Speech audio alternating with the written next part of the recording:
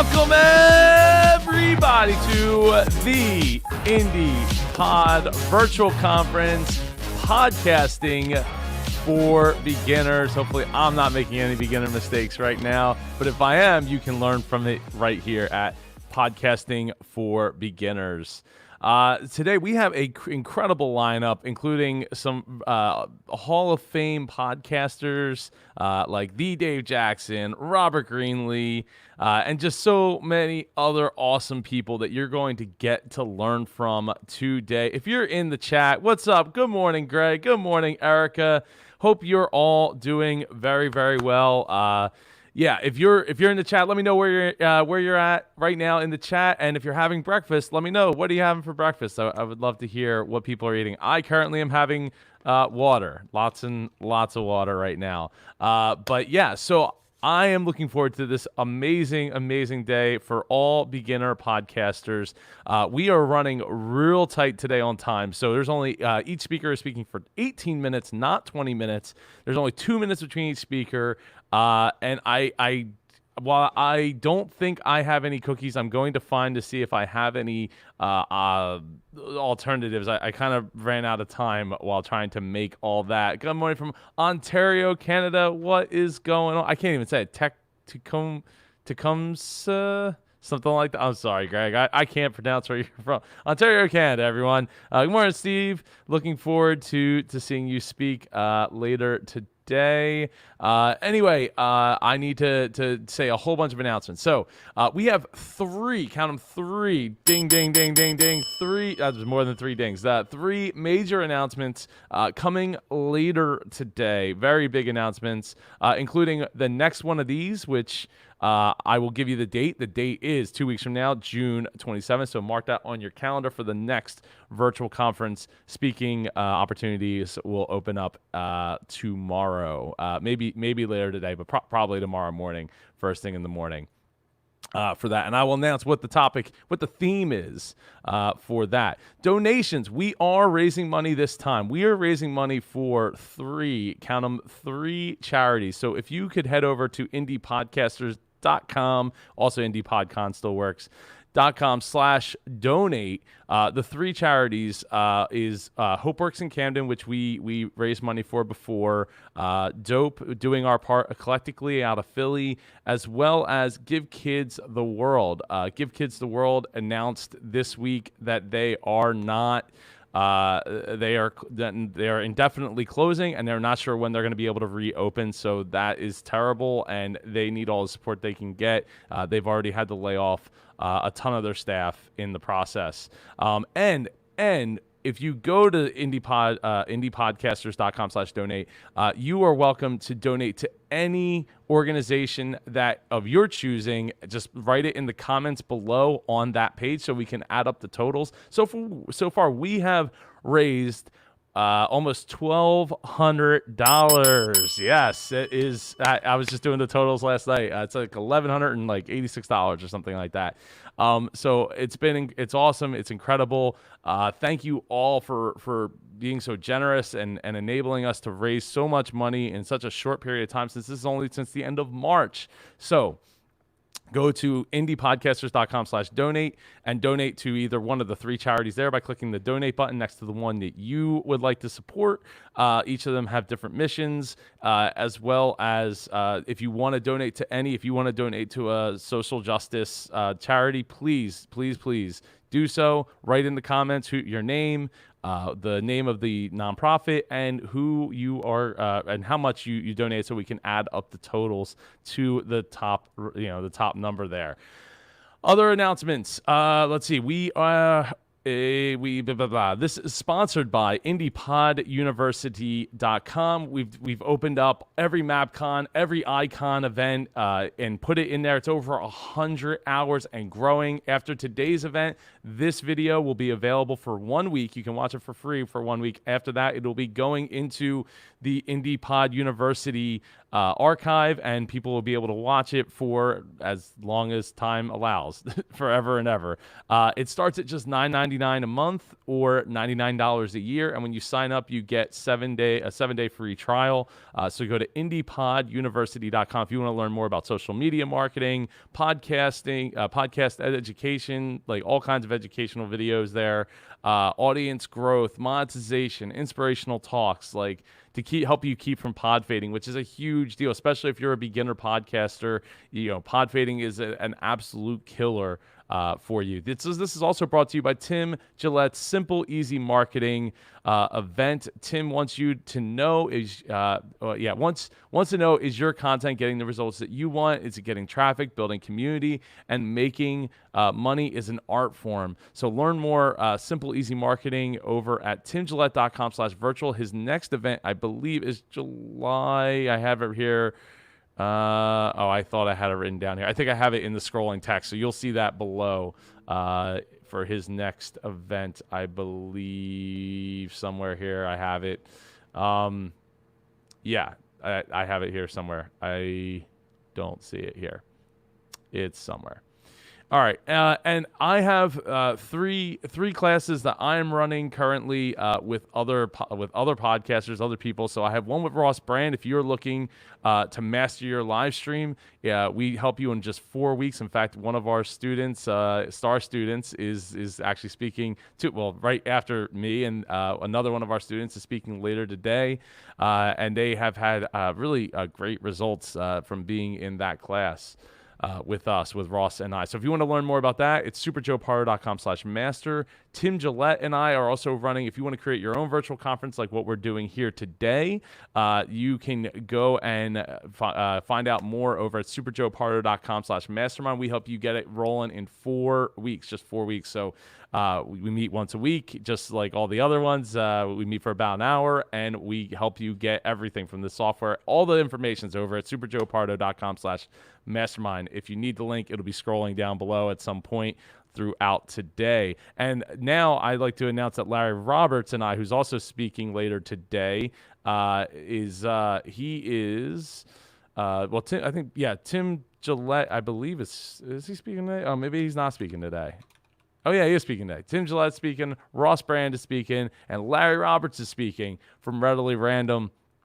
He and I are launching a podcast. Launch your podcast in just 4 weeks.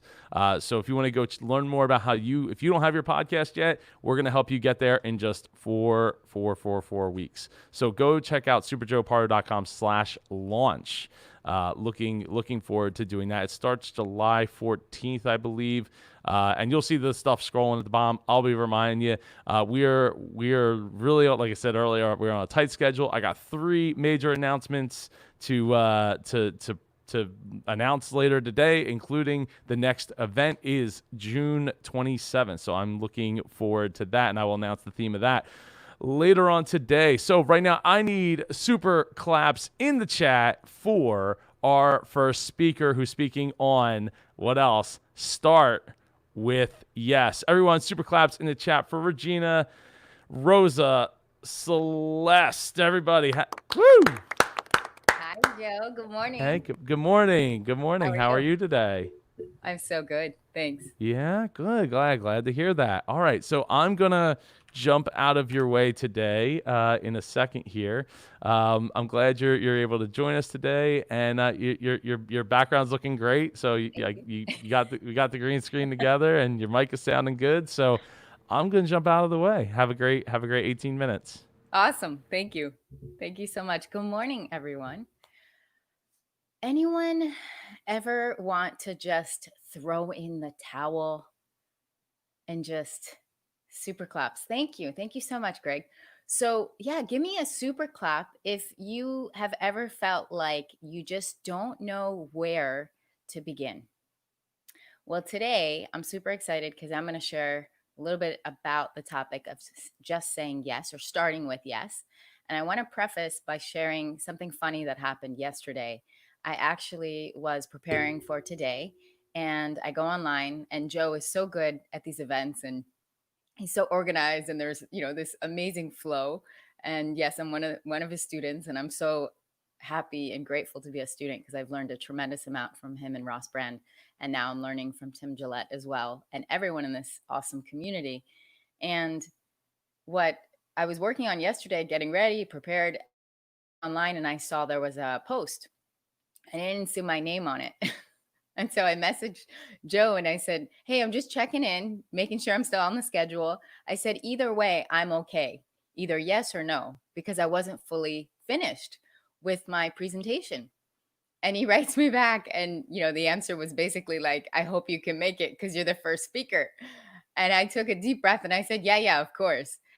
And I was so grateful when I got kind of, in a way, pushed against a wall because it made me finish my presentation, and not just finish it, but actually empower myself to really give even more. And so I want to let you know that, I was working on it last night, and I'm so grateful because I got some major ahas while I was doing it.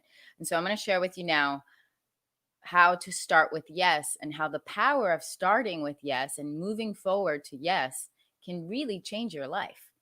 So thanks for joining me today. So I'm going to go ahead and I'm going to share my slideshow here with you.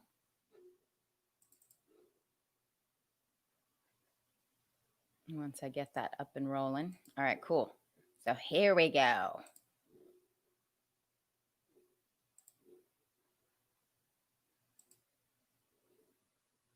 Okay. And I can't see, obviously, the screen anymore. It's So if not. someone It's could not just, sharing yet. it's not sharing yet. Okay. No. Did you share your whole screen or just the tab or something? See. I thought I did. There we go. But I think There we we're go. getting there. Okay. Now? Yep. Okay, cool. So a lot of people call me Yogi Real Estate Reg. I'm also known as the Internal Peace Revolutionist. And so that in itself is a story of saying yes. And so I'll give you a quick summary. The story of saying yes. Let's see here. And I'm sorry about all the noise of the clicks. I'm still learning how to do some tech stuff. So the year of saying yes. So the great news is about any one particular person, right? What I wanted to do was share with you a little bit about some major people in society and even some professionals. So Shonda Rhimes, who's a television producer, recently said in a book called The Year of Yes that saying yes to everything for 1 year completely changed her life. Rhimes experimented with saying yes to every opportunity. She said yes to her kids when they asked to play, and she was headed out the door to go to work. She said yes to public speaking, even though she was terrified of speaking to audiences. The very act of saying yes to things that scared her actually undid the fear and changed her life in a profound. So, what exactly is yes? Well, while Rhimes made a conscious decision to say yes to every opportunity that was offered to her, many of us are completely unaware of why we are saying yes or no. For those who suffer, like I did for a very long time, from the disease of pleasing everyone that we know, like, and want to trust us, right? We often say yes, but it comes from a place of fear or maybe even a fear of guilt, right? Feeling like we might be disliked or rejection. So, what she's saying here is those who may be considered no, quote unquote, people often say no out of fear of failure. So, what if I don't like it? What if I'm not good at it? Others might say things like no, simply because they have set boundaries and haven't left any room in their lives for spontaneity and unexpected growth. So the question becomes, well, what do you do? Right? Like, Reg, what if I fail? Right? People ask me that all the time. I mean, I don't know when to say yes, I don't know when to say no. So a lot of my students, my clients, and even family sometimes, right, will ask you to do something, and you might even say to yourself, I don't know, if I should say yes or say no. So I thought, let's talk about it. Let's have a real discussion about what is the advantage of saying yes and what is the disadvantages, right? And then you can actually move confidently into the direction of your dreams. So if you think of time when you are at a crossroads, And maybe, if you're comfortable, leave it in the chat and let me know a time in your life. Maybe it was recent, right? I mean, it might even happen daily if you think about it. It could be as like, hey, can you stop by the grocery store and pick up milk on the way home? Or it could be something major, like you were offered a new job and you don't know if you should take it, right? So there becomes this space between this little guy who's like, crying because he doesn't know what to do, right? So if you knew that you only had an infinite amount of time in your life, what would you do? Would you say yes or would you say no? So I want you to take a moment and think about a time. If you can drop a comment um, in the box below, let me know, like, when was the time that you actually thought to yourself, I didn't know what to do? And what if failure was actually the road to success? I mean, we hear it all the time, right? We hear about people that say failure is inevitable, failure is part of the success. And I'm almost confident, I mean, we haven't talked about it, but I'm almost confident and sure that Joe can at least mention one or two failures that happen along his journey. Am I right, Joe? He's probably multitasking. So the truth is every successful entrepreneur, every successful business owner, every successful speaker, writer, musician, artist, parent, friend, everyone has experienced some sense of failure. And if you haven't, there's a saying, you're not trying hard enough. So, what I wanted to do was just share with you a couple of people that have really, I think, made a huge dent in society because of their ability to say yes and because their ability to move forward even through failure. So, I'd love to introduce you to a couple instructors that I've been gifted enough and humbled enough to meet. One of them is, I can't say meet, let me take that back, not meet physically in person, but that I've learned from. Vera Wang is one. Those of you may or may not know because I don't think she has a podcast, but she's pretty well known in the fashion industry. Vera Wang makes, amazing, very expensive couture. And I believe now she, for the last many years, has been creating wedding couture as well, wedding gowns. And she said, success isn't about the end result. It's about what you learn along the way. So think about that. When was the last time that something happened to you that you almost said no to? And then just because you gave a little bit more effort and just you pushed a little harder, something amazing came out of it. Right? Like for me, that was this community that was showing up when I was afraid. And now I've been on, I don't know, 5 or 6 of these amazing events, these talks. And now I'm getting more comfortable to the point where I'm okay the experience, even when I feel like I'm not prepared. Because what happens? You get prepared. You get prepared and you get over the hump, right? If I got all worried about, oh my God, my slides, like even right now, I'm not totally thrilled that I know there's a way to make these slides move a little bit more efficiently. And I'm sure it's very, very simple. But the truth is I know, like I know my name, that you guys understand the concept. You understand my intention and what it is that I'm wanting to express. And so as you say yes, the people around you will also say yes. They'll say yes to your message. They'll say yes to support you. They'll say yes to you succeeding and helping them succeed along the way. And the truth is there are thousands upon thousands of successful people that have all said yes, even in the midst of fear and doubt. So here's a few more instructors, as I call them, a few more examples. Famous failures, like they're called. So Albert Einstein, did you know that he couldn't speak until he was 4 years old? And his teacher said that he wouldn't amount to very much. Michael Jordan, known as the best basketball player in probably history, after being cut from his high school basketball team, went home, locked himself in his room, and cried. Walt Disney, fired from a newspaper for lacking imagination and having no original ideas. Steve Jobs, At 30 years old, he was left devastated and depressed after being unceremoniously removed from his very own company. Oprah Winfrey was demoted from her job as a news anchor because they said she wasn't, quote unquote, fit for the television. And then, of course, the Beatles, rejected by Decca Recording Studios, who said, "We don't like their sound. They have no future in business." Think about it, guys. Albert Einstein, imagine, right? I'm sure all of you have heard. Albert Einstein himself said it. He didn't fail. He just learned 1,000 different ways not to do it, right? Steve Jobs, if he didn't go after his dreams, we wouldn't have the iPhone. We probably wouldn't even have this conference because things would have never evolved to where they are now. Oprah Winfrey, she's not fit for television. Really? That's like saying, you know, there's no seed in an apple. Like, give me a break.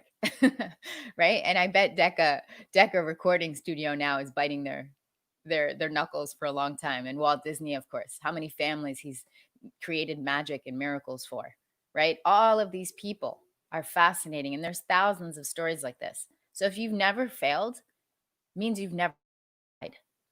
And so my question to you is, will it bring you closer to your goal or not? And that's the power of starting with yes. You ask yourself, is this going to get me closer to my goal? If your goal is to travel, go travel, right? And somebody invites you to a trip that maybe it's just 5 minutes away, but say yes, right? Imagine what's possible. And so, I love thinking big picture because what's it all for, right? The truth of life, we all want to be happy. We all want to be successful. We all want a life that makes us wake up in the morning and jump out of bed, right? If you agree with me, pop a note in the comments. Let me know, what is it that lights you up? And think about a moment when, and maybe you're going to have another, I'm sure there's going to be more moments, right? Where things aren't always okay, but we can always start with yes. And when we're able to tap into that place within ourselves and identify where is that leading us, it'll be so much easier to lead with yes. So think about, is it making you happy? Is it bringing you closer to goal? Because the truth of life is that if you have it in you, most likely it's in you for a reason and it's there to shine, to share with others. So thank you so much for the opportunity. And of course, I'm happy to take questions. And, I love this quote often, which is, the secret to having it all is believing that you already do. And so for me, that's, as they say, my story, and I'm sticking to it. And I'd love to hear from you guys if there's something that, like I said, lights you up and, you're not so sure. How do you say yes, right? How do you know when to say yes? There's lots of different techniques. There's resources, there's tools, right? You can always, if you're not sure how to do it, you can always tap into what I call my superpowers, and that's meditation and prayer, right? And then if you're still kind of unsure, there's some really cool techniques. And let me see how much time I have. I think I still have a little bit. 3 minutes. Perfect. Okay, so I'd love to share with you guys a little hack that I call. Thanks, Kyle. Thanks, Steve. It's nice to see everyone this morning. So you guys want a little hack I can give you that has worked a lot for me and my students and clients. And I love this hack. It was taught to me many years ago. And so what I do is, it's called the human pendulum. So you stand up straight and you actually, so because most of us are sitting in chairs right now, you can sit up nice and tall in your chair and then go ahead, and it's a little woo woo, as I call it, but just, just entertain me, right? So just get centered in your chair if you can. Put your feet on the floor. Close your eyes. Draw your palms up. Take a big deep breath in and exhale out your mouth. Again, nice big deep breath in. Exhale. And then ask your body to show you a yes. And you might notice a flinch. You might notice yourself lean back. You might notice yourself lean forward. Just notice.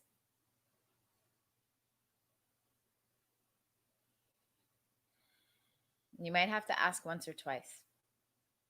like confirmation, second opinion of your body, right? And then when you get that yes, ask your body to show you a no, and trust. Trust the difference.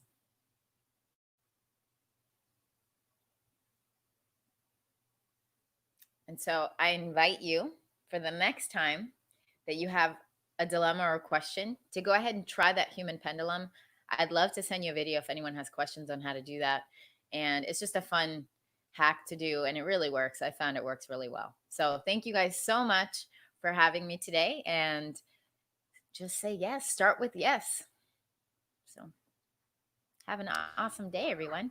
Woo! Thank you so much, Regina. I got a little visitor here. Hey, say hi, Dom. Say hi. Hi. Hi. Hi. He's so cute. No. Oh, thank you. No. Well, no, I love that. I think starting your morning with some Dad. deep breathing definitely is a great idea and should be done because it's it can be seen as woo woo, but it's like it literally just makes you feel better because we do need to breathe to live, just like we need to drink water to live. Yes, Tom. Dad. What? Dad. Oh, you want to push the buttons? Yeah. Yeah, I know you want to push the buttons. Yeah. Hey, good morning, Tim. Thanks, Tim. We had a fun interview yesterday. Oh, I know. I got to catch a little bit of it. Yeah. I had to catch. I was very happy to see that. All right, are you done? You can go. It's all Hi, right. Dominic. Say bye. Dominic, right? Say bye. Bye. God.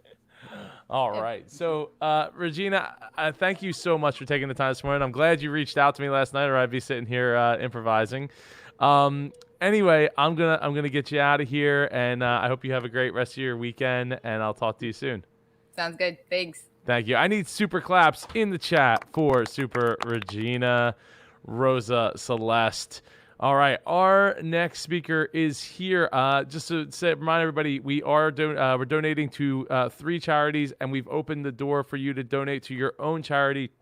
If there's a local charity or a social justice charity that you feel so inclined to donate to, just go to indiepodcasters.com/donate and pop who you donated to in the chat, so we can, the comments there, so we can add up those totals. So far, for anyone who hasn't who wasn't here earlier, please let us know where you're watching from, and I'm all twisted up here. And please, what was I gonna say? If you want to say thank you, you go there, indiepodcasters.com/donate. Oh, I have three big announcements. One of the announcements is that our next event is going to be June 27th, and I will announce the theme later today. So there's 2.5 other big announcements coming later today during this event. Thank you all so much for joining us this morning for Podcasting for Beginners. Our next speaker is speaking on the topic of 13 things to get crystal clear before you launch your podcast. Everyone, I need super claps in the chat for Super Steven Safik. See, Safik? Did I say it right? I didn't say it right. It's Safik, but the actual Safik. Turkish pronunciation is Shafak. So I get Shafak. everything I across the board. said both of those in 10 seconds. It's all good. All right. Yeah. So I need super claps in the chat for Super Steven Safik, right? Safik? I say Safik. Safik. Yes, Yes. sir. Sorry. I say Toopeka, like the road I live on, but some people say Toopeka, and I'm like, I don't know. Like, I don't know how to say it. Anyway, sir, I'm going to get out of your way. You're on the clock for 18 minutes. Your screen is shared and up. Thank you so much, Joe. I really appreciate you. You're awesome. So, also thank you to Regina. That was awesome. Definitely there's a lot to be said for taking action versus just having an idea. And I think that taking action is tremendously valuable. Also, thank you to Super Joe for having me and for hosting this event.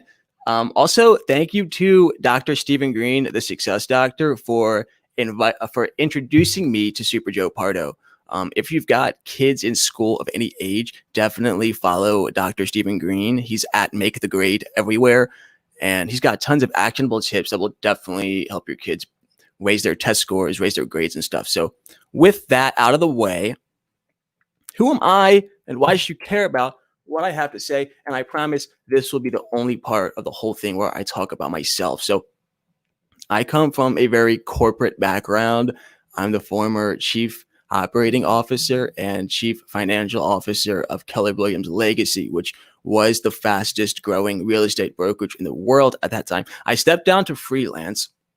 After a few years, I ended up helping scale an Israeli media company's podcast guesting service where they were helping people get booked onto top-rated podcasts. We scaled it to almost 30 clients, and then it became really tedious because scheduling is kind of a nightmare, right? And then you got 30 people and 60 podcasts and everyone's got calendars. And I said, why don't we just launch people's podcasts? That seems like we got much more control over the timelines and the process.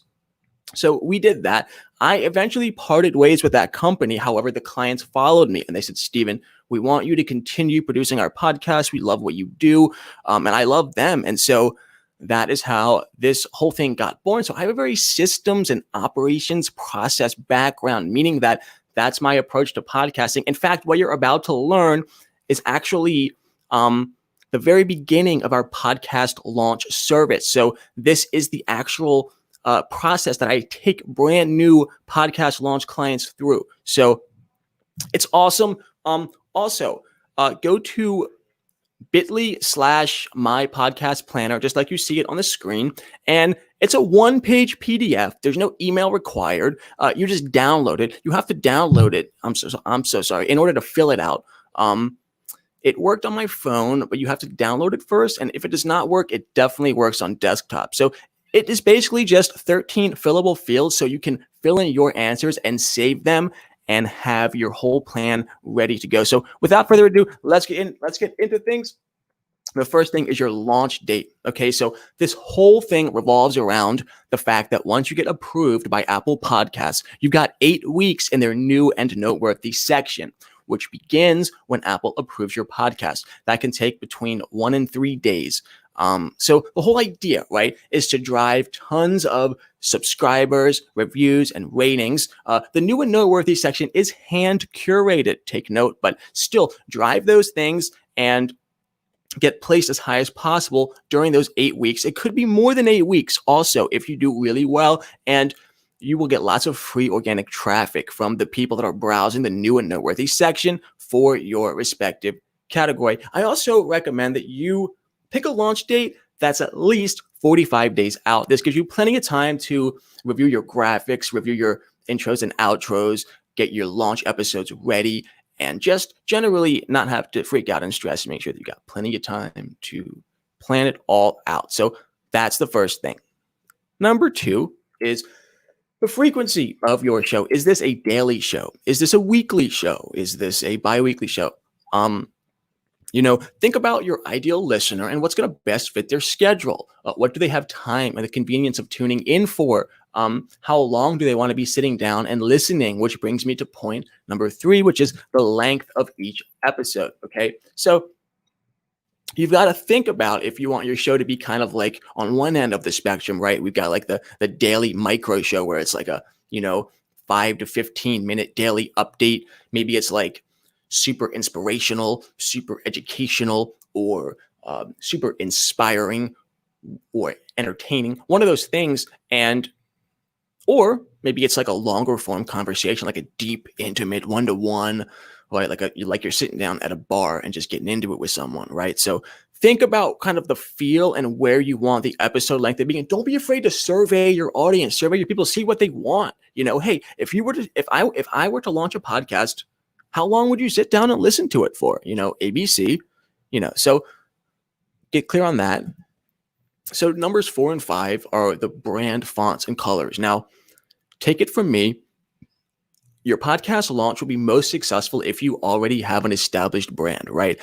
that's more than just fonts and colors. That's the positioning, right? Like your reputation, your messaging, how you talk to your audience, the voice. These will all inform a lot of these podcast decisions. At the very least, however, you will need to know your colors, like the color codes, like the hex color codes, as well as the fonts, the names of the fonts, so that your podcast artwork and website and everything is consistent, right? And for instructing designers and freelancers and so forth. So, jot those things down. It will come in handy. Excuse me. Number 6, your ideal listener. Now, this should be number 1, but I kind of wanted to get some attention first. So now this is a very important point, right?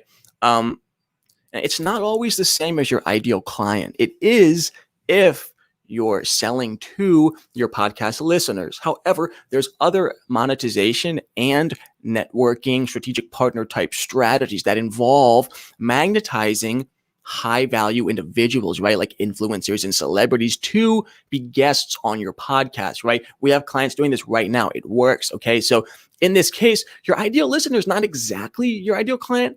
It's more valuable to think of your ideal listener as your ideal guest's ideal client, if that makes sense, right? So you pitch to the guest that you want to have on, hey, here's a whole audience of people that'll buy your shit. So I highly recommend you hop on my show, right? And then you align the topics. So that is a way to go. Also, in any case, as with any process, get in their shoes, right? Personality, age. If you're not familiar with really drilling down the ideal client avatar process, there's tons of amazing resources on that. But this is kind of similar. Okay. Number 7 is your topics. Okay. I like to ask people, if I threw you on stage, not hard enough to hurt you, and not literally, but just figuratively threw you on stage in front of 1 million people. And I was like, you have to talk about something for 15 minutes. Go. What would you talk about? Right? There's got to be passion. There's got to be interest. There's got to be, a wealth of within you for you to pour forth from, right? So if you make a podcast that's about something that you don't really give a shit about, it's not going to work. You will burn out. And it's not going to have that spark, right? So make sure that your topics are things that you love, things that you could really, really share with people and feel good about sharing. So that's number 7. Okay. Moving on, number 8. Oh, I love asking this question. It's so much fun. Your ideal guests. So now that you got your topics, right? If you could talk to any human being on the planet, I don't care how famous, how rich, where they are in the world, just you would do anything bucket list to sit down with this person and just chop it up about these topics. I'm so sorry. Who would they be? Which 3 people would you love to have on your show? And this really gets the wheels turning, right? Because you start thinking, well, I could actually, position my podcast as an evergreen, massive value add to this person. And that could actually be a goal of the podcast. And, we've seen people that reach these dream goals. They're like these authors and these speakers. They're like, I would love to get this person on. And then boom, it happens because, even Gary Vee and Grant Cardone, if you know who those are, those folks are on every Tom, Dick, and Harry's podcast because it's evergreen advertising content. So don't let limiting beliefs hold you back. Next, number 9. Wish I had some water, but it's okay, folks. I'll live. Don't worry. If I clear my throat, it's all good. Number 9 is the title of the podcast. Super exciting. And the way I break it down is you kind of have 3 goals when it comes to the title, right? Number 1 is to stop the scroll. All right. In fact, let's do a whole tangent here. I've got some time. Let's just pause. And I want you to think about this. Market research. Pick 3 Apple podcast categories that you want to dominate the charts with your podcast. And pick one to be the primary one, right? The other 2 are kind of like secondary, but your whole marketing is focused on one podcast category that you want to be the best in. Thank you so much, Mayor. My amazing roommate just hooked me up with a nice glass of cold water. So I'm so grateful, folks. Okay. Anyway, pick that one category, right? The one that you just want to be known for and get most of your traffic from, and look it up in iTunes. Look it up on a mobile device as well as a desktop, and just scroll through it, okay? And be like, notice the patterns, notice the trends in like verbiage and titles, notice the trends and patterns in artwork, notice the trends and patterns in colors, and disrupt those patterns, okay? Not just with the title, but with everything. This is called stop the scroll mindset. And it's really effective when you're trying to capture folks that are cold. They don't know you yet, but they might want to check your podcast out. So anyway, that's the first thing with the title is it's got to be disruptive. It's got to be like, oh, whoa, what's going on here? Let me check this out, okay? And that doesn't mean you got to be a clown or be ridiculous, okay? I guarantee you there's something heart-centered and aligned for you that no one in your branch is doing, and you can include that vibe or that an adjective or something in the title, if it's not already a part of your established brand. So anyway, next goal of the title is you're enticing listeners to press play, right? They've stopped scrolling and they're like, okay, this podcast seems interesting. But it's got to be clear about what it's offering. Now, you probably say this before, but we've got entertainment, education, and inspiration. So I would, in some sense, advise you to make it clear what your podcast is doing. Is it going to be super valuable? Is it going to be entertaining as hell? Is it going to be super inspiring and motivating, right? In any case, you want your ideal listener to be like, yeah, I'm going for this, okay? And then also important, depending on your business model, could be more or less important, is the SEO, search engine optimization. So if you've got keywords that you want to dominate, right? Like podcast production for me, or I would want podcast launch agency or ongoing podcast production. These are things I would want my podcast title to be, because when people search for that, I'll pop up, right? Also, if your business model is based around a specific influencer or a specific face, like you're the face of the company and you're the face of the content, consider adding your name with so-and-so, like the podcast show with Steven Safik. Again, search engine optimized. iTunes is the third biggest search engine in the world behind Google and YouTube. Okay, facts. Anyway, number 11 is the tagline. Again, I'm going to reiterate the point. 3 goals. Stop the scroll, entice listeners to press play, and include more SEO juice. So consider highlighting things like your ideal listeners' pain points that you can solve. Consider highlighting what listeners could expect when they listen, right? Number 11 is the podcast description. So I want to be clear about something. I see a lot of people that write really elaborate descriptions and really elaborate show notes, and that's great. If you've got the copywriting resources to throw at podcast production, the sky's the limit, okay? You can write a novel for every show note, and there will be folks that prefer reading, and you get twice the page views on your podcast. It's a good strategy. I get it. However, when it comes to like the podcasting population, they're not readers, okay? Understand that some folks prefer reading, some prefer video. The podcasting population likes to listen. They're at the gym, they're driving, they're cleaning their house. They don't necessarily, most of them are not going to be reading a whole description. So most importantly is include your singular call to action, your most important call to action. Go to my website. Here's my top of funnel. Here's my freebie offer. And include that link at the beginning and end of your podcast description. Keep it short and sweet is my advice. It is clickable. Last I checked on iTunes desktop, it is clickable. So you can definitely get some views there. All right. Dun, dun, dun, dun, dun. Looks like we've retained 14 viewers this whole time. That's amazing. I'm so grateful all of you find this valuable enough to tune in. Anyway, number 12, the verbiage, the script, the words that a voiceover artist is going to be saying in some music before your podcast kicks in, before you say, hey, it's me, welcome to blah, blah, blah. So also an option that may or may not fit the context of your show is to take a 7 to 17 second highlight clip that's hard hitting and builds suspense, emotional hook. Oh my goodness, I got to hear what was said after this, and put that clip before the actual intro kicks in. Okay, the intro's got music.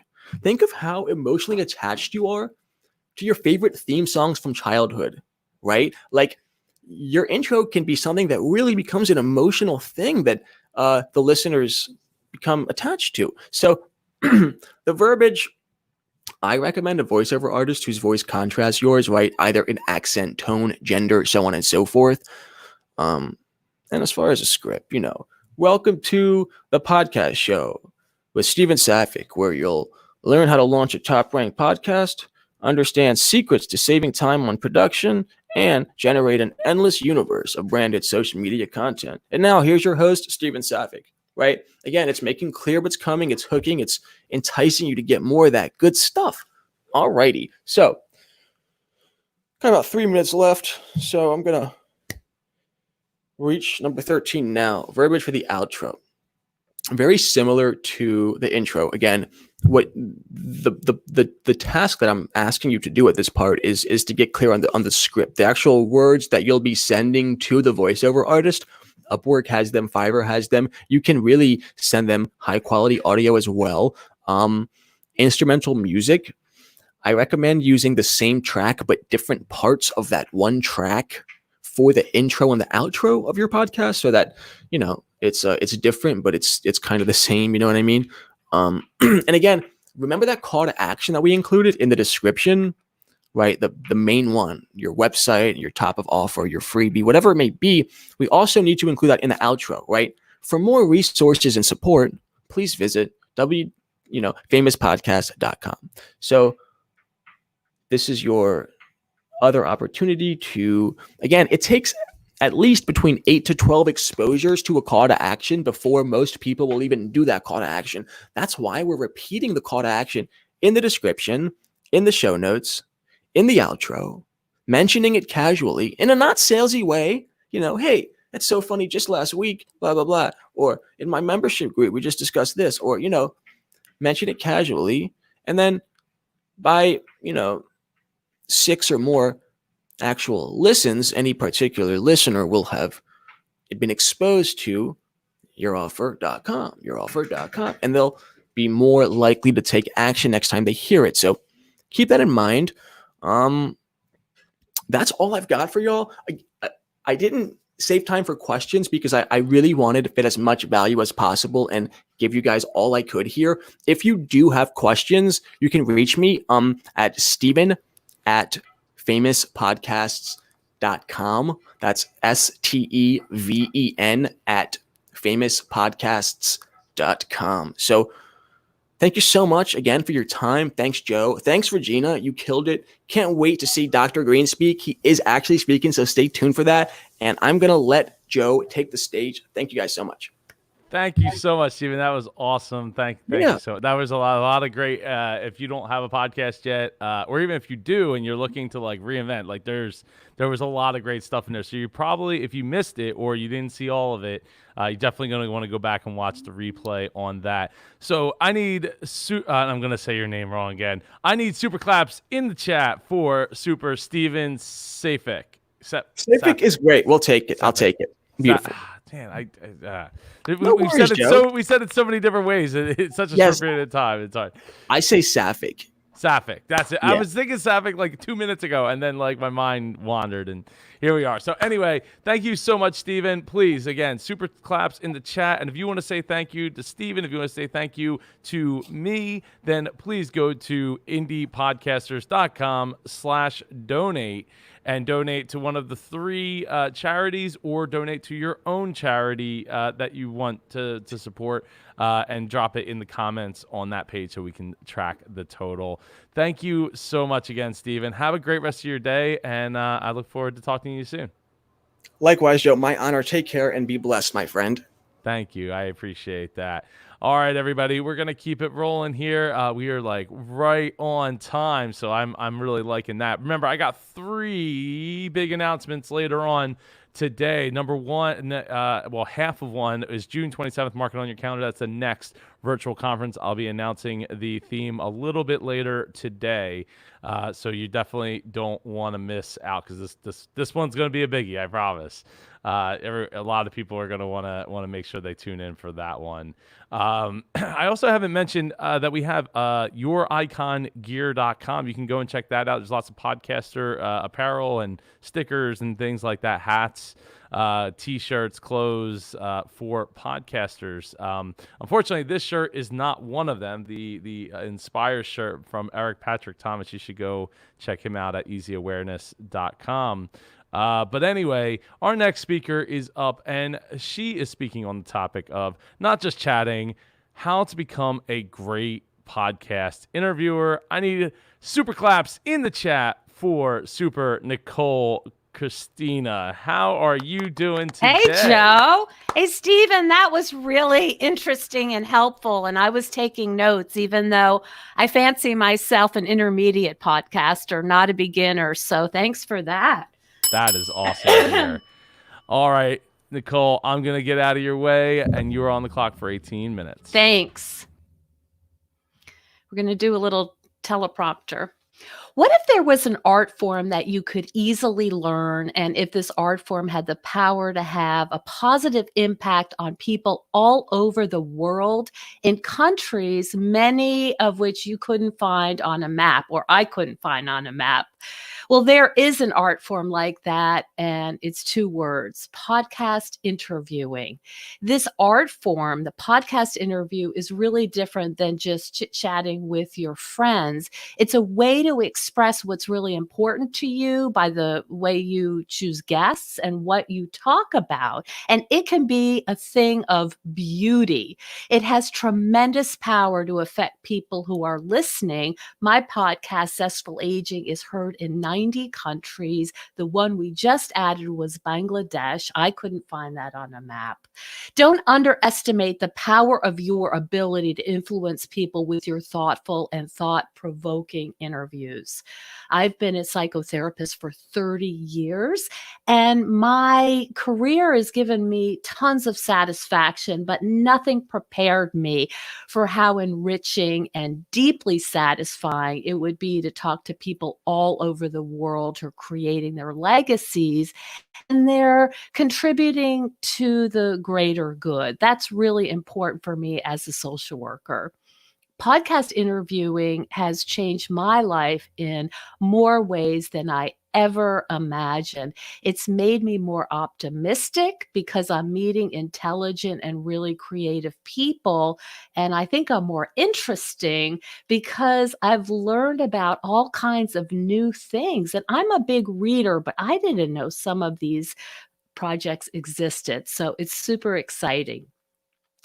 Today, I'm going to teach you the skills to begin to connect emotionally with your guests on a deep level. And that's really important. We want to connect on a deep level. And that means you're going to be connecting deeply with your audience. And that can be life-changing for everyone involved. You'll feel like you have friends all over the world, and you'll feel a sense of belonging that's really special.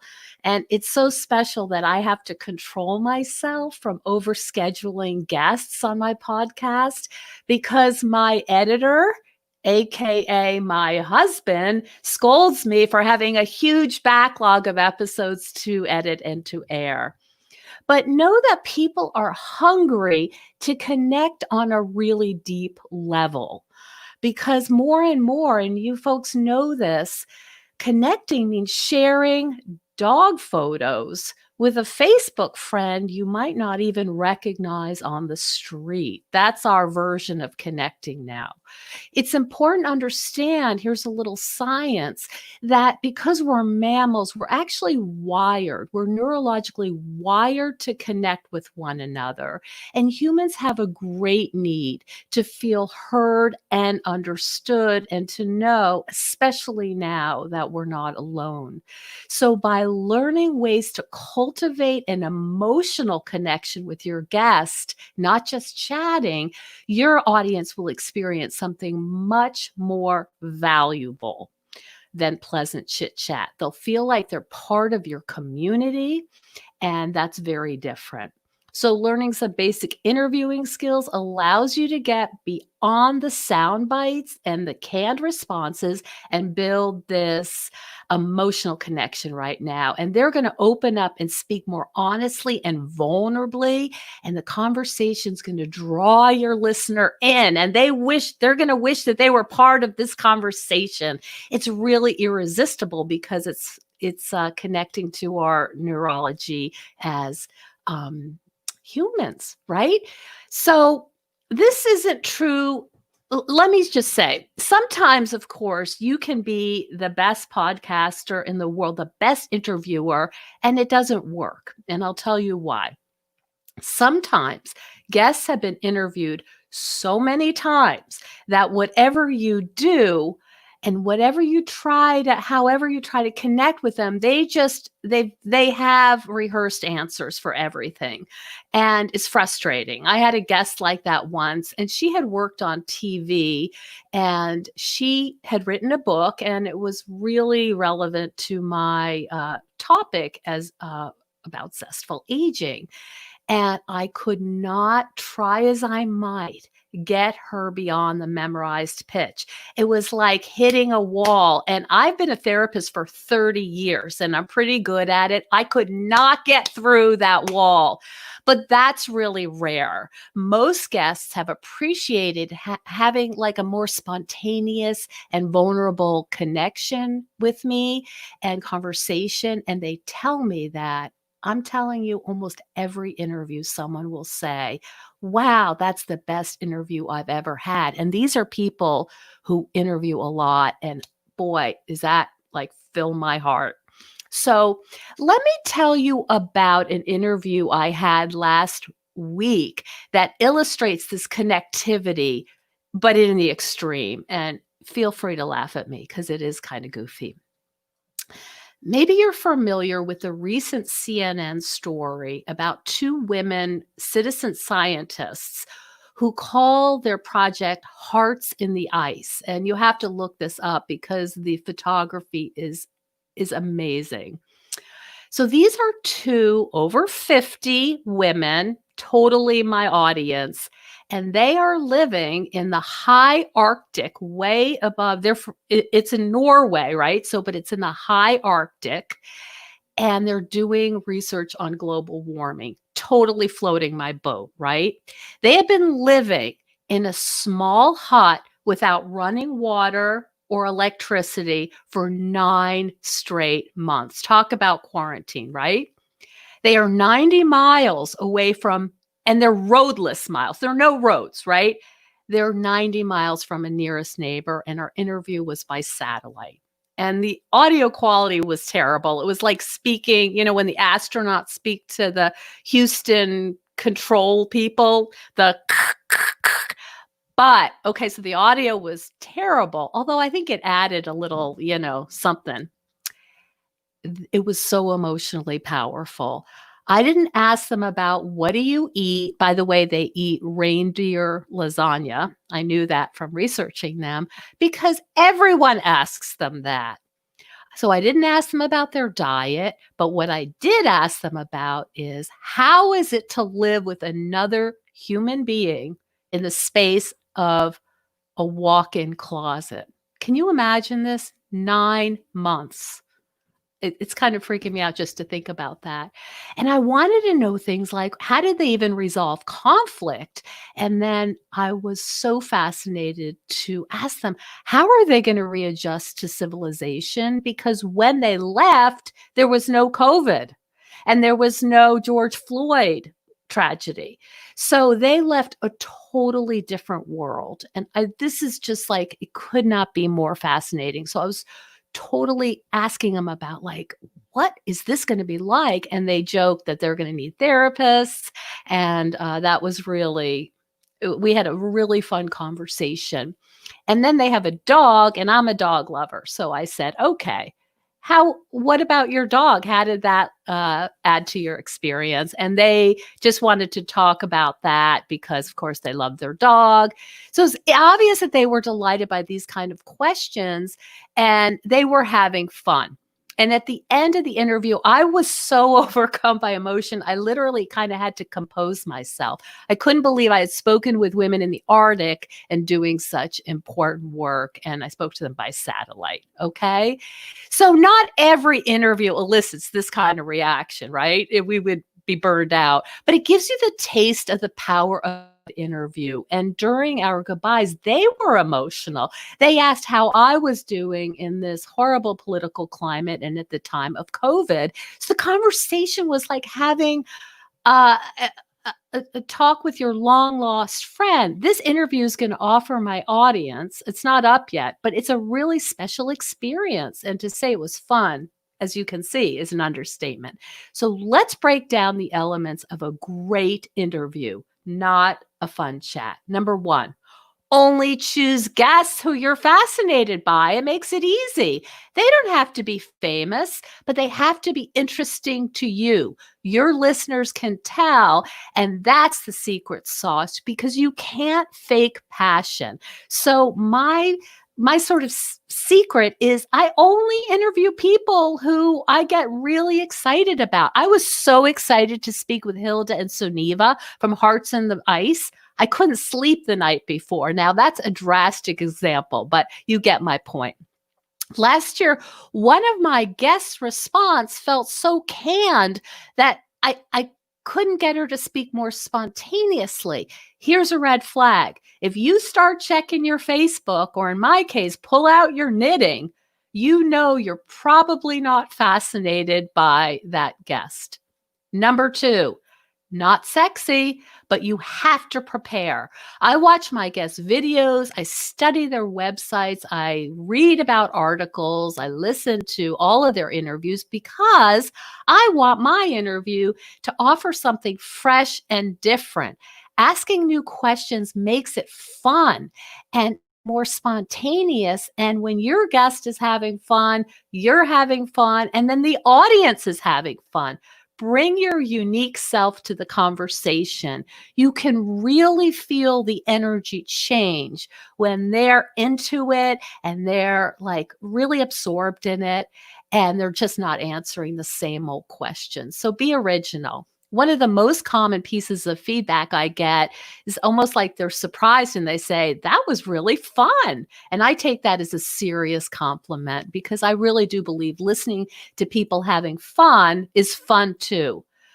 But that does, the ability to have fun means you're prepared.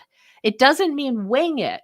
Don't think that winging it is going to make your interview feel spontaneous and fun. It actually makes it sound less professional. So in order to have this fun, you really have to prepare. Okay. You can always go off script. Preparing well came really in handy when I interviewed Jo Mosley, and she's a middle-aged woman who paddleboarded across one end of the UK to the other, picking up trash to draw attention to plastic use. And I could have asked her the same old questions she had been asked a million times before, like, oh, wow, that is so cool. You paddleboarded across the UK. That's so awesome. How did you do it? But I stumbled across a little known detail that I knew my audience would love. In one of her very early interviews, she talked about having a nervous breakdown during perimenopause in the cookie aisle. They call it the biscuit aisle. And once I brought that up, the interview just changed. It was so much more intimate. And I think my guest felt like she was understood and she knew I had taken the time to really learn about her. So that was it just was transformative. And I'm noticing that in her interviews, since my interview with her, she's bringing up the mental breakdown story at the grocery store because it really is a great story. Number three, set the stage so your guests are going to feel comfortable and safe and in good hands. Super important. I want my guests to feel safe and comfortable so they can open up. They don't know me from Adam and they want to feel like, I've really taken the time, okay? It's more than just chit chat. So I send my guests a PDF with instructions about what I need, including a short intro, not a bio, a short interview. And my correspondence is professional. I've got my logo on the Google Doc. And this is the message I'm sending. I know what I'm doing, and I will respect your time. This will be mutually beneficial. I've done this before, and I'm not going to embarrass you in front of people all over the world. And they know I'm a psychotherapist, so they're kind of nervous. And I tell them, look, I'm a psychotherapist, but this I'm not going to analyze you. And they really sometimes the people are like, oh, for goodness sake, thank goodness. I also let them know who their audience is. My audience are educated, progressive, kind of hip, middle-aged women, powerful women, and so that they can tailor their responses appropriately, which is really good for your audience. You want your guest to say, well, this only happens in the US, or it may not only happen in the US. You want your people in Bangladesh and England and all over where you have people to feel brought in, to feel included. Number 4, you've heard this before. I'm going to say it again. Listen. No, really, really, really listen. It's not as easy as it sounds. We're not that great at it, but listening makes your next question obvious. And I'll tell you how to do this. Where's the emotion? My husband always jokes with me, oh, did you make them cry? Which is not my intent at all. But I follow the emotion. I know where their voice might crack when they're talking about certain things. I follow emotional breadcrumbs. This is the time to forget your outline and go where the conversation takes you, sort of flow with it. Some of my follow-up questions are like, why now? What surprised you? There's always more detail to be described or explained. The saying, the devil is in the details, is really true when it comes to great podcast interviewing. Invite your guest to elaborate. You're going to get these jewels that you didn't expect. Avoid the temptation of talking too much about yourself, right? This is tricky, right? Because we're podcasters. We love to talk, but this is about your audience, not about you. Always keep that in mind. And this is the same principle, by the way, we use in psychotherapy.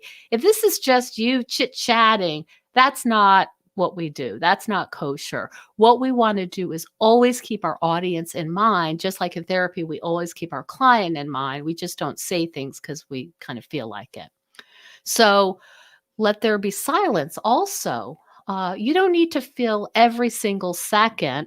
Let them have a chance to add more. Okay, that's really important. A pause gives your guest a chance to say more about what's important to them. And it's just a technique that I think you'll find really helpful. Number 6, not all experts are good talkers. And I found this out the hard way, especially writers, by the way, because they write well, but they may not speak great. Okay, they may not, I mean, they can articulate, but they may not be energetic. If you're not sure whether your guest is going to be a good conversationalist, you've got to do a brief pre-interview. Even if they won the Nobel Peace Prize, nobody cares, right? Nobody cares if they aren't good talkers. I once had interviewed this amazing indie filmmaker who traveled all over the world doing the most interesting kinds of films. I was so excited to talk to her. Really cool woman. But when I had her on, she sounded so emotionless. We literally could have been talking about how crappy the weather is in Syracuse. Lesson learned. That's where I'm from, by the way. Okay. Know when to wrap up. I learned this the hard way. Number 7, know when to wrap up. Leave the audience wanting more. I used to get so excited that I had a guest on. I just wanted to pump all the information out of them that I could. And the interview would just kind of fizzle out at the end. And I guess I had a fear that my guest options were going to dry up. But now I've learned that for me, 30 minutes is kind of the sweet spot, and that there's an endless supply of guests. This is something that, I learned the hard way. Okay, good to know. Using these techniques will help you develop a more genuine and emotional connection with your guest. And it's going to be a different kind of conversation. It's going to bring the audience in and make them wish they could join you. You're leaving your listeners with a feeling that comes with being heard and understood, and they'll become attached to you because that feeling is a part of what we crave naturally as humans, especially these days. And as a host, you'll have regular pinch me moments because you can't believe how fun and satisfying it is to do this. Am I done? I'm done. Okay. I'm sorry, Nicole. You're I'm fine. sorry. It was a lot of great information there. That is totally cool. I just wanted to say you will have created your own art, and that's it. Absolutely. It is actually absolutely an art form. Thank you so much, Nicole. You're so I need welcome. super claps in Yay. the chat for Craps, Super craps. Nicole Christina. Thank you. Thanks. You so much. Thanks, I Joe. appreciate it. Enjoy the rest of your weekend, and I'll talk to you soon. Okay. All right. Bye. All right. So we're going to keep it rolling here. And I feel bad having to do that because there was a really lot of great information there. But we are on a really tight schedule. It's 18 minutes per speaker with only 2 minutes between each speaker. So I'm going to jump right in because now it's 10:10. And our next speaker is speaking on the topic of tips on conducting great interviews. So following one up with the next. Everybody, I need super claps in the chat for Super Bob Thibodeau. Woo! What's going on, Bob? Hey, Joe. How you doing, man? Nicole was awesome. Awesome. Yeah, that was right? A lot of great tips. That was Good great. job, Nicole. Yeah, amen. Amen. So, yeah, and I'll be piggybacking off of her information and, re-emphasizing some of the things, maybe giving a couple other great tips as well. Amen. Awesome. Amen. All All right. right. I'm going to get out of your way. You're on the clock for 18 minutes, sir. All right. Let me go ahead and share the screen here real quick. And this is the reason I use the you should be able to see that. The reason I use the share screen option is because some people are visual. They want to see that, as Nicole said, they like to read the stuff. And there's some people that want to hear the audio, and we're going to do both today. Amen. And we only got 18 minutes. But yeah, I'll be talking today on tips on conducting great interviews. And why should you even consider conducting podcast interviews? Well, you meet interesting people, as Nicole said. You meet a lot of interesting people, and they have a story to tell, and that's important. And it helps to build your credibility. Oh, wow, you've done, like with my podcast, the Kingdom Crossroads podcast is now in its third year. I've done almost 700 interviews in 3 years. So that builds your credibility. And it helps to definitely build your episode numbers. If you're just going to be talking yourself, narrating the podcast yourself, that's fine if that's the niche and the target audience that you're trying to come across with. But, every episode is you speaking. Well, if you are going to be doing interviews, if you decide to do 2 interviews a day or 2 interviews a week, or 20 interviews a week, which is a lot, but you're going to build up all of your episode numbers. So when people research your podcast, they say, wow, like I just finished editing this morning, episode number 751 in 3 years. So that's a great way to build your episode numbers. And you're able to do something that is absolutely amazing. Leverage their audience. Now, if you're just doing this on your own, you're narrating each and every episode yourself, promoting it all by yourself, you can still grow your podcast, yes. But when you can use their audience to build your audience, that gets even better. And that's what I love about doing interviews. A great interview will be shared by the person you are interviewing. They may be doing 10 of these interviews a day. Let's say they're publishing a book, they're working through a publicist, and they're doing 10 interviews a day for a whole week. But if your interview stands out in their mind as like, wow, this was great, yours is going to be the one that they share with their social media, or one of the ones that they share with their social media. And since they are in a position of authority with their followers, many of their followers will listen to the interview because they're promoting it. And if their followers listen, some of them may be so impressed with your interview style and interview technique that they're going to subscribe to your podcast because they want to hear more of what you have to say, and other great guests, because they can see through the archives on the podcast download page some of the other great people that you've been interviewing and the subject matter you're talking about. So they're going to subscribe. And some of those subscribers may even eventually sign up into your coaching programs or buy your books or whatever product and service you're selling. So in order to conduct a great interview, you need to interview each person as if they were the most important interview you were ever going to do. And that is so important. You don't, this guy, he's a know-nothing author. Nobody knows who it is. I'll go ahead and put together a quick interview for him. You don't know. That may be the next JT Rowling, and she is going to be promoted. This person is going to be a major author, and you're one of the first ones to interview her when this happens. That puts you in a position of dominance, really, in the podcast circles. So you need to be able to come at each and every interview as if this person is the most important interview you are ever going to conduct. And make every single person you interview feel important. You don't want to minimize anyone. I don't care what their background is.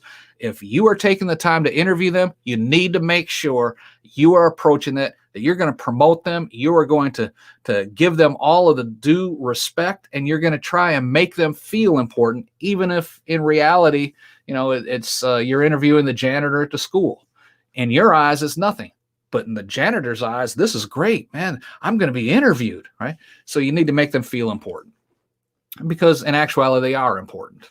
Now, what I recommend doing is to create a standardized form to have your interview prospects complete. Why a standardized form? Because this way you are getting the same information that you need from each and every person.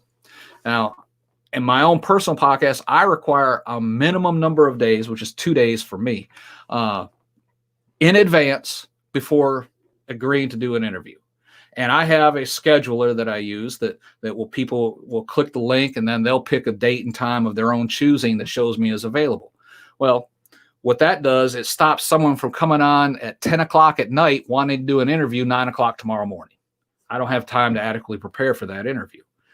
Matter of fact, I have my scheduler set up where it cuts off my interview times at 3 p.m., the availability.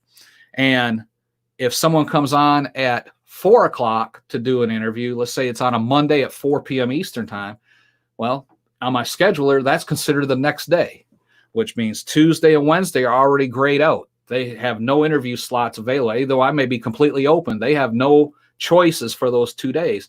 The soonest they can do is Thursday. And that gives me time to review their request for the interview, agree to it, and then start doing my preparation and my research on them.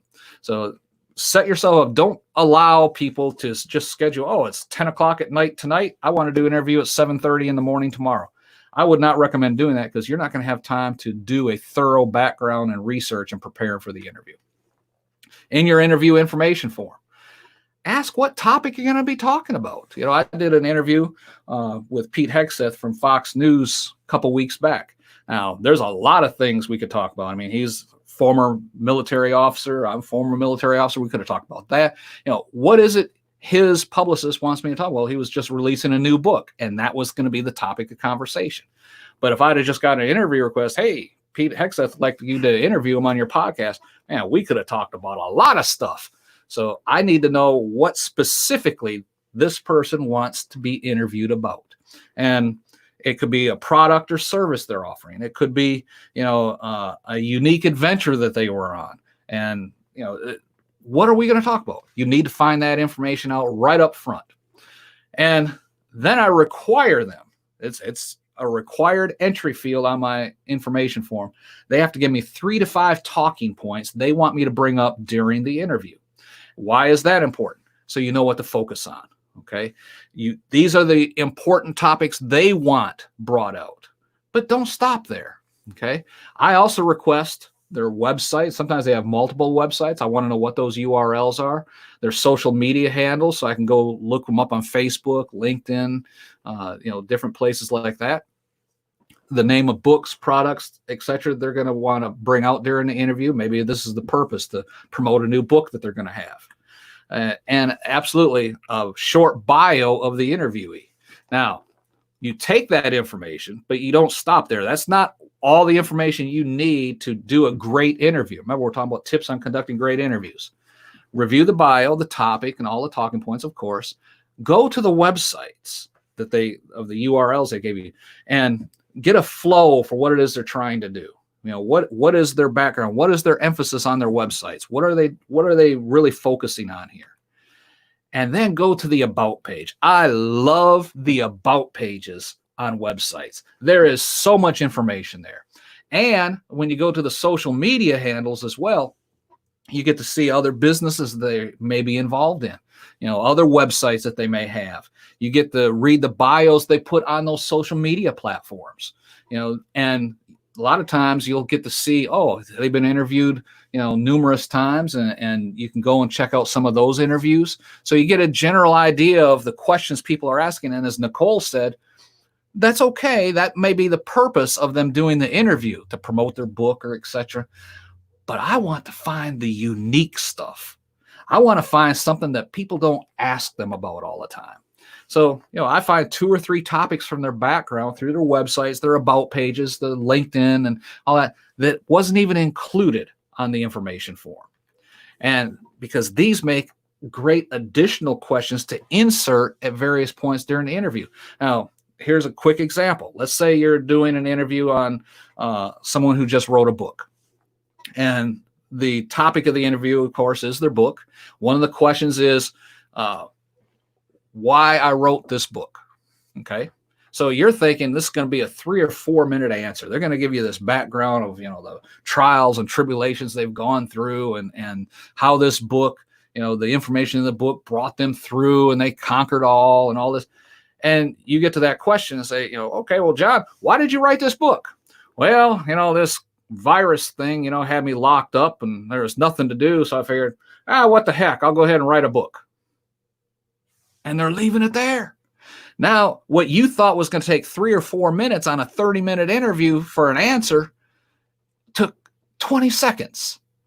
What are you going to talk about now? If they answer all 3 questions that they said, I want to bring up these topics, you're talking about a 10-minute interview. You got nothing else to talk about.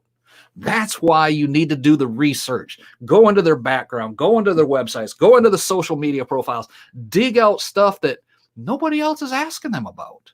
Okay?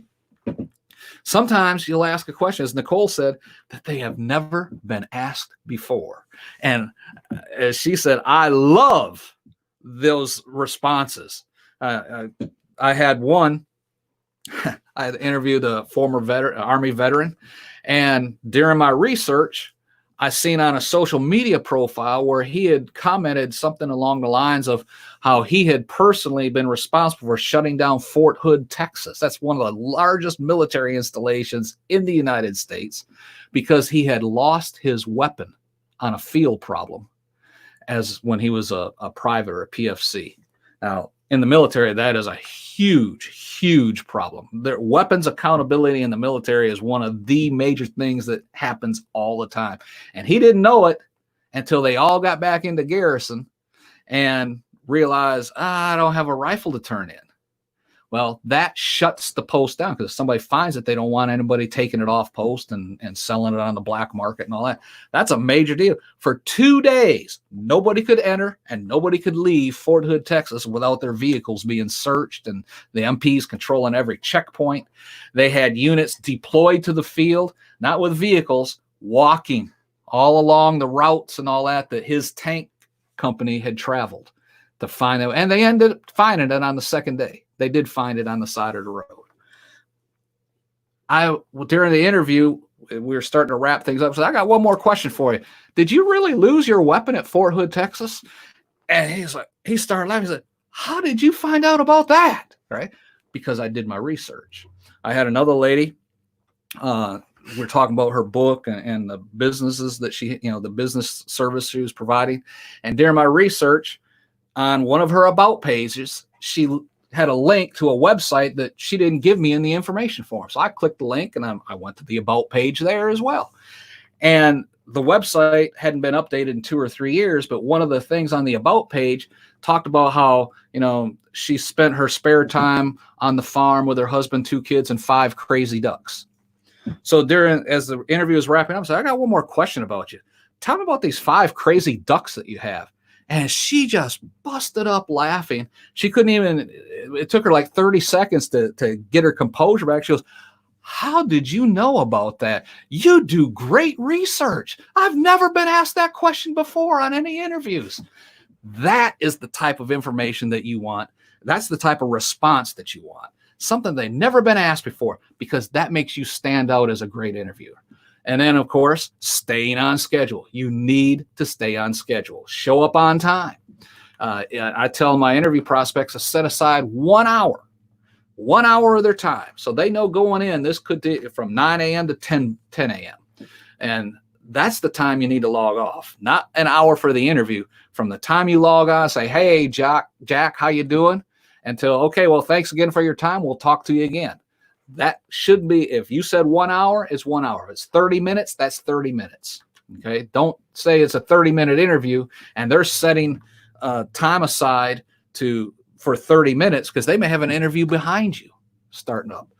And it takes me about 8 to 10 minutes to chit chat with them at the beginning. Quick background on me. What's their quick background? And while I'm talking to them, I'm doing all my checks for sound and video quality and things like that. Take that time, make sure it's right. Be sure to end the call before your 1 hour is over. Again, they may have an interview coming on right behind you. They may have set aside 10 a.m. to, 11 a.m. The next one starts at 11 a.m. and goes to 11:30 or whatever. But whatever time they're giving you, you need to honor that. And some people may not have an hour. I've done a couple interviews where they had 25 minutes, because they had a 5-minute break, then the next interview coming on at the bottom of the hour.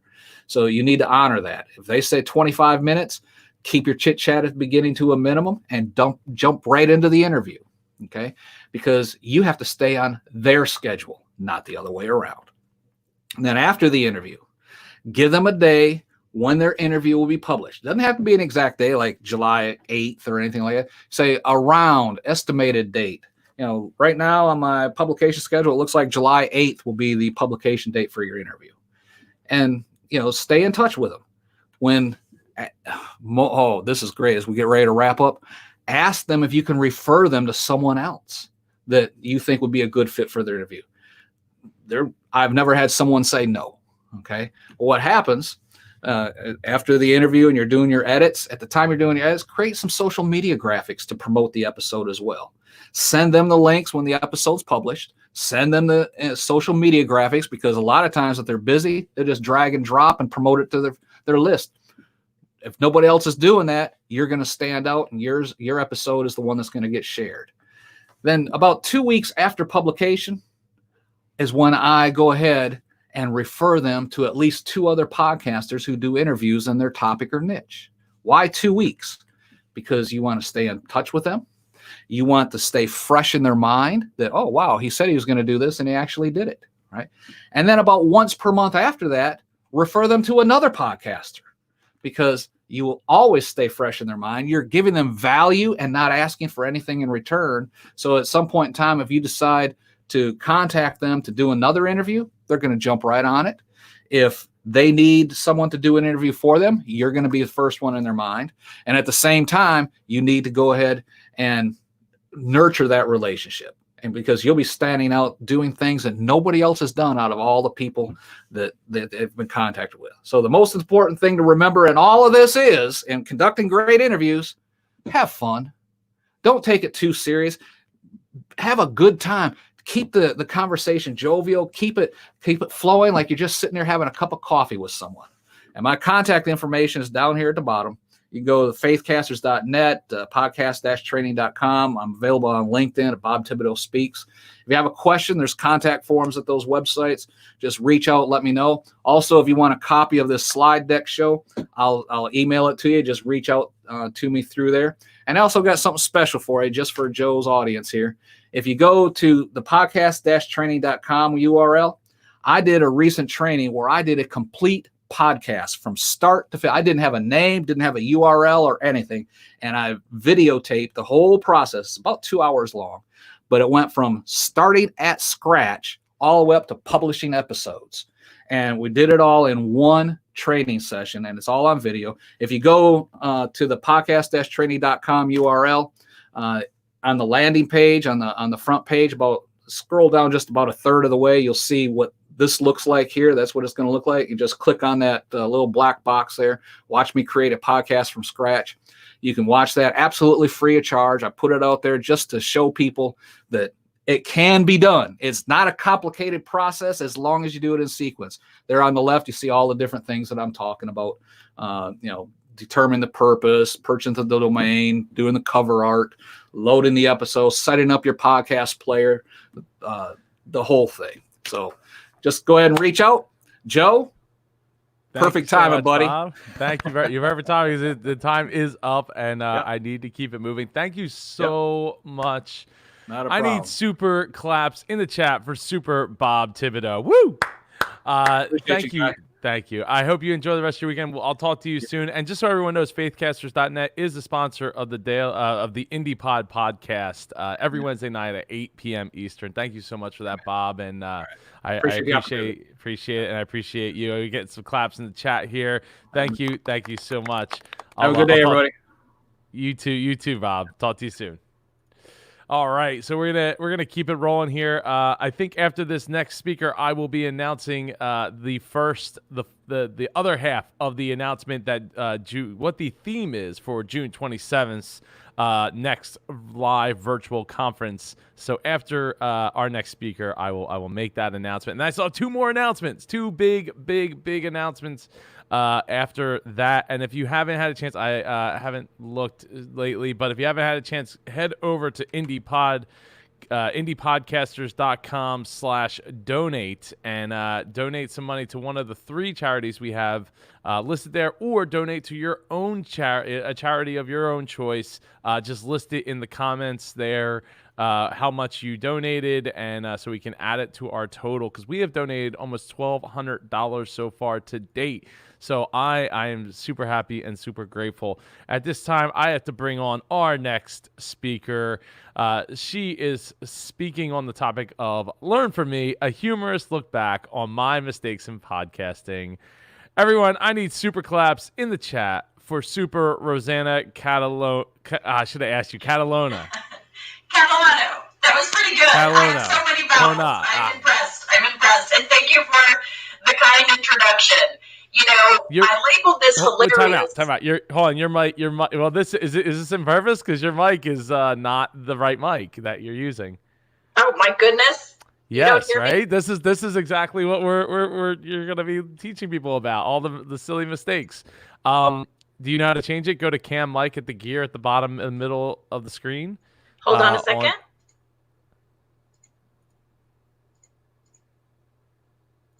Hold on, it's not picking up my Focusrite. 1 second. Oh. See, this is what we learn. Hold on. Yeah. Because my Focusrite, let me re-plug it in. There we go. Sorry about that. See, this is why. For me today. Do you hear me? So much better. Love it. Do you hear me now?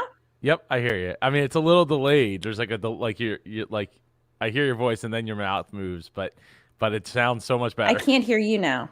You can't hear me now. Oh boy. It's okay. There's slides. Can you hear me now? Yes, we can hear you the whole time. Thank you. We can hear you. Good. Okay. Oh, you can hear us? All right, great. Awesome. I can hear you. All right.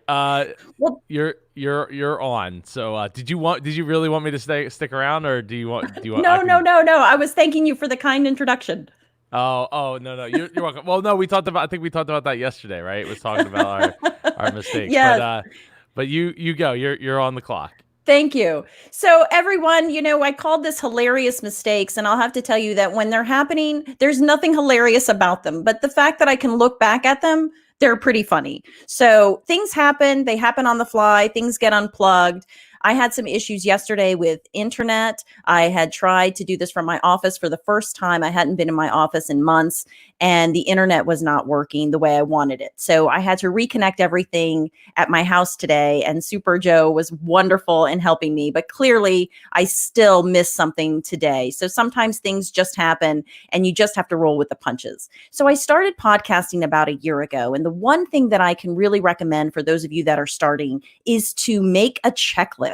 Make an absolute checklist and add things to it. And each time that I've podcasted, I keep adding to that checklist of new things that I discover, new errors or things that make it easier once I'm in the editing room to fix. So let's start with, I have a first slide here, and I just wanted to show you some of the wonderful people that I've had the opportunity to interview, and then some of the mistakes that took place while interviewing them. So my very first podcast interview was with Simone Marstiller. I have a podcast where I interview distinguished Floridians about their life story. She was a wonderful get. I was super excited. She's worked for several governors here in Florida. She's the secretary of our Department of Juvenile Justice, a former appellate judge. Very excited to have her come to my office. I set up my recording equipment. I set up my backup recorder. I had just purchased it, and I was ready to go. What I discovered while interviewing Simone, not actually at the time, but once I was done, is I had made a horrible error. I had recorded her on one track, which is like the biggest no-no ever. I also recognized that in that office that I have, and you can see it on the screen, it was a small office, the air conditioner, while I never noticed, I'd been in that office for a year, that air conditioner made so much noise that my mics picked it up. And it was terrible. So Simone ended up sounding a bit like Charlie Brown's teacher. And I don't know if you all remember that from the cartoons, but it was like, rah, rah, rah. It was horrible. So the other thing that I discovered was there was a bit of a buzz that I could not get rid of in editing, that it just was permeated the entire track. And I couldn't identify what it was or what was causing it. So those were the things that I realized was happening with the Simone interview. When I realized that my audio was bad, I went immediately to my backup recorder. The backup recorder that I didn't turn on. So while podcasters always joke, make sure you hit record, make sure you hit record, that is really no joke, because it happened to me. I didn't hit record on my backup recorder. I was so excited to have her in my office and chat with her. She's actually a friend of mine. I forgot to actually push the record button. So things happen, and they'll happen for you sometimes when you're podcasting, and you just have to go with the flow. My second interview was with a gentleman by the name of Dr. Alex Aller, a cancer researcher. I went to his office in Tampa. I didn't have any air conditioner problems, but I had purchased my equipment used, and it didn't come with instructions. And what I realized was, while his recording sounded great, and this is where mic handling comes in, mine sounded very like as if I was very, very far away and very, very low. So what I then learned was that my microphone, the types that I was using an Audio-Technica, there's only a certain portion of it that picks up where your voice is. And you can see from the picture, I did not have this microphone in the upright position that it should be in and right directed at my voice. I must have had it turned around. So that was something I learned the painful way and hard way in that interview with Dr. Alex. I was able to re-record my questions in the studio later, and that worked out great. So that was one of the issues. So make sure with your microphone that you're using it in the proper manner. The next slide I have is of Stephen Hall. This was my next interview. And what I should say, prior to interviewing Stephen Hall, I was very excited. I was able to attend PodFest in Orlando, Florida last year. I learned so much. And most important, I really networked with some people, and I got to meet some extraordinary audio engineers like Marcus DePaula and Chris Curran, who has the podcast engineering school. They were kind enough to listen to the audio that I had previously done and identify some of the errors. One of the errors that I realized on that first interview with Simone Marstiller was cables. It was something, while I had read everything, I don't know if you can see in the video there, I had read all the things and watched YouTube. A lot of people didn't spend time talking about cables. And I picked up a cheap pair of cables, and that was the buzz sound that I continuously heard in that interview. So they were able to help me identify what it was and help me try to minimize it. But I still was never able to really recover with that audio. So by the time I got to this third interview with Stephen Hall, he's the general counsel of our Florida Department of Agriculture, I was very excited. He came to my office. I also got a new office. I made sure the air conditioning was shut off. I thought everything was great. I turned on my backup recorder. What I ended up doing with his is I made his mic a little bit too hot. There was a little bit too much gain. I could fix it once in editing, but it still was something that I needed to get better at and better identifying. The other thing that I noticed and had to add to my checklist was not only air conditioning, but plumbing. So I had been in this new office just a couple of days when I interviewed Stephen Hall. And during the interview, I suddenly heard like, I was like, what is that? It's some sort of plumbing that I had not heard in this office in the days that I had been in it.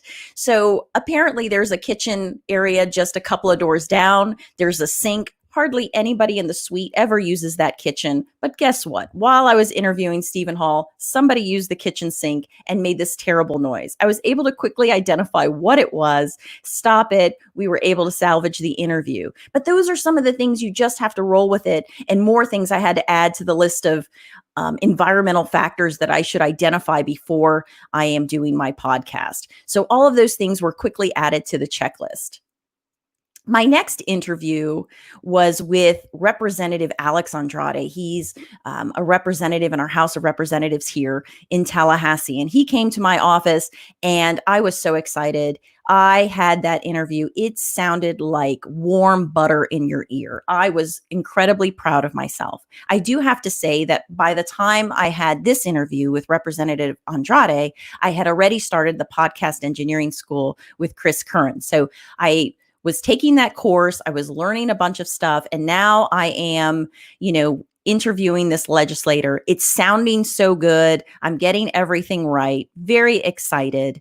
And then during the interview, I noticed it looks like, but I wasn't sure, that his mic stand, that the microphone was slowly lowering from below his mouth. And I'm like, is that what I'm seeing? I'm not sure. It didn't really sound in my ear at the time. But later I could see that the microphone stand, it did lower. It was a cheapy stand that I had bought used. I've learned my lesson.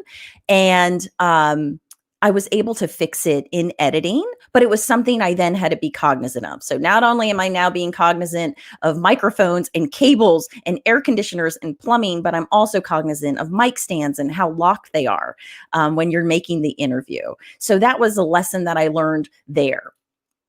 My next interview was with Dean Susan Fiorito. She is the dean of the Jim Moran College of Entrepreneurship at Florida State University. It's the first of its kind. I was super excited to interview her. She came and came to my office. I interviewed her. It sounded great. She's on 2 tracks, I know things now. I'm in, engineering school. I've got this incredible checklist. I'm checking for everything. I put a note in the kitchen. Please don't use the sink. I'm ready for this.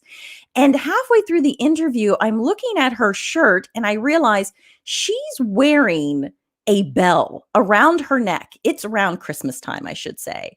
So she's got a bell necklace on that I did not, that wasn't on my list of things to check. I didn't notice, so now on my checklist, I now have jingly jangly jewelry. Her bell did not make any noise, but I did make reference to it in the podcast. Like, oh, you're so sparkly today. I see that you're even wearing a jingle bell necklace. So that way, if there was any noise, I didn't catch it. but I did see it and was like, oh my goodness, there's literally a bell hanging around her neck. Oh my gosh, is this going to make noise? So that's one more thing I've added to the list of things that I have to keep track of. And you should too. So I've had a number of other interviews and they've gone splendidly, and we were able to edit them, and they sound great, and I've been very proud of those episodes. More recently, because of COVID-19, I've done a lot of things remotely, and I just had an interview the other day with a gentleman. He's an entrepreneur out of Jacksonville, Florida, Mike McCann. Really great interview, and we did it remotely. So, I went through my remote checklist because now, all I do is have checklists, and I went through all the things. He sounded a bit echoey, but now I know what to do with that. I can use an audio gate and a little de-reverb. I'm able to fix his audio. So I know what I'm capable of doing and how to fix it. And that's what I was doing. But halfway through his interview, I thought I heard something, but then it went away. But later on, what I noticed, and it only happened about 3 or 4 times during the interview, was a squeak. So apparently he was sitting in a chair that moved, and it would periodically squeak during the interview.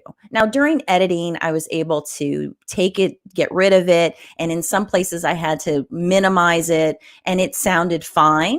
But once again, it was one more thing added to the list. So, I gave you these examples as things that have happened to me. There's all little things that can happen to you when you're podcasting, and you really have to keep a sense of humor about it. You have to keep this light, and apologies go a long way. Explain to people, I'm so sorry, and immediately fix it, and you'll do just fine. I see that a lot of people have talked about Murphy's Law. There's some postings here, and I say that is absolutely the truth in podcasting. If anything can go wrong, it will, and you won't be able to expect it, but you need to be able to roll with the punches. I can give you a positive spin on this, is that, now people are hiring me to do their podcast, and it's been incredible. It's been an incredible journey. I'm very proud of how far I've come in just 1 year. To be able to handle this and be able to do this for other people. So I encourage you to keep a sense of humor and keep a list of those mistakes that you make and add them to that checklist that you're constantly checking right before you record, and you'll go a long way in this business. I do want to give a plug to my business. I work at Rocket Ship Consultants. You can find me on LinkedIn if you're trying to get a hold of me. And I think my next slide actually has my email address. Hopefully you all can see that once the banner's gone. So if you have any questions, if you have any fun mistakes, I hope you will reach out to me and share them with me, because we can have a good laugh about it. I've joined a lot of podcast communities, and this independent podcast community is one of them, and they're wonderful. And you can see a lot of people put their mistakes as well as lessons on those postings. And I think you can learn a lot from that. Just yesterday, as I said, I even had a little error with my internet. Joe Pardo was wonderful and was able to assist me. We made the call that I should probably move my equipment and come back home where I had a better internet connection, and I did. And then here at the top of this, speech, I had a little bit of a problem with my Focusrite not being fully plugged in. So things happen. You must roll with the punches. I really wish you all well with your podcasting. And I hope you will reach out to me and let me know if you have any of these fun errors and that they can be corrected. I'm here. Are you done? Is Yes. is that my cue? Okay. That was it. I was like, I don't even see him. Is he there? I was going to say, no, take it away, Joe, but I didn't see you. So I was a little bit concerned. I was like, all right, I can keep talking. No. I'm here. I'm here. Thank you so much, Rosanna. It was a pleasure to help you yesterday. It was a pleasure to help you today. Things go wrong. We don't know, we don't know what we don't know until we know it, and then we know what to look for, right? Because when we're running through Absolutely. a checklist of things, it's like, okay, was this on the checklist? I got it. Because we have a checklist because we worked with somebody to do that in the first That's right. place. But, you know, as you gain experience and years go by and all that, like, and you start seeing more and more things that go wrong, and you add it to your checklist, is like, it just becomes like, okay, I'm looking for the noise. I'm looking for this. I'm looking for that. Like, I'm looking for the source of not easiness of getting this accomplished, you know, of getting Absolutely. my goal Absolutely. accomplished. You know, I knew to check for, you know, loud clothing, things that might rub together. I've, you know, talked to people about, hey, you need to put the mic, you know, when I'm interviewing them in my studio, like, let's put that mic really up to your mouth. It feels a little claustrophobic, but it's good for you. It's going to have great sound. You know, I've got all those things, but, you know, a jingle bell necklace, sorry, I just didn't notice it. It's added to the list. Jingly jangly jewelry. Absolutely happens. It absolutely happens. And you're getting lots of super claps in the chat. Thank you. Thank you for taking the time today, and I hope you enjoy the rest of your weekend. I hope you enjoy the rest of the conference, and I will talk to you soon, Rosanna. I will. I've learned so much already from your speakers. Thank you. Oh, that's awesome. I'm so glad to hear that. All right, I need more super claps in the chat for Super Rosanna Catalone. Man, did I say it wrong again? I am really bad with names. It's just terrible for yeah. Really bad. All right. So I said I was going to announce the first of 3 announcements. Well, I'll give the other half of the announcement. So the next event is June 27th. It will be on the theme of monetize your podcast. It's the one that you probably have been waiting for. It's the one that I think a lot of people have reached out about and said, like, that's what they're looking for. Different ideas, different ways, different takes, different ways of taking what they do and turning it into cash to at the very least pay for the fancy hobby that they have. But I hope that you take it more than just as a hobby. I really hope that all you podcasters, all you soon to be podcasters, take it as an opportunity to lead and be a leader in your community. So monetize your podcast is the next theme, and it will be June 27th. We're still looking for people to donate. If you want to say thank you to me, if you want to say thank you to the speakers, go to indiepodcon.com/donate. And you can choose to donate to one of the 3 causes that are listed there, which includes Give Kids the World, which recently this week announced that they are closing indefinitely due to the COVID-19 and the fact that, so if you don't know what Give Kids the World is, they bring down when the kids' wish from Make-A-Wish is to go to Disney, that's where they go. They go to Give Kids the World. And they do incredible work there. They make the kids feel like kids when they're sick. And over the years, I've raised thousands of dollars for them. I have lots of friends who have volunteered there. It's on my to-do list to get down there and volunteer at some point. As well, we are also raising money for DOPE, doing our part eclectically. They help feed the homeless in Philly. And one of our icons here in the community is Jay, and she is awesome. She's incredible. And so last time I think we raised about like $125 for her. I'd like to raise some more money for her, as well as HopeWorks, who is still dealing with this, working separately but together COVID deal. I've worked there for a year and a half. They are an incredible organization. And if you have a nonprofit that you would like to donate to, whether it's a social justice or everything, I encourage you to do it. Go to indiepodcasters.com/donate and put it in the comments, your name, what nonprofit organization you donated to, and the amount that you donated to, so we can add it to our total. Because our total right now is at $1,187 across these 6 virtual conferences that we've done. So I'm super happy about all of that. So without any further blah, blah, blahing from me, I'm going to introduce our next speaker who's speaking on the topic of you are already an expert, because yes, you are. You just don't know it yet. Everybody, I need super claps in the chat for Dr. Stephen Green. Woo! What's going on? What's going on, Stephen? I'm here. You're here. Nice looking new mic there. Yeah. Talk about monetizing and having to pay for your investment. Exactly. I'm ready for that. Exactly. I wrote it down. It's in my calendar. Boom. All right. Yeah. I'm going to get out of your way. Do you have any slides for this? Yeah, let me, I had them queued up and then All right. Down. Hang on.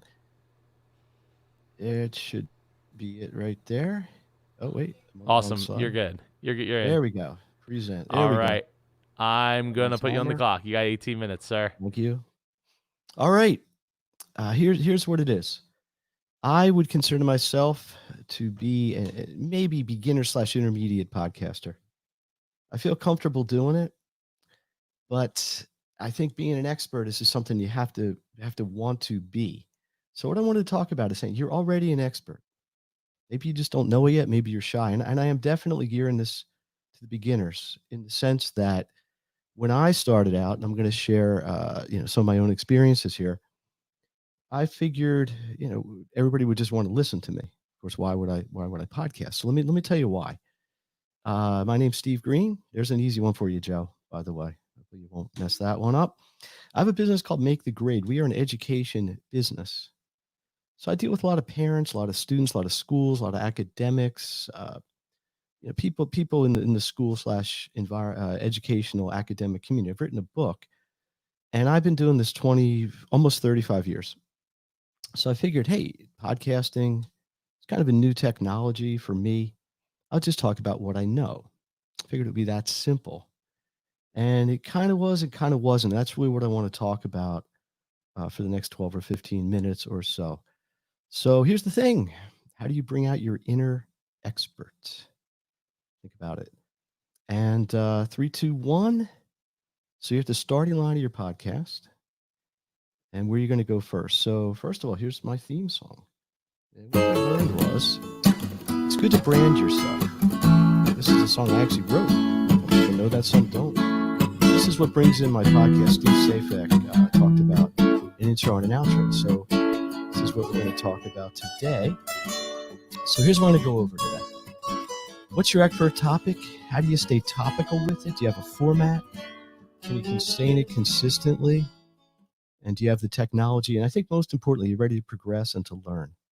I'm going to tell you my story with each of these. So what's your expert topic? In my case, I was in the education world and still am. So I looked at my podcast as being business related. I had already been blogging. I already had a website. I had written articles. I had been on locally on the radio and even on television briefly on a local channel. So I wasn't an unknown commodity. I figured, well, I'll just talk about what I already know. What I didn't realize is the podcasting audience is a little bit different. And you want to really be very, very specific about what you're putting out there. So I break this down this way. You can be an expert in a business-related topic. You can promote it. You can expand on details. You can coordinate with your blog and social media, which is basically what I do. And the way I do it is I have a theme every week. So this week, because it's about the end of the school year, I'm talking about how do you end the year as strongly as possible? How do you transition to the summer? How do you prevent summer academic drop-off? What are some good practices for the summer, et cetera, et cetera?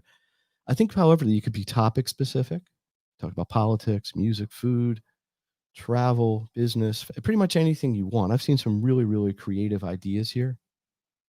Or you could talk about a personal hobby. It's one of the speakers, one of these ago, talked about national parks. So whatever you're an expert in, but the point is talk about what you know. And it's the same mantra they tell people about writing a book. When I wrote my book, I just wrote about what I knew. All I did was I really just kind of brought the stuff out that was already there. And I think that's the best way to approach your podcast. So your job, your business, your hobby. So here's what you also want to think about, at least in my case, was very helpful. How are you going to coordinate the podcast? Or are you going to coordinate the podcast? You're going to coordinate with your website. Do you want to make a website just for the podcast? You're going to have an online community you're going to interface it with, which in my case I do. I'll talk about a little bit more. You're going to promote it through your social media, which has many, many parts to it. You can use video as well. And we've got some speakers, Ross Brand, coming up and talk about this and probably others. Maybe in Meetup, maybe actually live with people. Can you monetize it? Can you sell it? Use it for list building. So these are all ways you can use the podcast in sync with the rest of your business. So number 2, how do you stay topical? And this is the one I wrestle with. I've actually done talks just on this topic. So I'm going to expand on this one slightly more. But how do you know your listeners and your subscribers are interested in what you're podcasting about? You know what I say? Just ask them. So the way I do it is I have a community. I interface with my fans, my audience, parents, students, all that stuff in a community. I call it the success community, the Make the Great Success community. It's on Facebook. And I pretty much have this loop. So it really basically starts here with the feedback. I don't know if you can see the mouse or not. Maybe you can, but it starts with the feedback. I post my podcast into the community and I just ask them questions. Did you like it? Did you not like it? What did you think? Do you want more of this, less of this? What's interesting to you as an audience? That gives me ideas, which leads to future podcast topics, which then go into the community. And I found once I started doing this, the engagement level went way up because I was talking about what people wanted to hear. They're much more sophisticated and probably much more broad ways you could do the same research. There's speakers about that day to do. Pay attention to them. You could research social media. You could research the internet, find out where the problems are and try to solve them. And what I'm trying to do that is do it specifically with my audience. And these are the kind of questions I ask them. What are you interested in? Is it timely? Is it something that may be interesting today and not in a couple months? You know, with schools, if you're a parent, you know this, schools were closed. People end up having to basically homeschool. That may not be an issue in the fall. Let's hope not anyway. Is it niche? Not too niche? Is it something you want to see again? Maybe as a series. I've done multiple series, 5, 6 podcasts about different aspects of the same topic. Does my community or my listeners have suggestions for guests they would like to hear about? Or maybe they have ideas for partnerships and joint ventures and sponsors. So there's a monetization idea. I just ask them, who do you interface with? I'm trying to bring on, well, I'm in the process of bringing on 3 sponsors. They're all local businesses. Why? Because my listeners, especially my local ones, told me that's where they go. So I reached out to them and said, listen, I have a podcast. I have X number of listeners locally. They're telling me they're coming here. How'd you like to advertise and be a sponsor on my podcast?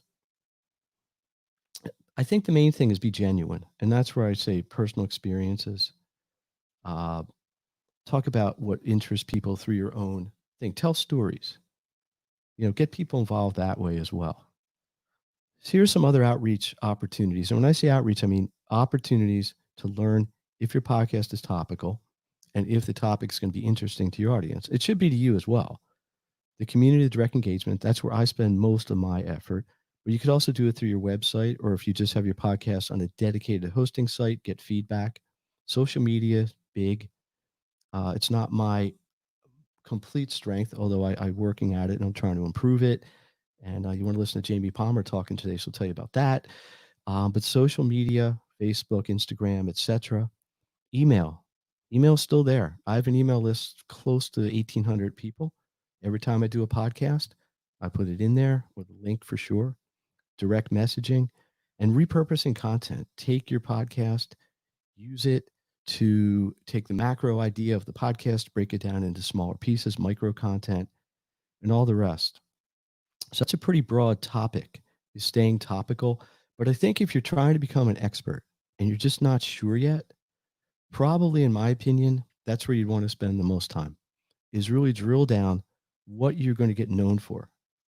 So when they think, hey, you know, this person's a podcaster. Oh, yeah, they're the person that talks about X. You want that front of mind. So do you have a format? You're going to do it live or maybe live stream it, pre-record it, probably what most people do. You can interview people. Who are the guests going to be? Maybe you do it as a panel. I know people have podcasts where there's 4 or 5 of them. They're more sports related. If they get 4 or 5 people together, they'll talk about sports or news. Maybe do a sort of TV style, like you're the expert MC and you're interviewing people, or radio style. In my case, what I do is I record the podcast and I live stream it at the same time. Kind of puts a little bit of pressure on it because you want the live stream to be good, but I find it keeps me just at a higher energy level. I find when I live stream it versus pre-recording it, that my energy is just higher because I feel like I have to give a little bit more to the audience. Where I think if you're pre-recording it, and this may just be me, I think it's easy to kind of relax a little bit more because if I make a mistake, I'll just go back and fix it or edit it out. So this is some of the formats you can do. Can you sustain it? I think this is an important question. I started in July 2019. My next episode is going to come out actually tonight. Will be my 66th episode. So I've done 65 in the books. Roughly a quarter maybe are interviews. All the rest are just solo. But I think if you're going to start a podcast, you probably want to have 5 or 6, maybe 8 podcasts already recorded when you're going to roll out. Goes back to the idea Steve Saffik talked about, where you only have a window where you're like a new and exciting podcast in Apple, and you want to take advantage of that. So think about this. Yeah, you're going to get better. You get technically more comfortable and all that after you're podcasting for a while. But where are you going to be content-wise? Is your topic going to evolve? Are you going to be exactly where you started? You're going to be this. This is actually a beautiful 1965 Mustang, car enthusiasts. But I try to think of that way. I'm here now. I'm projecting out. Where's my podcast, or where's my whole media presence going to be in 3 months, 6 months, or a year? What do I need to do to get there? Number 5, do you have the technology? Now, I think you can really get crazy with this. It is certainly more than possible to just grab a phone and do a perfectly excellent podcast using your phone. It's also possible to spend a ridiculous amount of money on technology. And maybe some people do that and get great at it, and some people do it and never really quite get very good at it. But I think you got to just meet it where you are. In the end, and I believe that the content and the niche that you're in is more important than all the rest of it, as long as your technology is adequate. But I think as you go along, you're going to probably get drawn into investing in better microphones, better processing, better recordings, things like this. So this is really a rabbit hole. Probably could be a whole topic, a whole week, whole Saturday just on technology. I don't really want to go there. I did just get a new microphone. And the reason I did was not because I just wanted to get a new microphone, because I felt I had invested enough in myself, in my own podcast, and I felt it would improve the quality of it. I felt it would improve the deliverability of what I was trying to bring to the audience. And frankly, maybe 80% of them wouldn't notice, or maybe even wouldn't care. But the 20%, I think, who would be interested, I think they're going to have a better experience. So that's why I did it. Anyway, and I think this is an important one too. And as an educator, I'm always trying to talk about education and learning and knowledge, but are you ready to progress and learn? And the way I tell the story is this. I started my podcast last summer. The reason I did in the summer is because that's a slower time for me. I'm pretty heavily booked from late August until mid-June, because that's the academic year. And in July and August is when I write my book, and I caught up on stuff. I catch up, I get ahead of a lot of blog posts. So last summer I said, gee, let's start a podcast. And one of the things I did was, and this is my philosophy, is I went and tried to find experts in the field. And I just happened to find out about, and I'm glad I did it, MapCon 5, Joe's in-person conference last year in Atlantic City. About 100 people there. And I learned more at that event than I learned in everything I'd ever done in podcasting, and continue to. And making those connections and learning from those people and working with them and facing them and becoming kind of friends with them, at least professionally, has been invaluable. And it's led me to really dig down deeper into what I'm trying to do. So I'm taking more advanced, like a live streaming class with Joe and Ross, things like this. But I think you have to be willing to expect that as you get into this and as you progress, there's things you want to get better at, and you don't necessarily want to have to learn them all on your own. Yeah. So here, I got a big surprise for everybody. Trying to be an expert. So here's what you do. Get your screenshots ready. Here you go. I'm going to certify everybody who made it through this presentation, an official podcast expert. Ready? So I'm going to present you with the honorable achievement of, you're going to have to put your own name there. Get your Canva or your whatever ready to do that. But it's kind of like the Wizard of Oz. It's already there. You just don't know it yet because you don't know the medal or you don't know the certificate. And hopefully through these 6 things I presented today, you have some greater insight. So if you'd like to connect, Steve Green, you can notice there's a theme here. My email, sgreen@makethegreat.net. There's my website, makethegreat.net. The podcast directly is there, but you can get all this through the site. And if you'd like to schedule with me and just talk podcasting, talk anything, talk education, I'd love to sit down and do that. I really like interfacing with other people in the field. I'm interviewing Regina, our first speaker today on Tuesday, because I think she's got a lot to say that can help my audience, and I hope vice versa. But this is really how it kind of all works. It's just connecting and reaching out and going from there. So that's all I got, Joe. If anybody out there has questions, it's hard to kind of track the, where am I here? There we go. There's Joe. Hello. Hey, what's going on? I was just looking to see if there's any questions. Sorry. A little distracted. okay. Everyone, you're getting lots of claps and love in the chat for sure. There, Dr. Stephen I Green. appreciate that. I know I would be. Oh man. We have so much left to go today.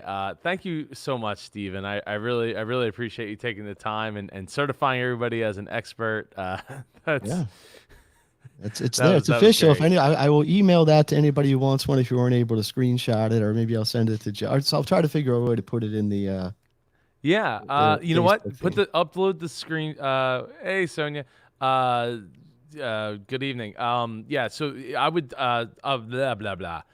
Put it in the Indie Pod group as a Will do. picture. I don't know if you noticed, I made you president and me only. Oh, you did? I missed that part. I was looking at it and I didn't notice.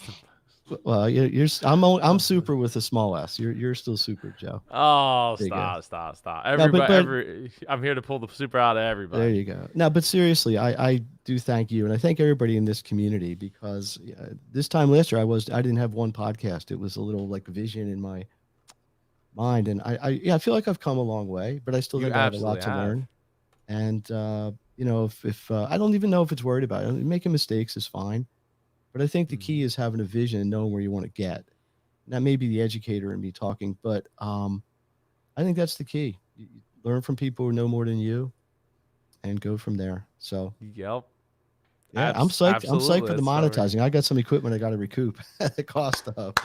Yeah, I am too. Anyone who missed it, Monetize Your Podcast is happening on the 27th of June. So while it doesn't say theme coming soon, or it says theme coming soon below, it is June 27th, and the speaker opportunity opens up tomorrow, tomorrow morning for anybody who wants to speak at that event.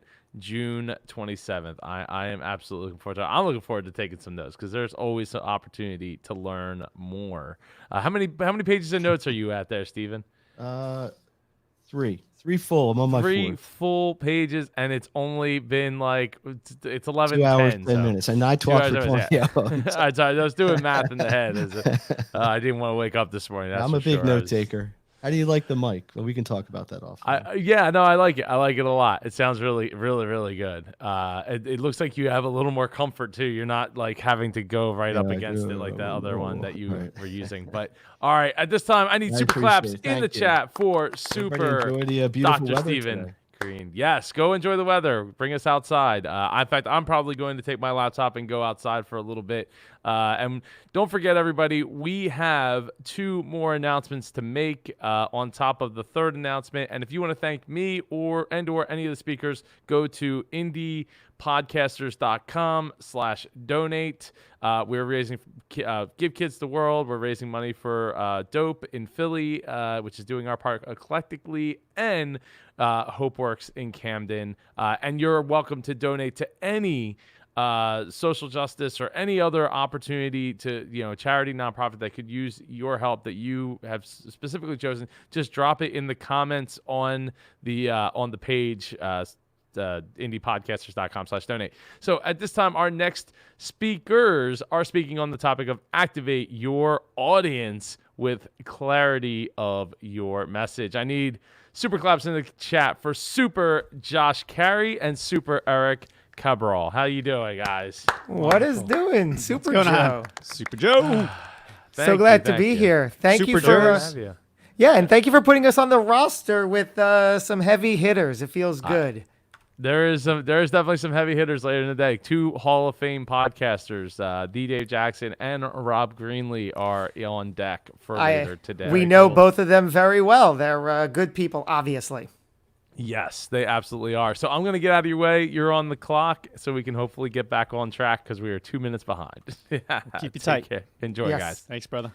Well, thank you, Super Joe. So good to be here. It's Josh Carey, Eric Cabral. We are speaking about activating your audience with clarity of message. And we're going to take you through the exact same process within this very tight, concise time frame. This is the same process that we've taken ourselves through to create podcast success. It's also what we take our clients through. Here's the interesting thing. This actually works on either side of the mic. Everything is applicable, whether you are a guest looking to get your message out, but I know in this case, it absolutely works on the host side. So we're going to take you through the who, the what, and the why of activating your audience through clarity of your message. Love it. Love it, folks. So this is a tried and true method that we, as Josh mentioned, implement in our everyday lives, and now we're sharing with our On Air Brands community and the folks that come through our event PodMex, because what we do is really break it down and distill what is necessary to get a successful message out to the masses. And then what do you do with that community once you build it? So to highlight quickly what those 4 C's, what we like to call the 4 C's, we have clarity. All right, so we'll take a quick deep dive into each and every one of these with more context. You have community, which is number 2. Then you have connection, which is 3, and then ultimately collaboration and building partnerships. So, Josh, you want to jump into the reason why people need clarity? Well, sure. So since it's all about activating your audience, what does that mean, right? You're not doing this isolated for no reason in a bubble. You are doing this for a result. So everything we're putting into play here is a result to get your audience, your listeners, your guest, your ideal client to take some form of action. So in order to do that, in the first thing, we have the who, the what, and the why. You must be so clear on who you are as a podcast host. Who do you stand for? Who do you represent? Who are you speaking to? Because who you are is who you attract. Absolutely. I love all that. And Josh is a really, really prime example. If you listen to his show, The Hidden Entrepreneur, where he really talks about his message and his story about how he was in hiding for over 40 years, whatever the timing is, I don't know the exact words, but you can hear Josh tell this story every time he has an opportunity. So that's the thing that we're always highlighting to folks that come through and become part of our network is, what is your message? And are you clear on that message and consistent with that message? So think about the story. What are some of the challenges, the hurdles that you faced and overcame? That is prime for a story and a way to connect with an audience, which leads right to what happens once that message is out there. It's very clear, consistent. You start to find people who resonate with that message and follow that beacon of light that you're putting out there, which leads right into community. Take it away, Josh. Right. So community, once you have your clarity of your message, who you are, what day in and day out you are coming to the table with, you are now going to start noticing that you are attracting certain people. That's the goal. You put all this out in and around the microphone so people listen and they take note and they're interested and they step forward into your ecosystem there. And they're like, okay, tell me more. I get it. I resonate. I hear what you're saying. I relate to it. I want more of this. If you were to follow and really analyze and dissect the greats in the industry, whoever you identify as the greats, look at the Tim Ferriss, the Gary V's, the Super Joe Pardos. So if you watch any of these people, they are not isolated behind the mic as a podcast host. There is a bigger picture here. There is a bigger engine. There is a bigger thing going on. I'm going to guess that when you in fact come across them, as part of their community in any regard, it is outside of a podcast episode. There are so many other moving parts that you need to implement, right, through the social engine here that draws back to it. So in and around your episodes, once you identify your message and who you are and who you want to attract and what you're standing for, you're going to start attracting these people into a community that you have to nurture. So start thinking about, what does that look like? Where does it take place? And how are you implementing it? Yeah. So the beautiful thing about, these sort of steps, these baby steps leading into big steps of clarity in your message and being consistent with that message, and then starting to notice that people are paying attention. People are giving you feedback, whether positive or negative, it's all good. And then you start to build rapport and connections with those people who are listening to you, those people that want to work with you or be around you or be inspired by you, or you are inspired by them, because it's all give and take. It's all very mutual once you start to build this community. How can I help you? I'm always talking about having an abundance mindset. There is no scarcity. We all have enough to help each other and partner in ways that benefit each other's businesses. So then if you start to push that out there in a very genuine way, people will want to help you. People will want to jump on the train and be part of the ride that you're creating, and then they're creating as well their own businesses, and you're both on the racetrack, moving in the same direction in different cars. And then you can look back at each other and think, oh, wow, look, we're moving, we're creating, we're doing things together. So that is the community that we really love to foster, nurture, and grow. So think about what you're going to do once that community starts to build and grow, and how are you going to serve them. So then that leads to the nitty-gritty in the community. Once you start to identify the people that you want to continue working with, the people you want to get closer to and implement into your business or life, that's where we come to the ultimate third one, which is the more sort of abstract version or bullet or number on this one, is connection. How do you connect the dots once you have the opportunities, the people in front of you that all have specific skill sets and superpowers that can help you in your business? Well, now it's really up to you how you leverage their superpowers.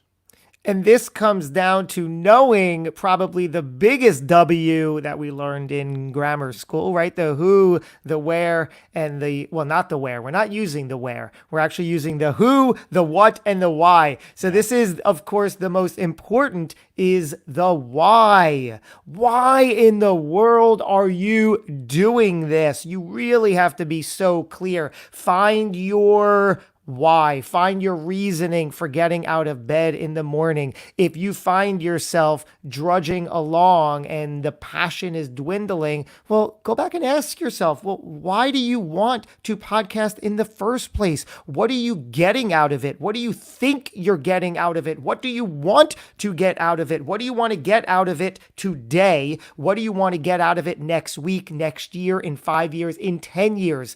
This is the C that is connecting the dots, right? So how do you podcast for your overall goal? Are you clear as to why you're doing this in the first place? It can be things like, well, I want more clients, I want more money, I want more fame, I want more recognition. Fine. Or it can be a mixture of things like that. And, well, I'm doing it for my children, right? I want this to lead somewhere that allows me to be the kind of father.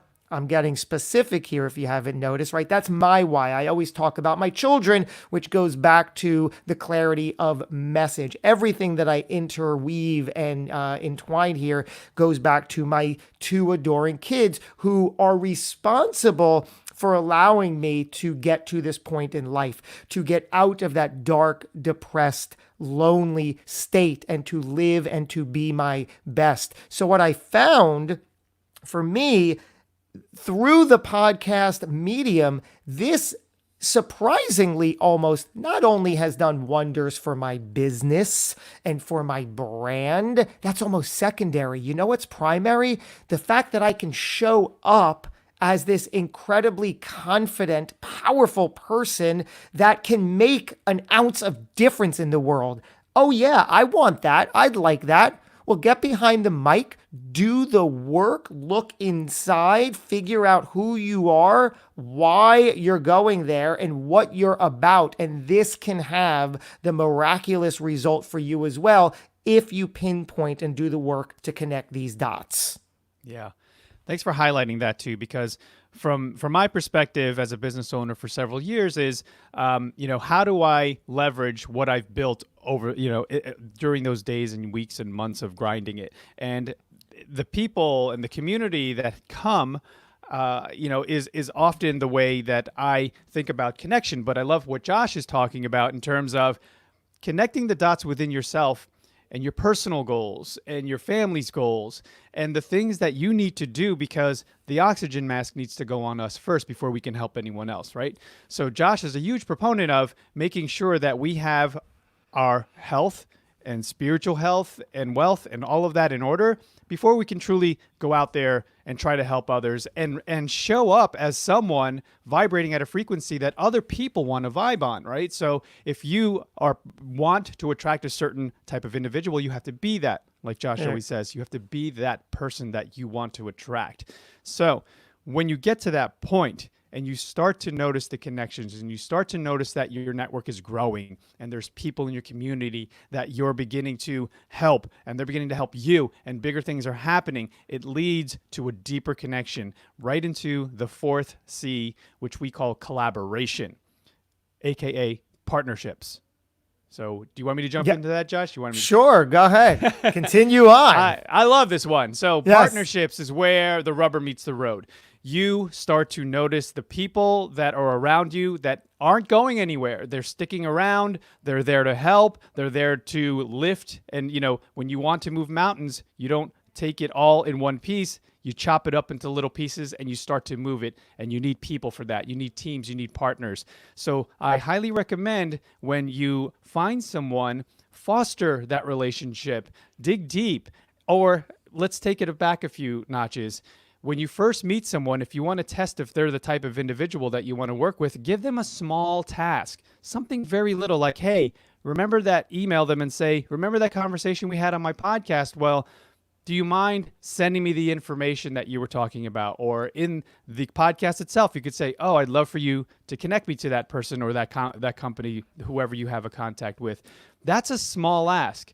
If they're able to do that for you, that's the first step. You see that they do follow up, they do follow through with things, and you start to give larger and larger sort of asks, and vice versa. When people ask you of something very, very, very small, absolutely follow through and do what you say you're going to do, because that is a sign and a message to them that you are an authentic person who can be reliable, who's a reliable individual. So that is the first step. Then over time, as you start to form a relationship, like in any relationship, whether it's an intimate relationship or families and friends, in business, it's the same exact thing. You have to first know who someone is.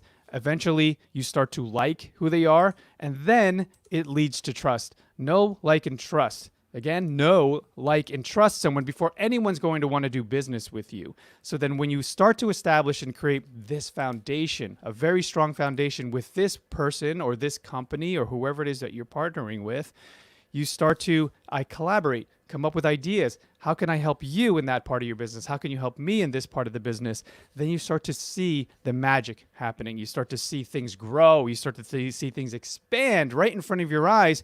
But first, it starts with, number one, clarity in your message. Number two, building the community. Number three, identifying the people within that community, connecting the dots that have ultimately lead to deeper relationships in collaboration and partnerships. Perfect wrap up there.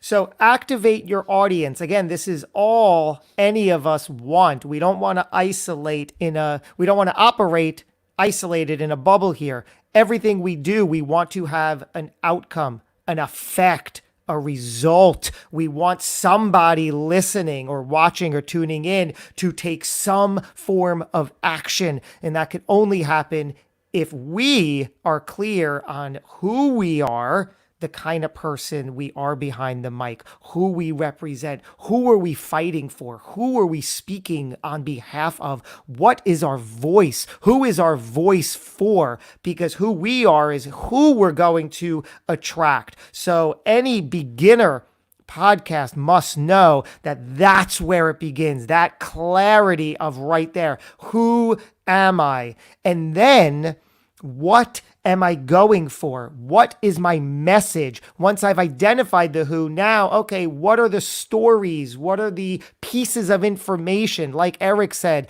I have my sound bites that I plant in over and over. I'm the hidden entrepreneur, spent 40 years hiding. My children became the thing that helped me overcome all this. This is not only intertwined as the guest, as my brand, but as the show host. And guess what? That attracts the listeners that I want. And that also attracts the guests to pitch me and say, I would love to be on your show too. Do you know how many emails I get that say, I too was hidden. I too didn't show up. I too was seeking approval. All of these key phrases that I get out there, I throw out there. So make sure that all of your social images funnel to this, and also that your words are specific so you attract the people you want. It's a beautiful thing.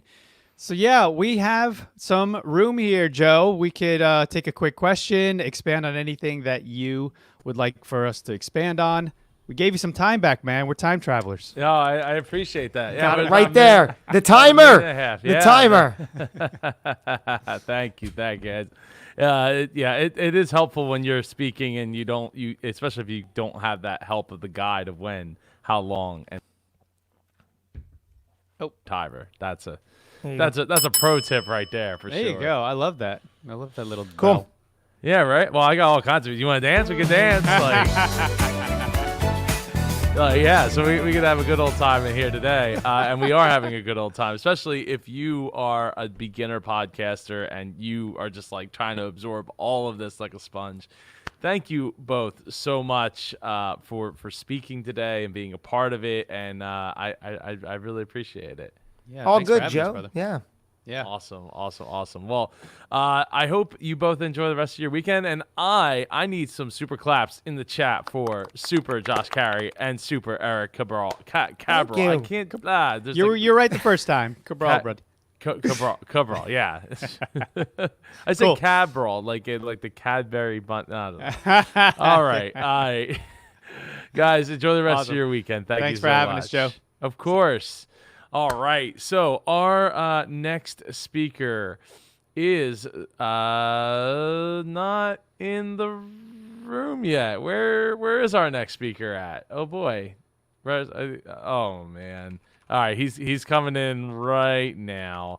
In the meantime, let me tell you about the fact that I have two more announcements to make. I'll probably, you know what? I'll make the next announcement after our next speaker goes on, and he is speaking on leverage video from episode 1, not episode 1 like the Star Wars thing, but episode 1, your podcast, episode 1, your show, your brand. Everyone, I need super claps in the chat for Super Ross Brand. Woo! What is going on, sir? Hey, Joe. How are you? Good morning. I'm doing great. Good morning. Hey, this is great. Congratulations to everybody who's considering starting a podcast or just started one. It's an exciting time when you get going, and hopefully some of these video tips might help in growing an audience for the podcast. I would think so. And if you're interested in learning more after the fact, like, you should totally go check out superjoepardo.com/master, where Ross and I are hosting Master Your live stream classes. We've two of our students have spoke today, both Regina and Dr. Steven are our students. So anyway, I'm going to get out of your way. You're on the clock, sir. All right. Thanks, Joe. So again, congratulations on starting a podcast. It's an exciting time. And the first thing you have to consider now that you have a podcast is How are you going to get people to listen? Of course, you can tell people about it. You can post on social. You can post on your website. But I really think video is a powerful way to let people know, create that awareness everywhere, and especially on social media.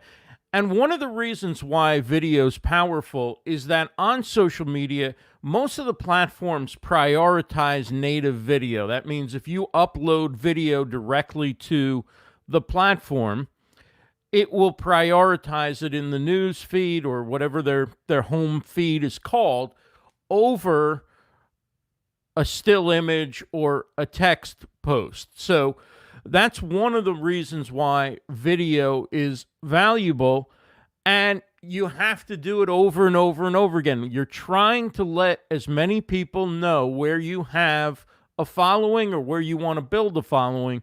You want to let them know, hey, I got this podcast, and you're not just going to show an image of it or put some text down there. You want them to see a little bit about what you're doing. You want to sort of sear that in their memory.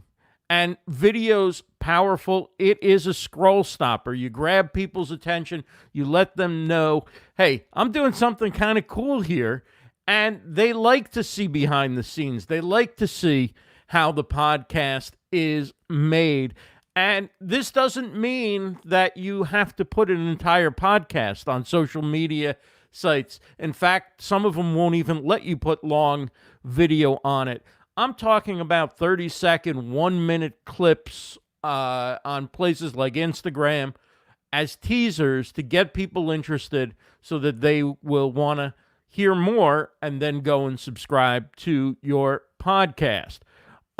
So this is reaching people where they're spending time. It's making them aware of your podcast, and you're doing it multiple times using different video clips from each episode in order to raise that awareness and grab people's attention. As I said, it is a scroll stopper video. Discovery. One of the things you're going to learn quickly if you're a new podcaster is most discovery won't take place within the podcatcher apps where people listen to podcasts. Discovery happens other ways. It happens when we find something on social media. It happens when we see a clip on YouTube. There's a lot of different ways people find out about podcasts, but I would not rely on people finding out because they went to a podcasting app and you showed up in their feed. That's most likely not going to happen. And more people will be doing search on social media, on Google, then we'll be doing search on YouTube, then we'll be doing search for a podcast in the podcasting apps. So, and then the last thing to mention is that live video is an amazing opportunity, whether that means going live to talk about your podcast, to promote an episode, to talk about something that happened, maybe have a little bonus content with your guest, or it could be recording your podcast live. But either way, going live gives you the ability to have real-time interaction with your listeners. People who listen to the podcast now can come and actually interact with you. So you're building that relationship with your core fans from the beginning, while also giving other people, just like video is usually gets some bonus points in the feed, live video tends to be even more of a priority for those platforms that have it. So doing any type of live streaming to promote your podcast will be a post that will probably get a lot of attention. And then part of the culture of live streaming is people share. So that's another way to reach more people. Your followers, people who are watching, may share with their community and so forth. So these are some of the many advantages of using video. Let me just change the slide. Here we go. Talk you through the process here. Okay. So how to use video. The easiest way to use video is just turn on your camera and hit the record button. However you record video, whether you record it in your camera, whether you record it in your computer, when you're recording your podcast, record video as well as audio. If you're new to video, don't get too hung up on it. I wouldn't even worry about whether you're looking at the camera or not. You're just trying to capture some video of you doing what you do. When you have that great clip, you also will have video with it to share on social media along with the audio. And the entire audio doesn't have to be even a clip of you talking. You can mix in some images that fit with the content. But you want to have some video of you doing what you do. You want to sear that in people's memory. So run the camera. Eventually, you'll get more comfortable with it, and it'll just become normal. I know a lot of people, even myself, I like sometimes when I'm just doing an audio podcast, if I'm a guest on a show, and I'm like, oh, I don't have to worry about video. That's great. That's great. One less thing to have to deal with. But trust me, if you put on the video and you get used to having it, you'll get over it pretty quickly. You'll get comfortable, and eventually having video will just be a part of it. One way we mentioned before was live streaming your podcast. Particularly for people who don't like to do editing, live streaming is a great way to create video content. It's in the moment. You're sort of killing two birds with one stone. You're creating your audio podcast, but you're also going live on social media and creating a live event for people to tune in and interact with you. More important than anything else is finding that 30-second clip that's going to make people want to listen to more and sharing that on social media. Longer clips are great for YouTube. If you have like a 2 to 5 minute clip, consider putting that on YouTube. YouTube is the world's second biggest search engine. It's a great place to put video clips of your podcast. Joe Rogan, for example, just signed a $100 million exclusive deal with Spotify. And while a lot of the focus has been on the podcasting side of it, I think a big part of the attractiveness to Spotify was the fact that he had such a huge following on YouTube, whether it was people watching the entire podcast episode on YouTube or it was people watching the clips. His channel and his clips just got a huge following. So give yourself the opportunity to be in that YouTube search and pick up more views, listens, what have you, on YouTube. Of course, you want to put the video on your website. Any video you create that goes with your podcast, you'll want to embed that in your website. Give people a chance to consume this content, particularly in the beginning. You want to give them a chance to consume it however they want to consume it. I wouldn't get super hung up on whether it's a download, it's a listen, it's a view. You just want to be creating as much awareness and interest in your content as possible. And that goes even more so if your podcast is related to your business, your brand, a product you're selling, a company you work for. Ultimately, where and how they listen is less important than the fact that you're creating that awareness, which comes back to why short videos on social media are important, even for people who may never actually go and listen to the long-form podcast, may not ever go to YouTube and listen to a 5-minute clip. But now they're learning about what you do and what you're doing with the podcast and what your topic is. And it's a very powerful way to create that brand awareness for yourself and your business.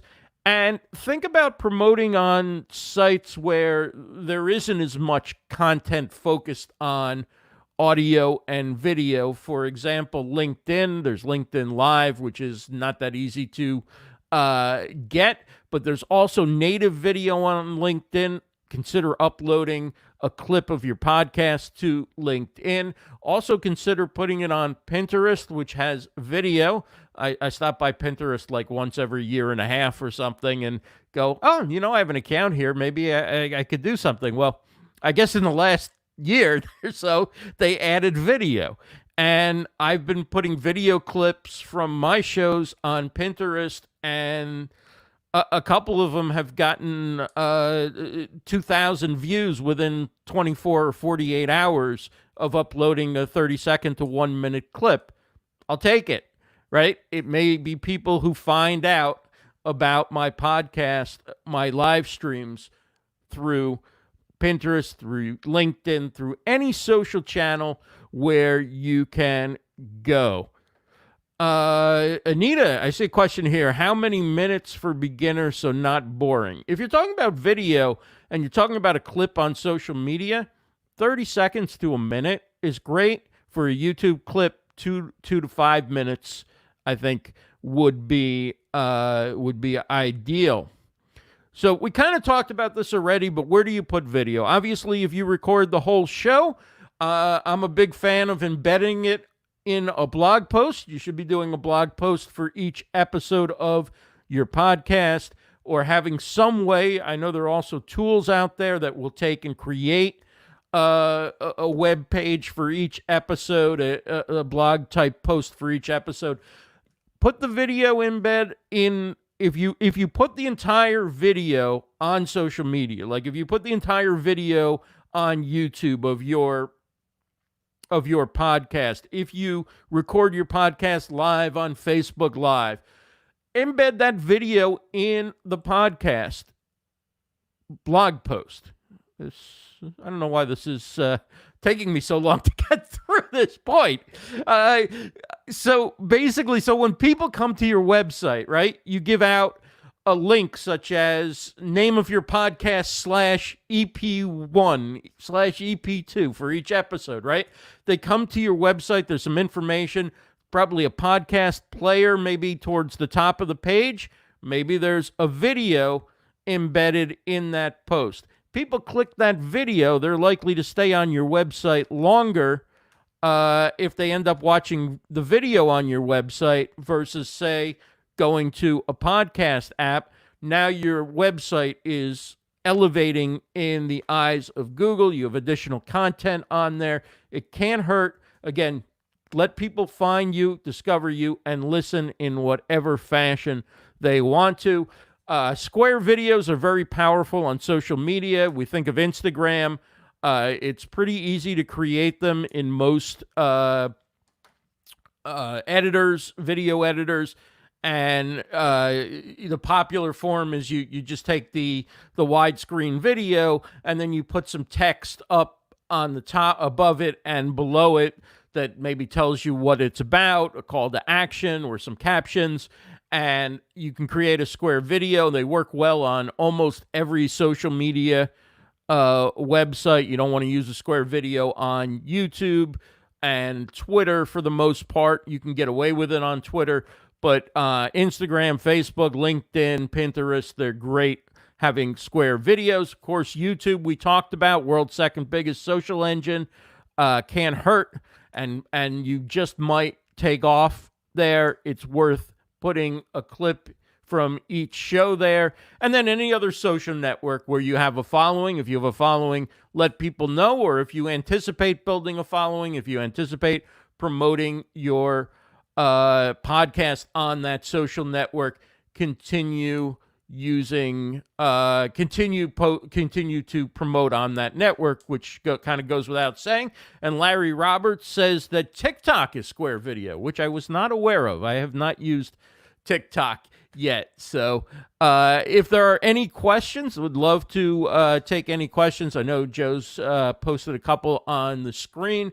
Joe, if you know of any questions, I can take a look at the comments myself. There you go. It's not like the first time I've used StreamYard. So let's see if we have any questions. Thanks to Sonia for that question. Looking down.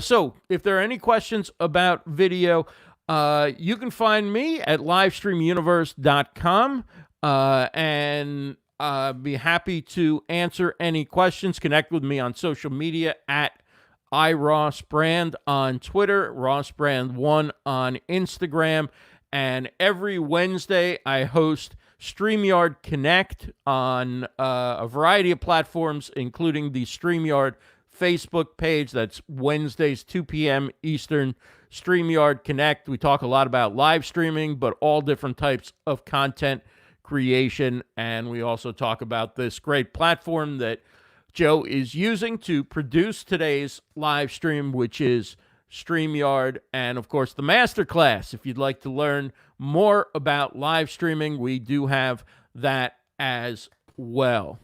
We So, do. Joe, any questions? If the audience doesn't have anything that you would want to throw out there that people might want to know. I don't see any. The only question was Sonia's question about for beginner. How many minutes?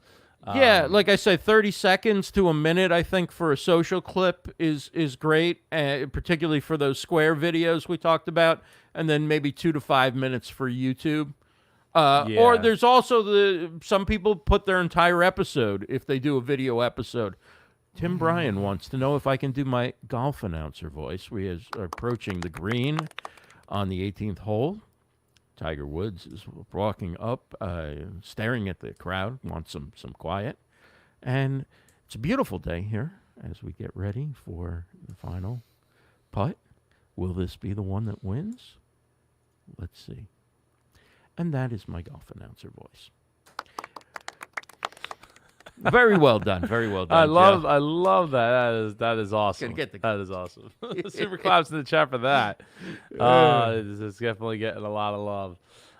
Let's see. Dr. Steven Green says the live stream masterclass is tremendous. Do it if you want to incorporate video the right way and a lot more, especially if this is for your business. Like, it just makes sense to have two guys that just know like a lot and have tons of experience with lots of different things in content creation and in live streaming itself. So you can go that. Yes. Thank you, Stephen. Thank you, Ross, for being a part of that. And thanks.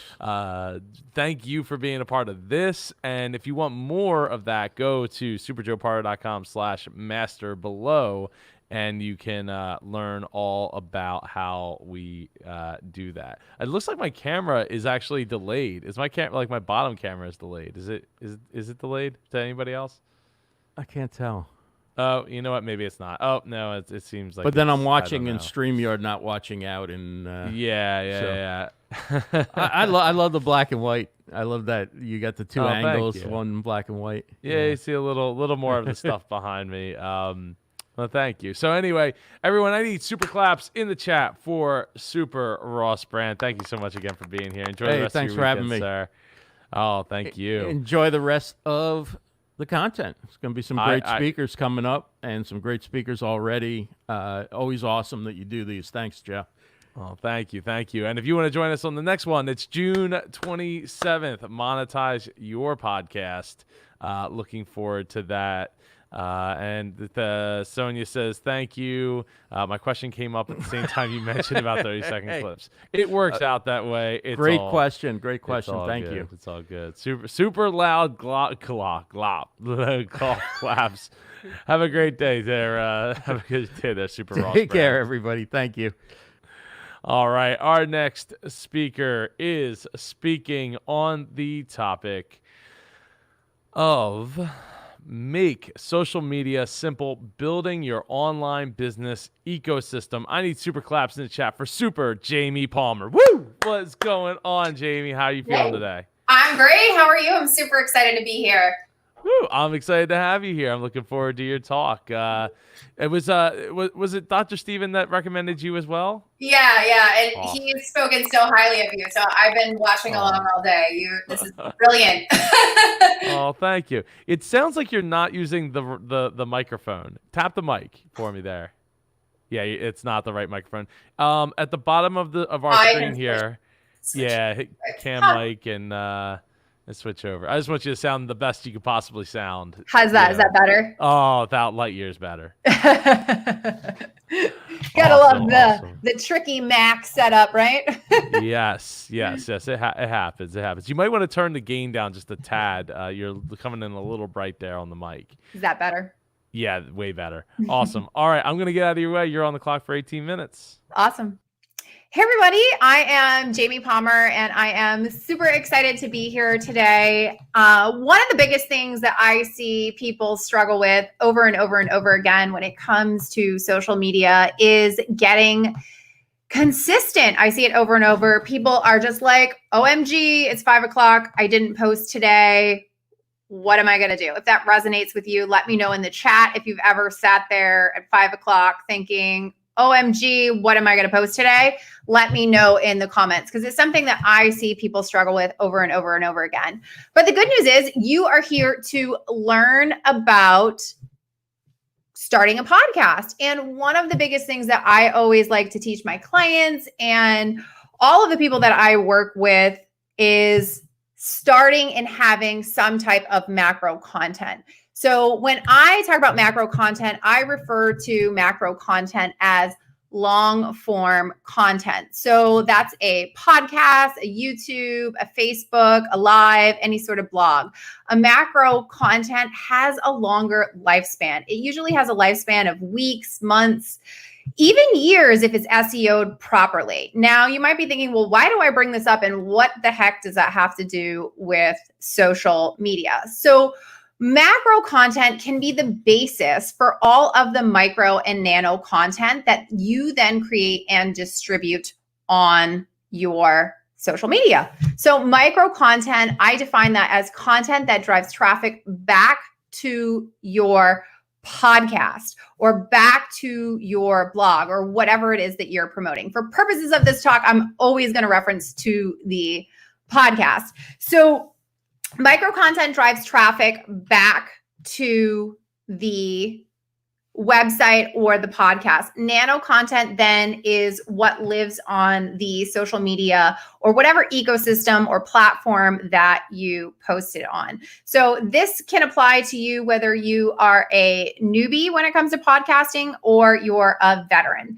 So what I'm going to do is I'm going to walk you through the distribution process that I use with my podcast. And I know I see that Blueprint for Living is on here. That's a client of mine, David. Hi, Steven is here as well. Both of these guys use this philosophy when it comes to turning their podcast into social media content. So what I am going to do is I'm going to walk you through that distribution process that I take and make your social media simple. So when you think about doing a podcast, one of the first things that I like to do is think about how long is that podcast. So many of the podcasts that I do are in the 10 to 15 to 18 minute time frame. With that time frame, you will roughly get between 5 and 7 pages of content if you get that transcribed. Now, that is a ton of social media content if you take a step back and say, oh my goodness, 5 to 7 pages or 7 to 9 pages, depending upon how quickly you speak. So the first thing that I do after I record and publish my podcast is I get it transcribed. I then go ahead and clean up that transcription in my own words or somebody on my team. You could also use a service. So I use Temi to get all of my stuff transcribed. That is an AI device, so it doesn't always come out perfectly. There's also another option called Rev, which you can use that adds the human element and helps you clean it up a little bit more.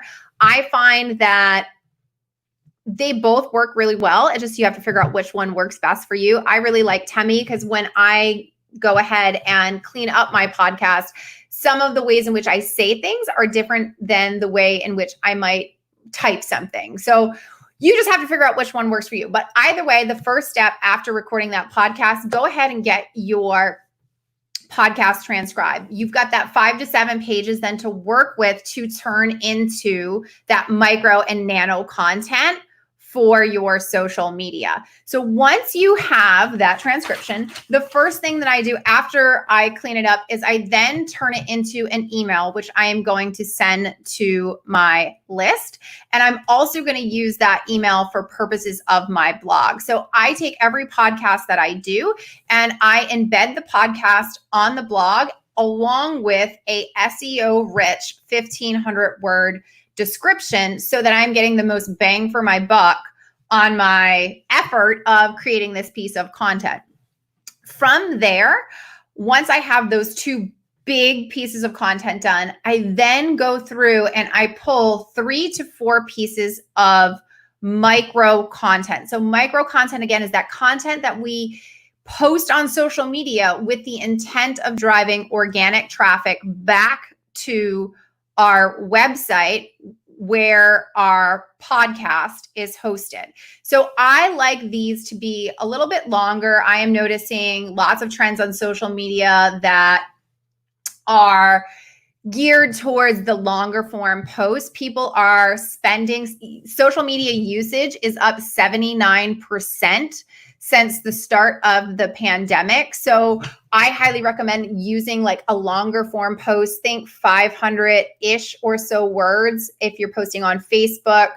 Maybe even a little bit more than that. Those long form posts are converting really, really well. But what you want to do is you want to give some of your best information from your transcription and from your podcast on social media and tease the user on the other side to get them to click through to your blog or to your website where that podcast is housed. Because ultimately, driving more traffic there is going to signal to Google like, hey, this is really, really awesome content.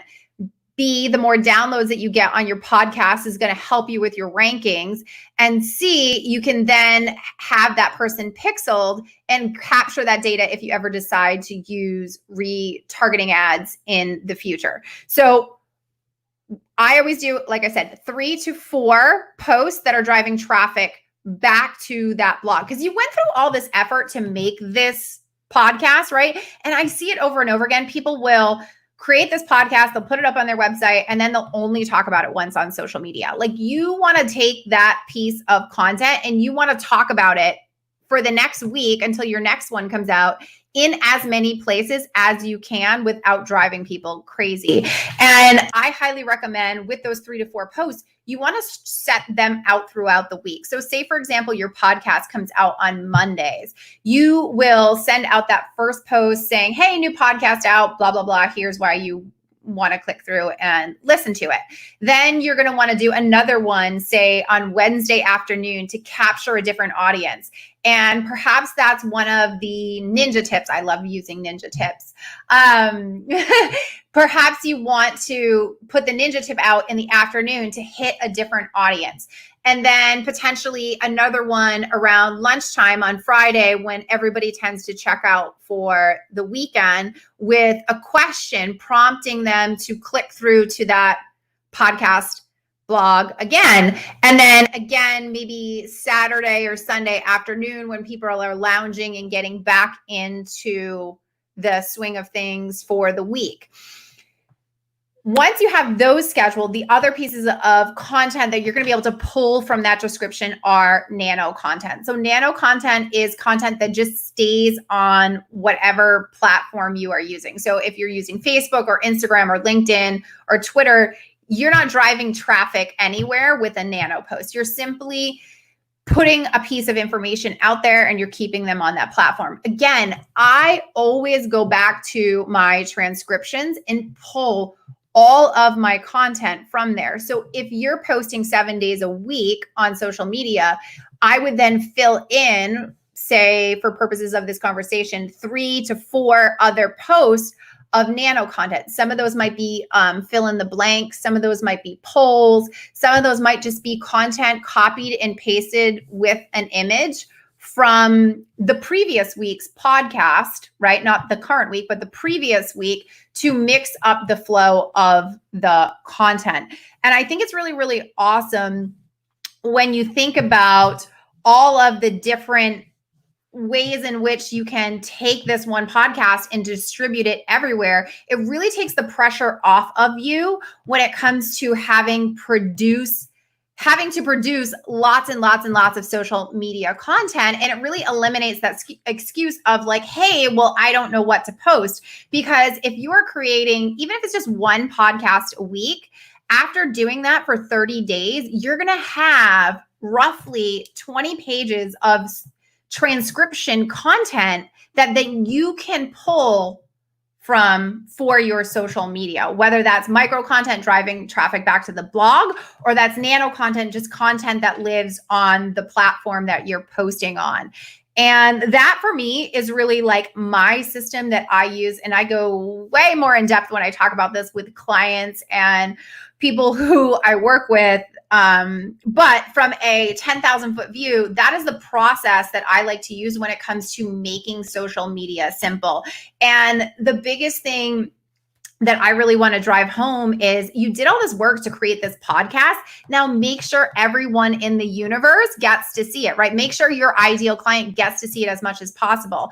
And one of the things that I also encourage clients to do is find 3 to 5 to 7 groups, whether it be on LinkedIn or on Facebook, like the Facebook group that this is a part of, where you can then also share this awesome content that you made, and you can really position yourself as an expert and industry leader so that you are ultimately then driving more organic traffic back to your Facebook profile or back to your website, and really building up that online business ecosystem so that everything that you do is in pursuit of driving traffic back to that website and getting people pixeled, whether it's the Facebook pixel or the LinkedIn pixel.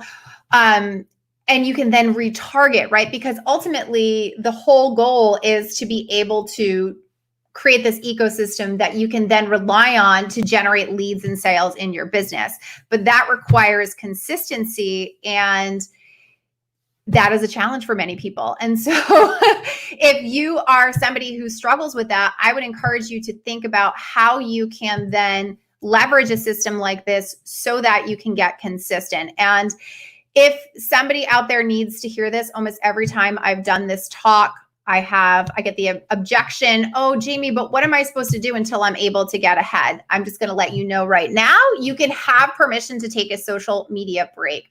Every time I start working with a client and we start to implement this system, I tell them, go ahead, post on social media and say you're going to take a 1 week break or a 2 week break from social media, so that you can get yourself organized and get this system in place, because it does take a little bit of work on the front end.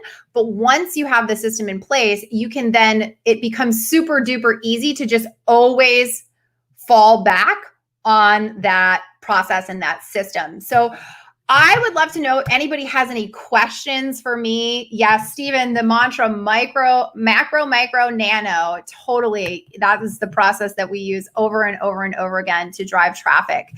And one of the big things that I also love to do, once you get this process in place, like Stephen's a great example. Stephen's been crushing his social media. It's Make the Grade.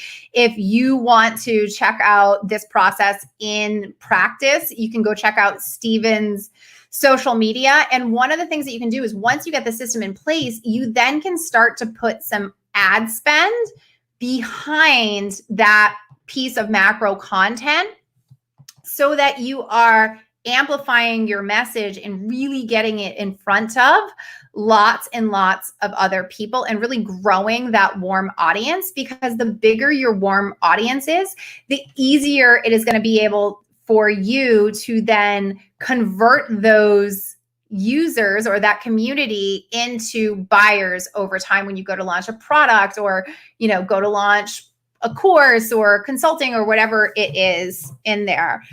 Yeah, Sonia, maybe want to deliver so much in the time frame. I would love for you to expand on that, Anita, Sonia. I'm not exactly sure what you mean by that. But yeah, I think the biggest thing, and I don't know if anybody has any questions, you're welcome to drop them in the chat. Yeah, Tim Bryan, consistency is hard, but it really does build trust. And I always say to anybody who is feeling overwhelmed about posting on social media and starting to put yourself out there. Yes, a lot of mindset stuff comes up. I would say a lot of head trash can come up when you start to get really consistent on social media.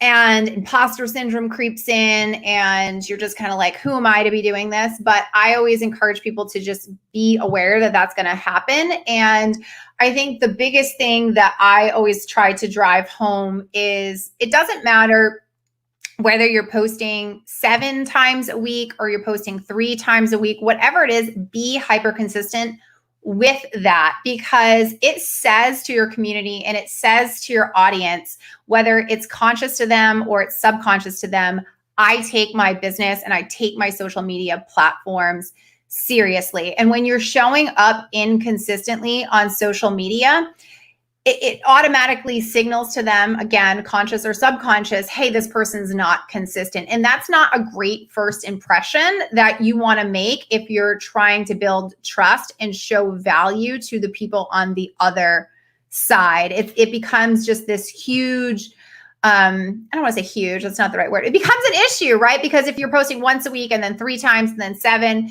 it kind of, this little like light bulb pops off like, is this person actually going to be able to show up consistently for me with whatever it is that they say that they're delivering? So I encourage you to, whatever it is you feel comfortable being consistent with, be hyper consistent and committed to that. And I think the other mistake when it comes to social media and really building a solid ecosystem that people tend to overcommit themselves. They'll try to be on Facebook, Instagram, Twitter, LinkedIn, and they're not doing any of them exceptionally well. They're doing them all just to kind of do them.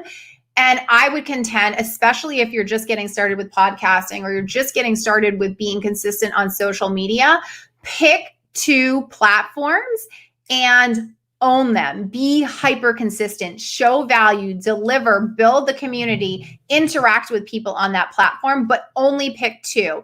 Do not try to do more than 2. Simply stick to those 2, be hyper consistent with them, and engage, right? Because that's how you're going to be able to build a community. When you try to spread yourself too thin, you're not able to respond to people in a timely manner. You're not be able to like create really solid relationships. So don't spread yourself too thin when it comes to committing to lots of different platforms. Yeah, social media overwhelm is a vicious condition. Yeah, that is a great way to put it. And I mean, the suggestion that I always say to anybody who's feeling overwhelmed with that is create a system and then lean on that system when overwhelm and imposter syndrome and mindset stuff comes up. And I mean, I'm human, right? Like I teach this stuff and I'm not always perfect on social media. And I think the biggest thing that I encourage people to do is commit to less if you think that you're not going to be able to keep up with the amount of social media that you're doing. Like I'd rather have you pull back the reins. Hi, Joe. That's great advice because sometimes we get caught up in this whole I gotta do this and this and this and this and this. Like even today, I'm supposed to be going live in the Indie Pod group for Scholarship Saturdays. Well, I can't do that right this second because I'm doing this. So it's a little tough. And I'm hoping that before the end of today, I will go and do Scholarship Saturday. If not, I will do it on Scholarship Sunday while we also do Shine on Sunday, where people can post their links. So it's a real thing. It's tough. It's tough to keep up the pace. Yeah. All right. Well, thank you so much, Jamie. I really appreciate it. Everybody, I need super claps in the chat for Super Jamie Palmer. Thank you so much. I hope you enjoy the rest of your weekend. Yeah. Thanks for having me. You are so welcome. Thank you.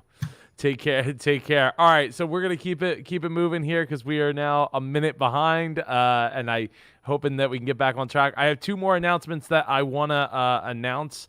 I will announce one of them very soon, probably within the hour. So if you stay on track, we have some big announcements, two really big announcements, so you don't want to miss out on those. Thank you so much, Brett, for the comments. I'm sure Jamie appreciates it, and we got super claps in the chat coming on. All right, well, at this time I need to introduce our next speaker, who is no stranger to this stage. He is speaking on story hunting, how to design good content. Everybody, I need super claps in the chat for Super Kyle Bondo. Woo! What is going on, brother? Going, Joe. Can you hear me? It's going well. It's going well. Yeah, I can hear you. You can hear me, right? Yes, yeah, absolutely. Thank you very much. Oh, okay. I really appreciate this. Of course. Like the glass is new. Yeah, looking fancy there. It's hard wearing glasses when you're live streaming because you like the screens and stuff. I actually thought about getting a screen above my camera, like a 7-inch like HDMI screen, and then just making this like a black screen like this, and then all of a sudden you don't see as you see my eyes instead of like the blown out stuff. Yeah. Anyway, our age. Yeah. Yeah. Right. No, nothing about age here, man. All right. I'm gonna get out of your way. Are you sharing slides? I am. Okay. Share your screen, please. Okay. Oh, somebody wants to see Larry Roberts' scarf and shades. I'm looking forward to seeing that too. I'll be disappointed if he's not wearing scarf and shades. All right, I'm going to jump out of the way. You're on the clock, sir. All right, sounds good. All right, so I'm a Virginia. All right, story hunting.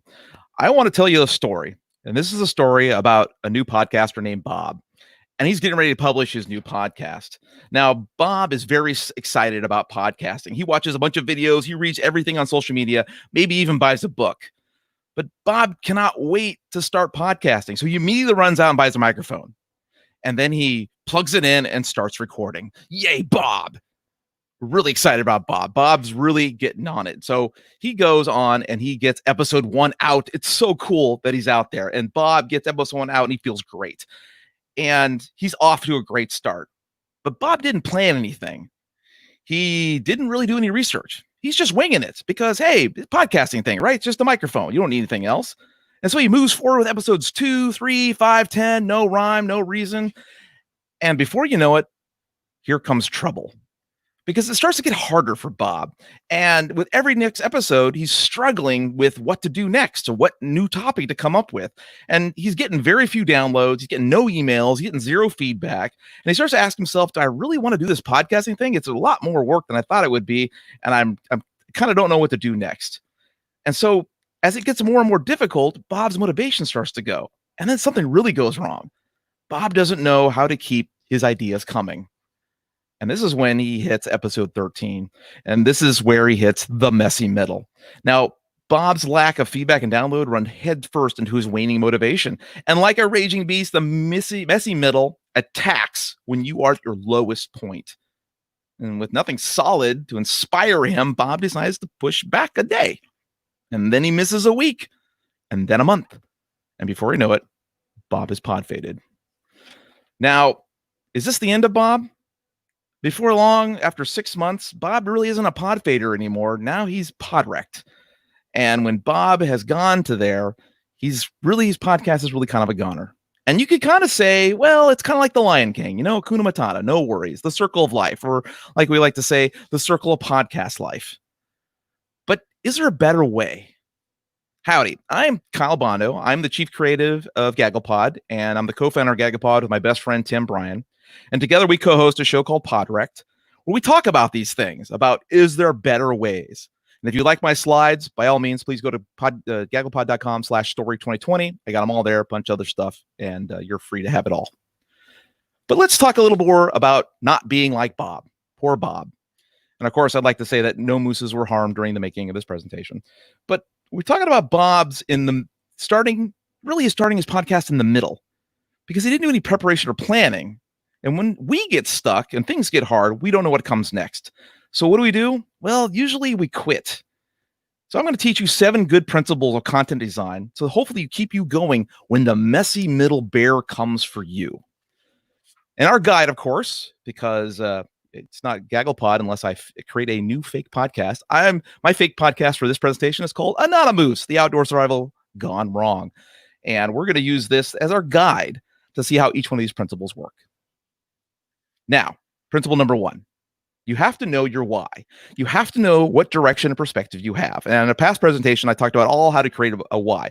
But there's 2 key things I want you to know about your why right now. Because we have to know who are we talking to. Now, with Anonymous, really, is it all outdoor recreation lovers? Kinda. Those are like day packers and hikers, maybe not.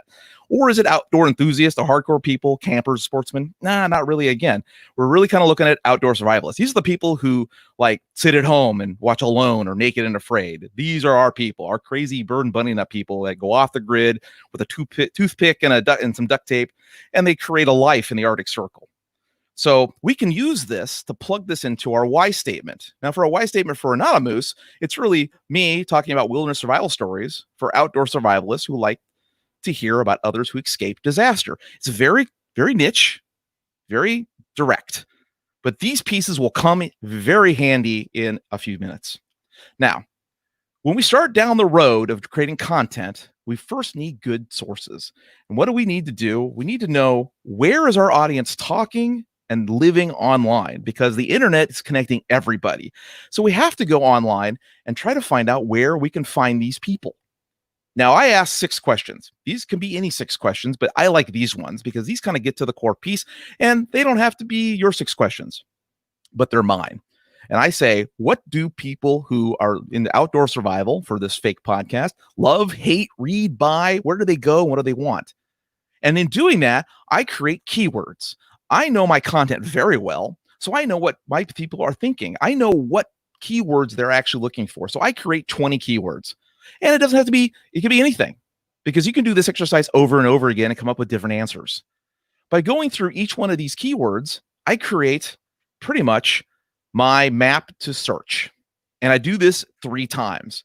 And the first time I do this with my keywords directly, and I use Google, because why not Google? There's a couple other tools you can use. I use Google because, hey, it's easy. And a lot of times when you put something into Google, it gives you all sorts of recommendations of other keywords you didn't even know were connected. And that's pretty handy. So the first time you do the keywords by yourself. The second time you do the keywords by connecting your who your audience is, with that keyword. And the third time you do your what. What is this podcast about, with your keywords? And what you're going to have is a bunch of websites come up in search queues. And your goal is to find 5 websites within that search, go several pages deep to find 5 that look promising. You don't have to go deep into them, just look promising about your topic, and find 5 for each one of those searches. Now, if you think about it, that's 20 keywords plus 20 target audience keywords plus 20 direction keywords. That's 60 search sessions. And 60 search sessions with 5 websites is 300 websites. That's a lot of websites. Okay. The next, you have to make sure, are they any good? So we're going to lurk with a purpose. We're going to start observing those sources in their natural habitat. We're going to see what is going on those sources. Are they good? Are they bad? Are they good? Are they great? So we're going to dig into there and start walking those sources and start to note things like the level of activity. When's the last time they had the dates of things they posted, the number of articles they posted, the number of posts they actually have. What are they talking about? What topics do they stick to? Do they bounce around? What's the number of times a certain topic comes up? And then what we're going to do is take notes. We're going to write down active issues, complaints, controversies, problems, interesting points, whatever you find interesting. Now, I'm tool agnostic, but I use Google Sheets and Evernote. That's just my tools, but you could use anything. You use a piece of paper and write down everything you see from these websites. When you're thinking 300 websites, you should have a pretty good list. In fact, your list should be really, really intense of sources you kind of come through. You're going to find some good ones and some bad ones, but your goal is to find out what's the junk. Weed out the ones as your second time through the thing. So the first time, are they interesting? Second time, what's garbage? Remove the dead ones, remove the weak ones, and then search for better ones. You may find a good site that's been dead since 2006, and maybe you find a better source in another website that you didn't know of. And you know, whittle that down to 20 good sources that you're going to use continuously for the next year to go back to and replenish your bucket of stuff. Now you have this big pile of notes. How many notes do you have? Well, if you've been taking notes, 300 websites, 3 to 5 interesting points per site, that's about 900 to 1,500 notes, clips, snippets, lines of someone said something, this phrase, this keyword. So it's time to walk through those notes and start putting them into littler buckets. And I like to call these little buckets themes. Now, we're looking for patterns because you're going to go through these sources. Remember, this is a third pass through all this stuff. And you're going to start seeing what's linked, what's grouped, what actually goes into each one of the little buckets, and start categorizing these little buckets into different chunks of your content. And what happens there is you'll notice is each theme that you start to create, you'll see that some themes are actually bigger themes, or some things can be broken into tinier themes. Each one has a snippet inside it. And I call those snippets topics, things to talk about with that high level thinking of the theme. You're going to find all the themes you can. And there's no right or wrong way to do this. You just group it the way you think it makes sense to you, and where it makes sense to your target audience, because you know who you're talking to. I don't, but you do. So is this hard work? Oh, you're damn right it is. This is very hard work because patterns and themes take time. I'm talking 35 to 40 hours worth of sifting minimum, because what you're looking for is a pattern. You're looking for a pattern in the content that can help you tell the story. Because there is a beginning, middle, and end to every topic and every content, every theme out there, and you won't see it until you see it. It's like looking at the sailboat at the mall through the garbage, and suddenly the sailboat just pops out at you. You will see it. You have to keep looking. But the goal now is okay, I have all these buckets, Kyle. What do I do next? Well, you have to take these buckets and take each one of these themes and make sure they at least have 4 topics each. And if they don't, they go to the back of the list. You're looking for the theme that have the most of your notes piled into them. You may have to break some of them up, but most likely you'll have a whole bunch, probably 20 or 30 different themes if you're doing a lot of this work. And then what you have to do is you start picking the stories that inspire you. Which one of these stories actually start that you want to talk about? And you're going to take one of these, and do they build on each other? Does one story have to come before the next story? Is there a sequence to these stories? Is there almost a theme within themes, kind of a meta theme for these stories? And you're going to pick 12. No more, no less. 13 is right out. 12. Now you're thinking, why 12? Well, 12 gets you every month of the year. So now what I've done is I've taken my buckets. In the left, I have my little chart here. You can make any chart you want, but I organize it this way in the chart. And I have the ones that are in focus, all the themes that kind of match my direction and perspective, right? Survival stories, escape disaster, wilderness survival. And I talk about all the things that stay in that theme. And I have a bunch of topics that I know are related, but kind of out of focus. Not really going to talk about these stuff, I'm talking about wilderness stuff, not jungles, etc. And I start listing those 12 on the right. And those are my 12 themes. And I have a whole bunch of topics for those 12 themes, different things to talk about. Now, each one of those themes has topics inside them. We're going to break those down next too. And the goal there is to come up with 4 topics per theme. You might start seeing a theme of my theme start to appear, because you find your 4 best topics, your 4 topics that build on each other, the 4 topics that you want to talk about, and you do this for each of your 12 themes. And what happens there? Well, if I take one theme and I break it into 4 chunks, that is now 1 month with 4 episodes, 1 for each week. I just built a month for the content based off this. And I could even go further. And on the right-hand side, I even went further to say, okay, what are my main points within that particular week's topic of this theme? And I've created a month's worth of content. Now, what you can do is the final step, the natural evolution of this process, which is fill in the blank. You're going to have to go and take your schedule and tell this story in the order that you think it has to go in. And what you're going to find is that there are 52 weeks in a year. 48 of those topics plug right into there. What about the other 4? Well, you might have an introduction. You might be hot topics that pop up. Maybe some guy survives in the wilderness that you didn't know about surviving, and you can actually talk to him or talk about the story of him. There's holidays, Christmas, Thanksgiving, Independence Day, all sorts of different topics that may be relevant to your content that you can talk about that's particular because it's that holiday, and you can play off that. Or you can find best of. Maybe there are some content that you have to go back to and explain more, or you got a lot of feedback from and you want to talk about some more.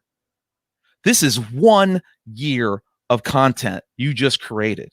And all you did was keywords through your why statement to find out all the notes you can possibly take on this content of websites that exist out there. There are billions of websites. There's really hard not to find a topic that isn't talked about somewhere.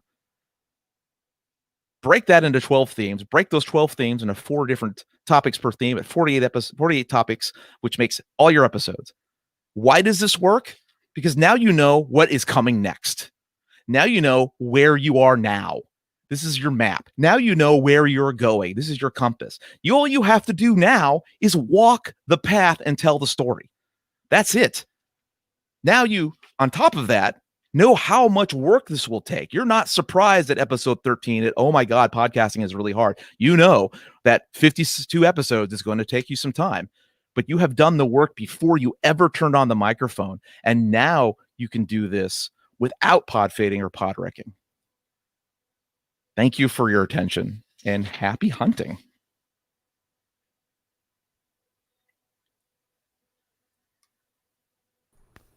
Yo, Kyle. Told you I was talking fast. Yeah, you did talk. You did talk fast. You did a good job. You did a great job. It's so good that we need some super claps in the chat for Super Kyle Bondo. Thank you so much, Kyle, for being a part of this. And if you want to say thank you to Kyle or myself or any of the other speakers, please feel free to go over to indiepodcasters.com/donate and donate to one of our 3 charities that are already there. If the button doesn't work, because I noticed the donate button, Facebook was like, oh, it's not working. For me, excuse me, I put in links that you can click above each of the different Facebook posts that are embedded, and then you can get yourself right to Facebook and donate to that one. Or if you want to donate to a charity of your choice, then you absolutely can. Just leave a comment on the indiepodcasters.com/donate and make that happen, and leave that comment with like your name, the organization, and the amount, and we'll add it to our total, which is already over $1,200 now if you include today's amount with all of the past ones. Yeah, right? Like how awesome is that? Well, thank you very much for having me, Joe. This was really awesome. It was, and there was so much great advice there, especially if you're just, even if you're podcasting, but you're just like in that grind of like, okay, I got to come up with another topic. All right, I got to come up with another topic. All right, how am I going to find another topic? It can be really tough, and then you get on that pod fading route. And speaking of pod fading, I think my episode of your show is coming out soon. It'll be out this Friday. This Friday, where we talked about pod fading and virtual conferencing and a whole bunch of other stuff. So you should totally go check out Podwrecked with Kyle and Tim. Super great time. He'll be on in a few minutes, so that'd be awesome. We'll hear from both of us. He will be on in a few minutes. Looking forward to that. And you know what? Also be in a few minutes. One of our 2 announcements that we will be making. Actually, you know what? No, we have a little bit of time right now. We're like a hair ahead of schedule. I'm going to make this announcement now. So I called yesterday, Kyle, since you're here, why not, right? I called yesterday to the hotel where we were supposed to be holding Icon 6, and I have postponed it. It has been postponed. Yes, it has been postponed. But I have an announcement to back that one up that'll be coming later today. The postponed date is September 9 to the 11th. It's not a great it's not a great look, but it's 9th through the 11th in September 2021, and it will be hosted at the same hotel in Swedesboro, New Jersey, right outside of Philadelphia. But there's another announcement coming down the pike that you're going to want to hear, and I'm looking forward to breaking that one out, because now that it's official, and I haven't updated the website yet, and if you have a ticket already for Icon 6, it is transferable or refundable. It's up to you. It's up to you, or you could use it for this other thing that I'm going to bring up later. So I'll see you in person next year then. Right. Sorry, what? I'll see you in person next year. Next year, yes. That will absolutely. We'll be able to come out. Yeah. Well, maybe we'll schedule something prior to that in person. Before September of next year. We'll see. All right, Kyle, thank you so much. Thank you. I love loving the super claps in the chat, and I love Carrie, putting out that donate link. I greatly appreciate it. All right, Tim. I almost called you Tim. In fact, I did call you Tim. Super Kyle, thank you so much. right, have a great day. You too. Thank you. All right. Our next speaker is speaking on the topic of your story is never completely finished until you are dead. Everybody, I need super claps in the chat for Super Nathan Payo. How you doing, Nathan? Good. How are you doing? Wonderful. Thank you for joining us today. Awesome to be here. All right, I'm gonna put you on the cloud. Are you? I forget. You were sharing. I am slides, going right? to share a screen. Yes. Okay. Yeah. Share your screen. All right. And I am out of here on the clock, sir. All right. So, as Joe said, my name is Nate Payo. This is the story of your story, which is never completely written until you're dead, also known as what's holding you back from creating. This is geared towards you if you're thinking about starting a podcast. You've maybe started down the path, the journey, maybe you've created a few episodes, but you're a little bit scared to get out there and create it. So my thing is, why are you scared to hold it back? Because really, I had this idea of a person sitting there thinking maybe back in the 40s, like, I'm ruined. My life's over. I'm never going to recover from this. But when you really think about it, what would hold you back from picking up the pieces and starting over again? Your story just doesn't end really until the end of your life. So why would you let starting a podcast and it possibly failing or not being successful hold you back? So this is going to be geared for you if you're looking for a little bit of mindset change to start building your podcast. So this is just a reminder, just something I thought was funny. I'll make sure you never work in this town again. It's not going to happen. You're going to pick up the pieces and build back again. So don't let the fear of failure hold you from starting back up. So this is kind of a story that I've been telling myself. I've had a calling in my life to do things which I felt were bigger than myself. And every time I'd get going on those, I'd feel self-doubt, I'd feel dread, I'd feel overwhelmed, and I'd stop myself from doing it. And this happened many times along the way. And I had businesses, some were that lasted a few years, some lasted a few moments, but always there became a point in the story where I was just constantly struggled with putting myself out there to become and do bigger things. So when I started thinking about doing a podcast, it started back a little bit further before that. Really, it was me thinking to myself, hey, every time I wanted to do something big, I've let self-doubt hold me back. I need to overcome that self-doubt, push myself past it if I want to do this. So I started thinking about what I wanted to do, what my message was, and I thought about some of the businesses I'd started in the past before, which were a landscape business or a fitness clothing line, and they all ended up being failures. But that didn't stop my life from continuing. It didn't prevent me from moving forward and doing other things that were successful. So I got to kind of look at that and say, hey, these failures didn't define me. They didn't ruin me. They were just a mark on my journey. And they gave me some skills and lessons that I could learn and apply to things in the future. So if I was going to overcome self-doubt, do something big, I needed to be unafraid of failure. And along this journey, I started saying, well, what could I talk about? What would my podcast be about? And I kind of was getting into this rut of well, what if I go down this one path and I pick a topic and it becomes too narrow and I don't want to talk about it anymore? Or what if I pick this other topic, but I want to combine it with another topic? Say you want to talk about, business motivation and fitness, but they're cross topics. Are people going to relate to that? And I really started kind of going down into this hole of trying to figure out what that message would be. And it was holding me back from starting because I couldn't figure out what this message could be, what it should be, and if it was going to make sense.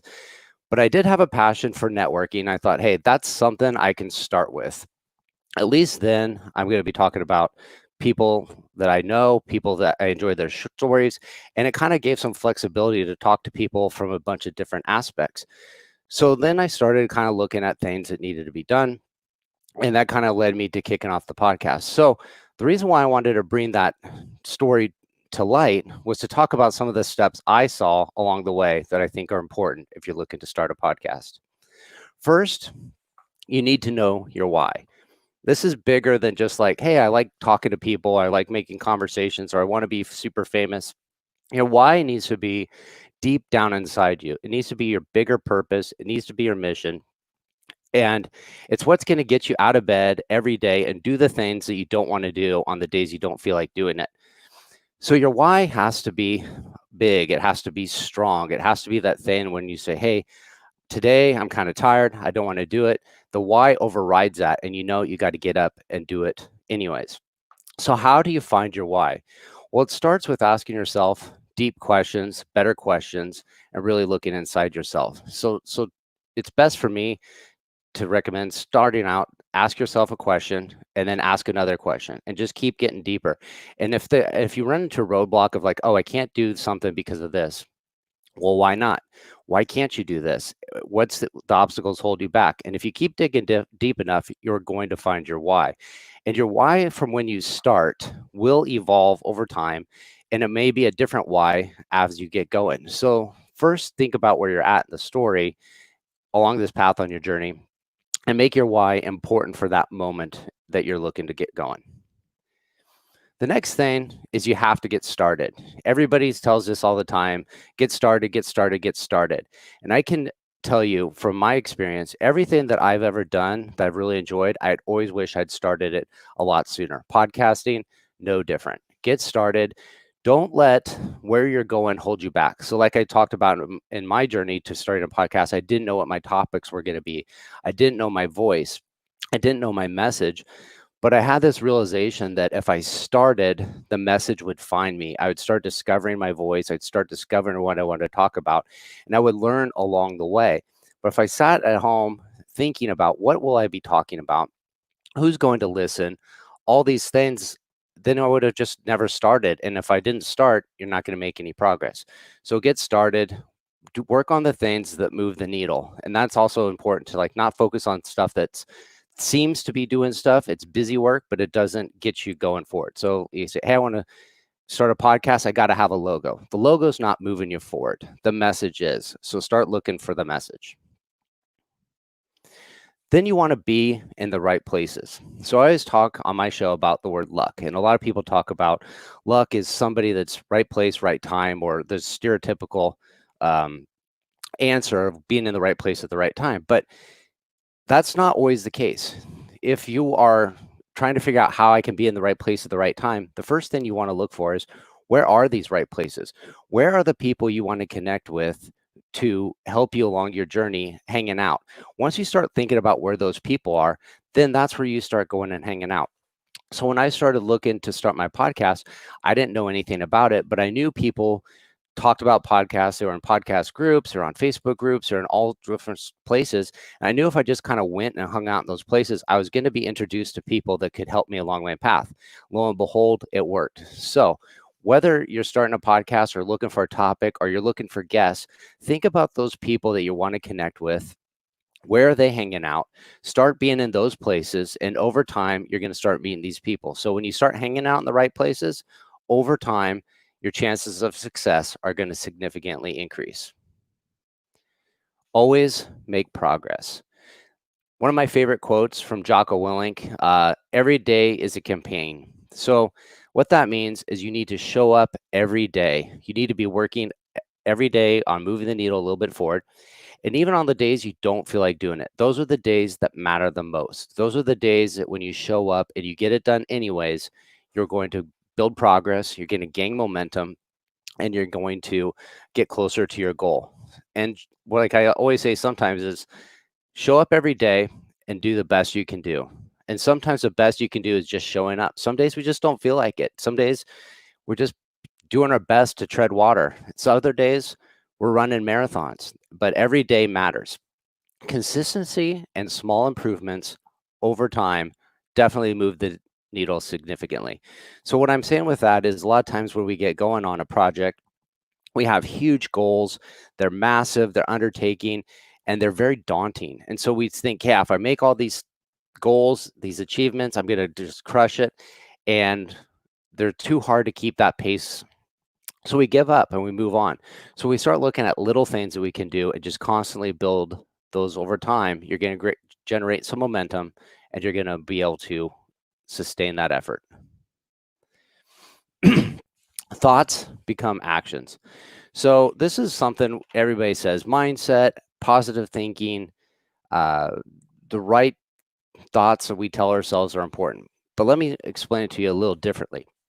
So if the outcome is the destination where you're going to go, and the actions are your to-do list to take you there, then the thoughts you have about taking those actions matter, because what you tell yourself, the stories you tell yourself in your head, affect whether or not you're going to take action. And even taking inaction is action. So if I have in my mind a bad day, I'm thinking about, oh, this sucks, I have to go do these 2 or 3 tasks along the way, chances are that negative thought is going to say, hey, you know what, maybe tomorrow you'll take action. Today you're going to take inaction.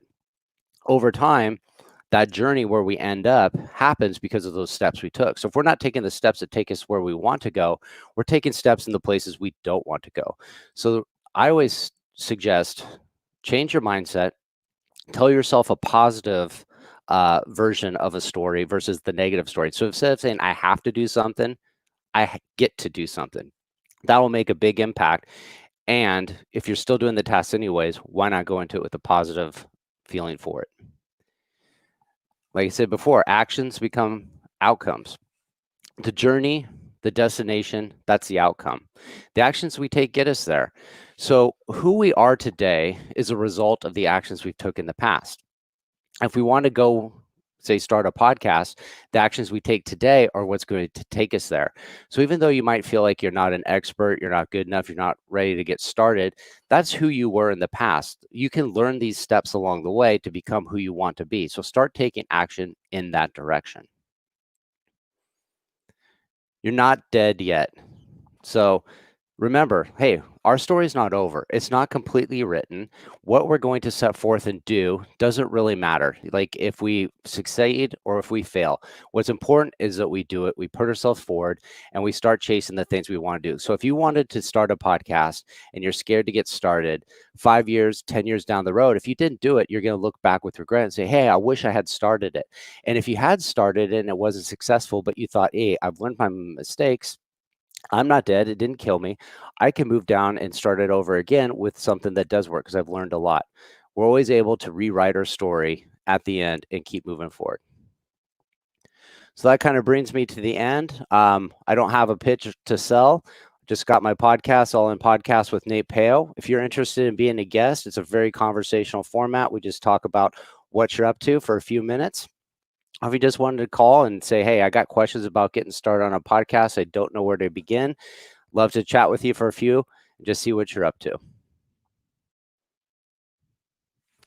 Oh, awesome. Thank you so much, Nate. Yeah, there's so many great things. I positivity mindset is a very real thing. Like, I mean, some people will think like, nah, it ain't really real, but no, it absolutely affects not just you, but everybody around you.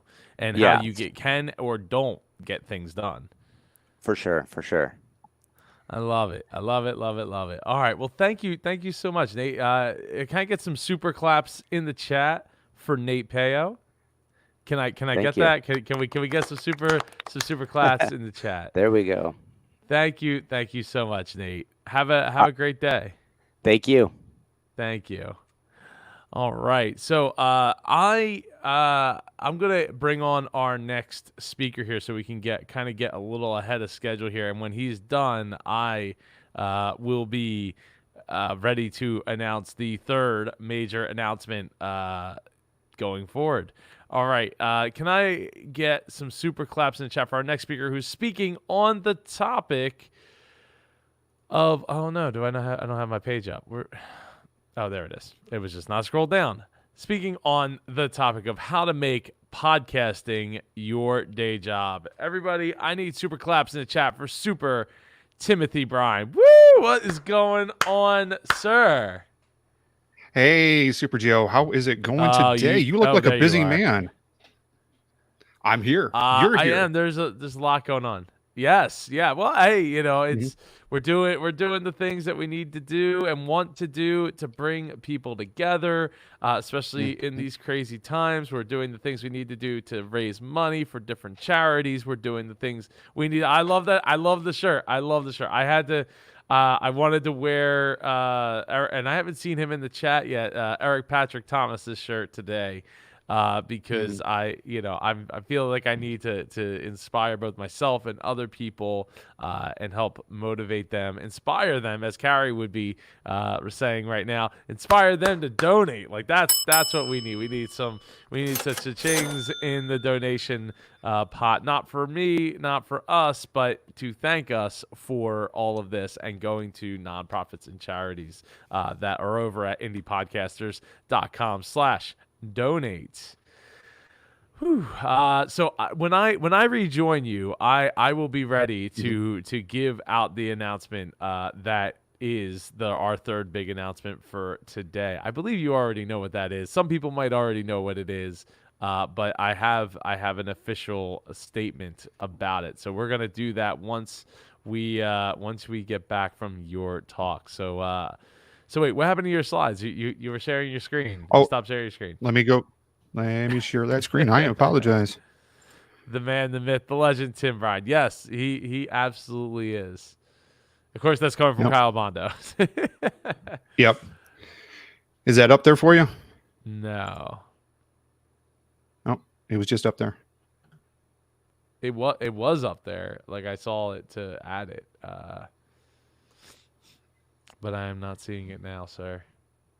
Glad we're a little ahead of schedule.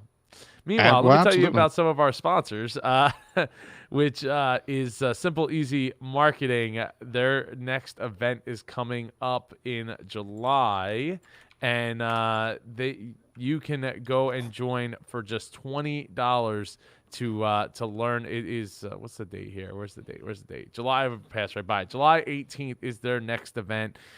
You should totally go check out timgillette.com/virtual for his next event. He runs a great event. I'm not sure if I'm speaking, but hey, there's Carrie. Thank you very much, Carrie. You can do good here. Yeah, he'll be putting his next event together for June 18th. I should write that down because I need to say that more often. And as well, IndiePod University is you can get 7-day free trial if you go to indiepoduniversity.com.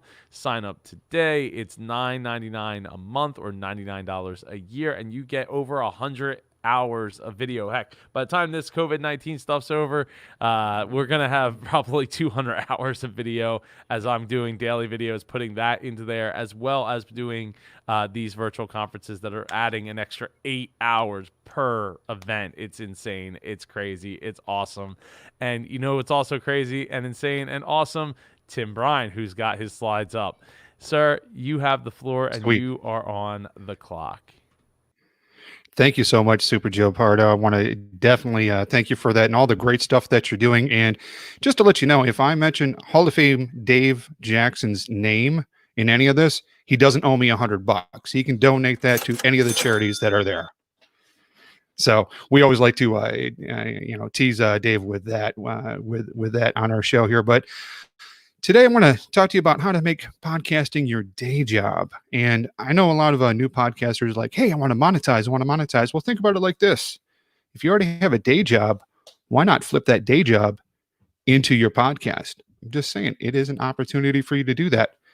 And I'm going to show you how to do that here today. Now, first, we're going to say, we're going to figure out who I am, because this is my first time doing the Indie PodCon virtually. We'll have an obligatory audience participation because you need to have one of those. We're going to talk about my failure and how I failed to do this my first time trying to do it. Then we're going to talk about an interview. Interview. And then we'll talk about lessons learned. And if you have questions at the end of this, I'd be happy to answer them for you. Now, who is this guy? Timothy Keem O'Brien. Kind of a crazy name there. Well, I've been podcasting since about 2006. I started with Blog Talk Radio. I don't think they have $100 to give me, so that's okay. But yeah, I did the whole Blog Talk Radio thing way back in 2006. And then I ran into my good friend, Mr. Kyle Bondo. Kyle, you don't owe me $100 for mentioning your name, but I met up with him in about 2017. And that's when I rebranded myself to be KDOI Podcasting. That stands for Chemo's Den of Iniquity. Not a really popular name. It sounds like a radio show, but it's not. It's a podcast. And then, as Kyle so eloquently said, he and I co-host Podrect, where we help you survive your podcast. And I host Create Art Podcast. I know it's a really original name. But what do you think we do there? We create art on a podcast. It's fantastic like that. Why do you need to know all this? Because your boss needs to know this information. We're going to continue on a little bit here. Now, I am not representing any of these federal agencies. I need to put that out there for you right here today. But this kind of gives you the idea of where I'm coming from. Started as a federal employee way back in 2011 with the VA, the Veterans Administration, not Virginia. Then I moved on over to the Department of the Army in about 2014 to 2019. And that's where I first proposed the idea of having a podcast. And I actually was part of the Soldier for Life podcast. I gave them some advice on how to do their podcast. And they've been going strong now for about a year and a half with showing soldiers how to transition from the military into becoming a veteran. And then I moved on over to U.S. Customs and Border Protection, and I've been with them since last year, about December, and I still have a hard time saying their name for myself because I want to always go U.S. Customs Border Patrol, but no, it's Border Protection. So that's where I am at right now. Now, way back in the day, I started off my artist career back in good old Rockford, Illinois, and I was at Thomas Jefferson High School way back in the late 90s, not late 90s, I'm sorry, late 80s, early 90s. Oh my gosh, I am so old, I'm losing my memory here. And then I jumped to be a Saluki at SIU, Southern Illinois University. Got my bachelor's in theater there, and then I moved over and got my master's in theater pedagogy back in 2003 at VCU. Yes, VCU, home of the Rams, the most undefeated football team in all of college football because we don't have a football team. But that's okay. And I've been a speaker at MapCon when it was MapCon in 2018, and I did 2019. 2018, I did interviewing tips. 2019, I did the Fred Rogers style of podcasting. Folks, Fred Rogers does not have a podcast, but if he did, it would sound like that. So, lastly, I attended DC Podfest. Now, that's me on the left-hand side there, on my left-hand side. Maybe you're right. Standing in front of that nice little banner there. On the other side of me is right after I got out of surgery for my spine. I had a 3-level cervical fusion. And 2 weeks later, I'm over at DC Podfest. This is the commitment that I have to the podcasting community. Probably shouldn't have been out and around. I was on Vicodin. I had Kyle holding me up, and I had a wonderful voice when I was doing that. But again, your boss doesn't know this kind of stuff. Your boss needs to know this kind of stuff. Your boss needs to know how open you are and your dedication to it. Because if you just go into your boss's office and go, I want to start a podcast. Why? I don't have the money for it. They need to see that you have the experience. I also am the co-founder of Virginia Podcasters Association, where we meet once a month and we talk about podcasting. We help folks that are starting up podcasts do their podcast, do it correctly, and not do it like I did it with Blog Talk Radio way back in 2006. You don't want to do that. I have 65 episodes that Kyle has only listened to one, and when he did, well, let's just say that his hair turned a few different shades of white. So our obligatory audience participation, we got there. I'd like to know how many of you are hobbyist podcasters. You're just sitting there. These guys are hobbyist podcasters. They're just kind of doing whatever and having a fun time. So, think to yourself, am I a hobbyist podcaster? Now, how would you rather be doing podcasting versus your job? Think about all that goes into podcasting. Kyle gave a great presentation on how he does podcasting, and he is extremely detailed. You will not find anyone that has a more detailed show than good old Kyle. But do you want to turn that into your day job? Do you want to be what you do for 9 to 5? Because it is going to be a 9 to 5 if you want to turn it into your day job. And for those of you out there that actually do this podcasting thing, this crazy thing that we all do together here, how many of you just want to sit down with that guy in the background there and go, yeah, so you need to do this and that, and have that hard conversation? Because doing it as your day job could take the magic out of it. I got into podcasting because I wanted to contact all my friends around the country, do a poetry podcast, and do crazy stuff like that. But now that I'm, been into podcasting for a number of years, now I'm trying to inspire people to create art. And hopefully I'm inspiring you to start up your podcast. And if you've already started up your podcast, I'm hopefully giving you an idea of, hey, how can I, turn this into, a paycheck every day? So let's talk about how I failed. And oh my gosh, I crashed and burned. All right. I severely crashed and burned. I want to talk to you about that. So back when I was working for the Army, and this is not me standing in front of the Army because that guy has hair and I don't. But back when I was working for the Army, they wanted to do a newsletter to all the families that of the soldiers that we had on our post, and kind of reach out to them, tell them how they're doing, all that good stuff. And I said, why do a newsletter? Nobody nobody reads a newsletter. It could be an email newsletter. It's going to go in the delete pile. If you want to print it out and mail it out to people, that's a lot of cash to go ahead and do. Why are we doing that? Let's do a podcast, right? And they looked at me and they said, what's a podcast? So, a podcast, it's, internet radio. We can reach people out like that.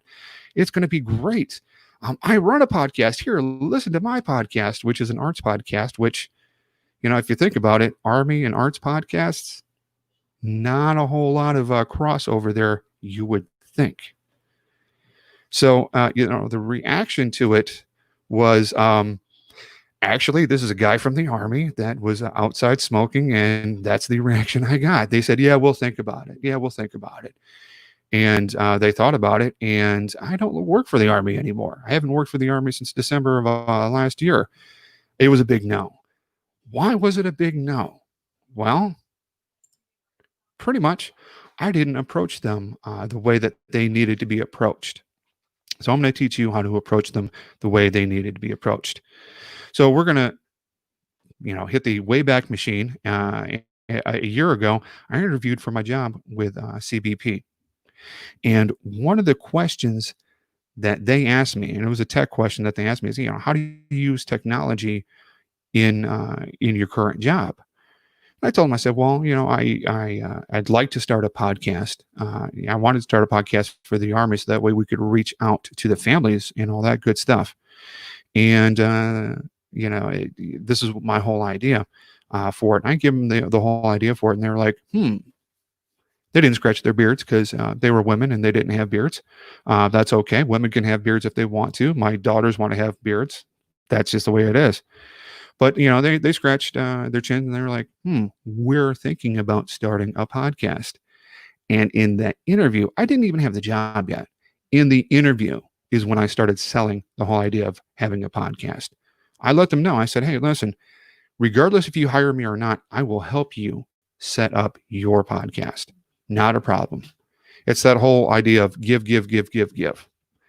Well, needless to say, I got the job. So once you get, once you get in there and get the job and knock that out, my first month was discovering the competition. CBP had a couple of podcasts that were out there. There was one for HR. There was two for our IT department. And they were horrible podcasts. Oh my God, they were horrible. They were Blog Talk Radio podcast. Not slamming Blog Talk Radio, but don't recommend them. And they're just horrible podcasts. So I needed to find out what was wrong with the situation that they had already experienced, and how to correct that situation. Next thing I did is I went and searched for other federal podcasts, other agencies that had podcasts. The National Endowment of the Arts has wonderful podcasts, beautifully produced. You would expect them to have that happen, and they do. So I'm out there researching it and looking at it. And this is really a new thing with the federal government, is doing that internal podcast. A lot of businesses, a lot of corporations are doing this internal podcasting stuff because it can reach out to folks like that. So I did I did the research for that. And I brought that research to the table. And I really went in with a whole thing of the what's in it for me, or the WIIFM. I love acronyms, as you can tell. The whole military thing, what can I say? But what's in it for me? I brought to the table, I said, hey, this is my previous knowledge. All that information that I gave you at the beginning, I gave them. I said, hey, this is my failures. This is my successes. This is what I've learned from my failures. I also told them it's a low-cost point of entry. They could go out and hire somebody to do a podcast for them, to set up and produce a podcast for them, or they can pay me my salary and then just adjust my job that they've already hired me for, so that way I can do podcasts. They don't have to train me, because I already know how to do it. I already know how to do a really bad podcast. I know how to do a really good podcast, and I know how to do an excellent podcast with Mr. Kyle Bondo over at Podrect. So that whole training budget that they don't have, that the federal government doesn't have, they don't need it. They're not even going to worry about it. So the big thing is, you got to research their problems. You got to research their pain points and remove those barriers. So that way you can go ahead and do that podcast. The other thing that I did is, with this whole coronavirus going on, we're all doing telework. I provide a podcast suggestion every day in our Teams meetings. And I talk about podcasting. I just interjected it every meeting. That way they know, hey, I'm still interested in this. I still want to do this. This is how we can do it. You want to keep on knocking at that door all the time. Now, if you hate your job, okay, find another job and do it at that other job. But if you like your job, I like my job, I keep on hammering it away to the point where they can't say no. I've removed all the barriers. They can't say no. So you really need to, the big thing at the bottom line is, how much is this going to cost them? If you make it cost nothing for them, if you make it no resource allocation for them, they're not seeing that money go down the toilet. They're really not. They're like, what do I got to lose? I can move him over and have him do the podcasting. And I'm not saying to do this officially, but you can do a lot of that work in your off time that you're doing your regular podcast on too. You can repurpose that content. So think about that. Kind of put your mind in your boss's in his mindset or her mindset. Research your company. Be the expert on your company. Where you guys are going, what you're doing, what your plan, what your goals are. Be that expert in that. So that way you can go to your boss and go, hey, listen, we could do a podcast on this, what's happening in this with our job, with our industry, what's happening with our competitors over here. We can do a podcast on that internally and knock it out of the ballpark. No, be the expert. Know what the current situation is. So what was my lessons learned from these two experiences? Well, you want to ensure that you have the what's in it for me down pat. You want to be the expert in that.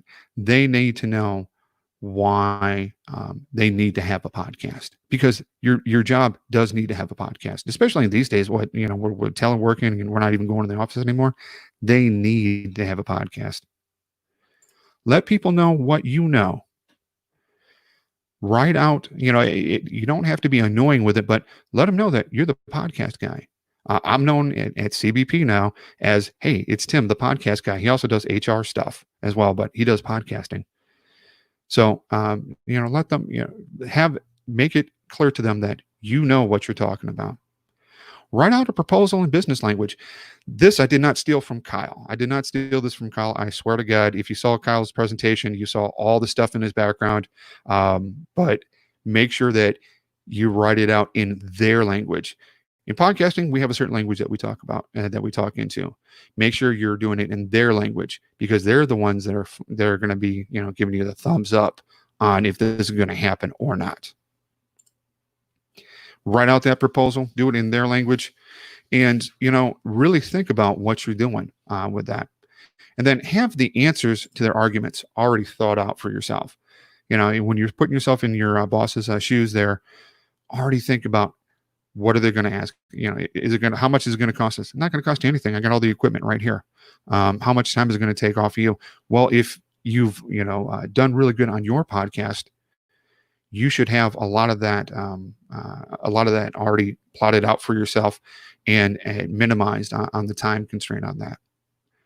So think about what they're going to ask you and knock that out for yourself. And this is a slide that Kyle and I love. We repurposed the crap out of it. And it's simple. This is your new audience. It's your coworkers. There's about 30 people in there. I've got 60,000 coworkers for my audience.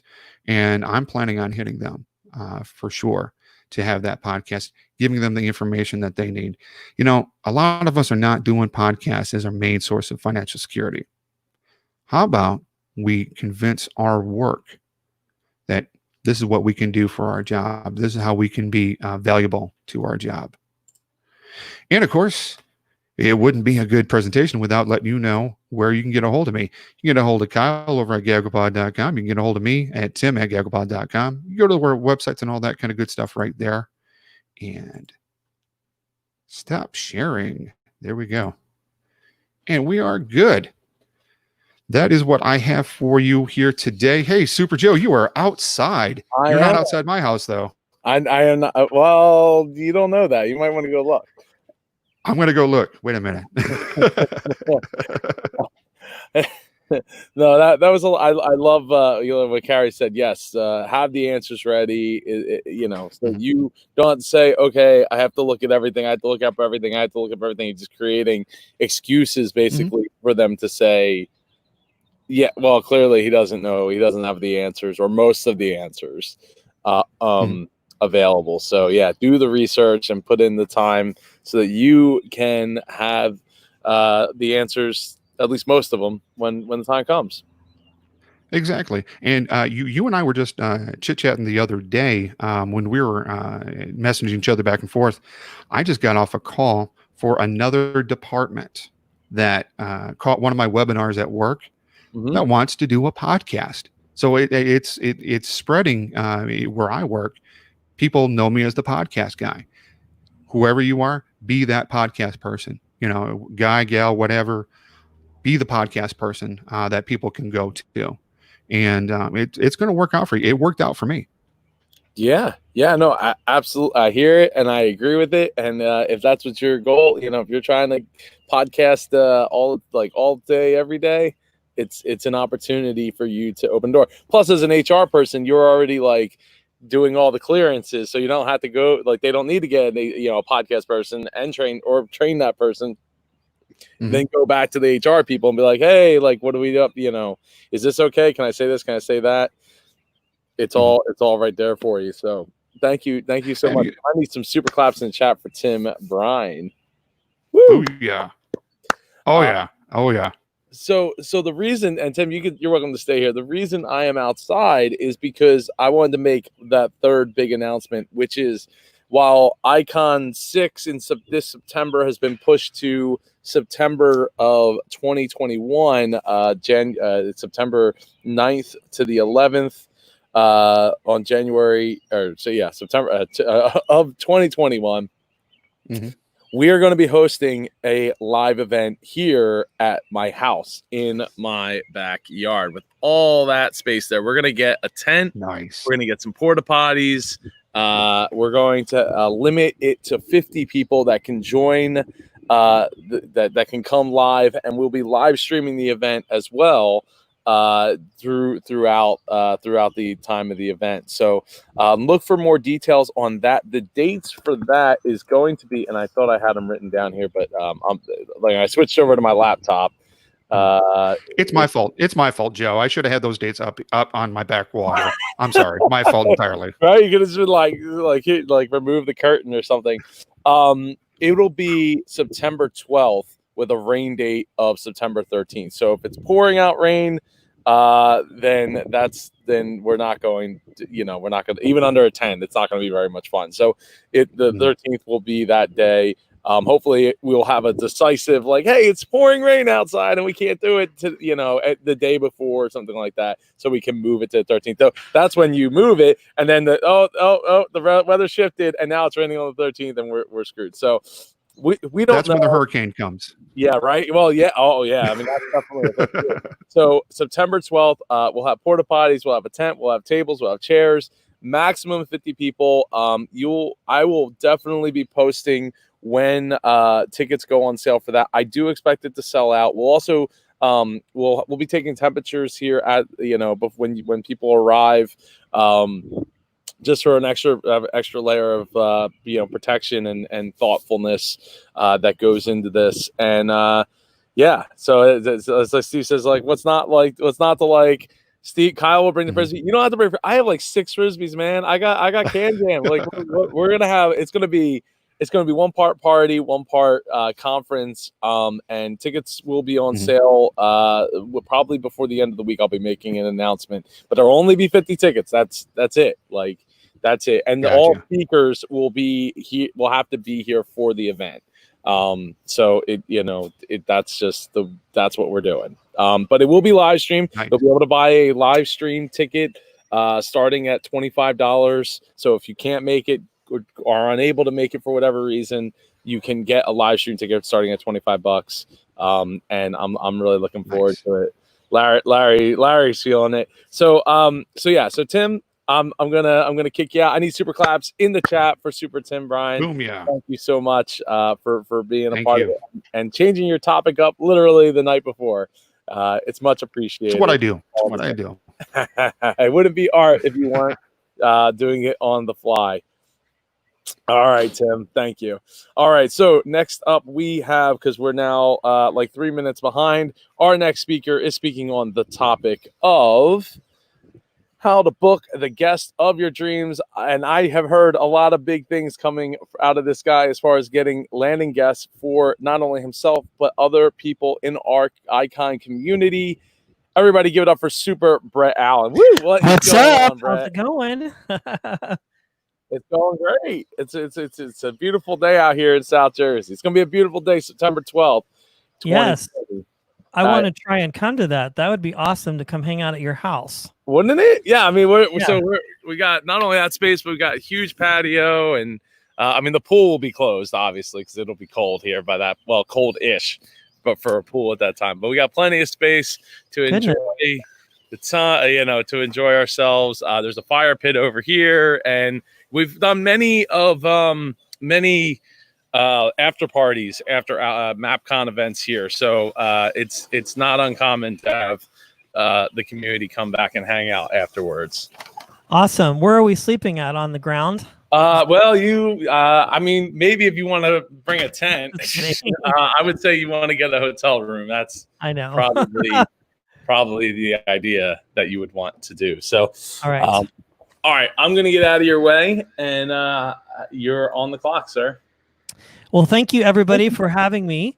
My name is Brett Allen, and I am the host of the Open Mic Podcast, where no topic is off limits. And today we're going to be talking about booking the guest of your dreams.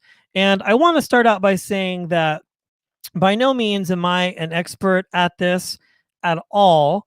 However, I have had quite a bit of measured success in booking high-level entrepreneurs, high-level authors, celebrities, comics, and the likes. And so recently I have felt the need, and I've kind of thought about it a while, but really wasn't sure how to do it, and to kind of share my experiences with folks and get people involved in my world as far as how to book people and get them, how to get them on your show. And I want to start out by saying that there are no guarantees to any of this. I can't promise you that if you watch this today, that tomorrow you're going to be able to book Tom Cruise. I would love him, but that's somebody that's definitely impossible, but it's okay to dream. But hopefully give you the tools to get that person on your show. In fact, I just recorded 2 interviews yesterday, and I'm not saying this, to brag, but just to tell you, 2 high-level celebrities. Both interviews are currently under an embargo agreement right now, meaning that I can't talk about it until their projects come out. But I will tell you, I mean, it's unbelievable just how fortunate I have been. So the first thing I want to talk about is you have to know your niche and you have to know your audience. That's the first thing. And I think that's just something common as a podcaster. And one of the things that I struggled with when I started was not understanding that. And once you have that part down, if you know your niche, if you know your audience, if you have an interview show like myself, or if you have a show where you interview entrepreneurs, the list goes on and on. You need to understand who you're speaking to, because that will definitely help you get to that next step of getting the guest that you want to have on your show. You can see my son in the background. We're rocking it raw here this morning, single dad life.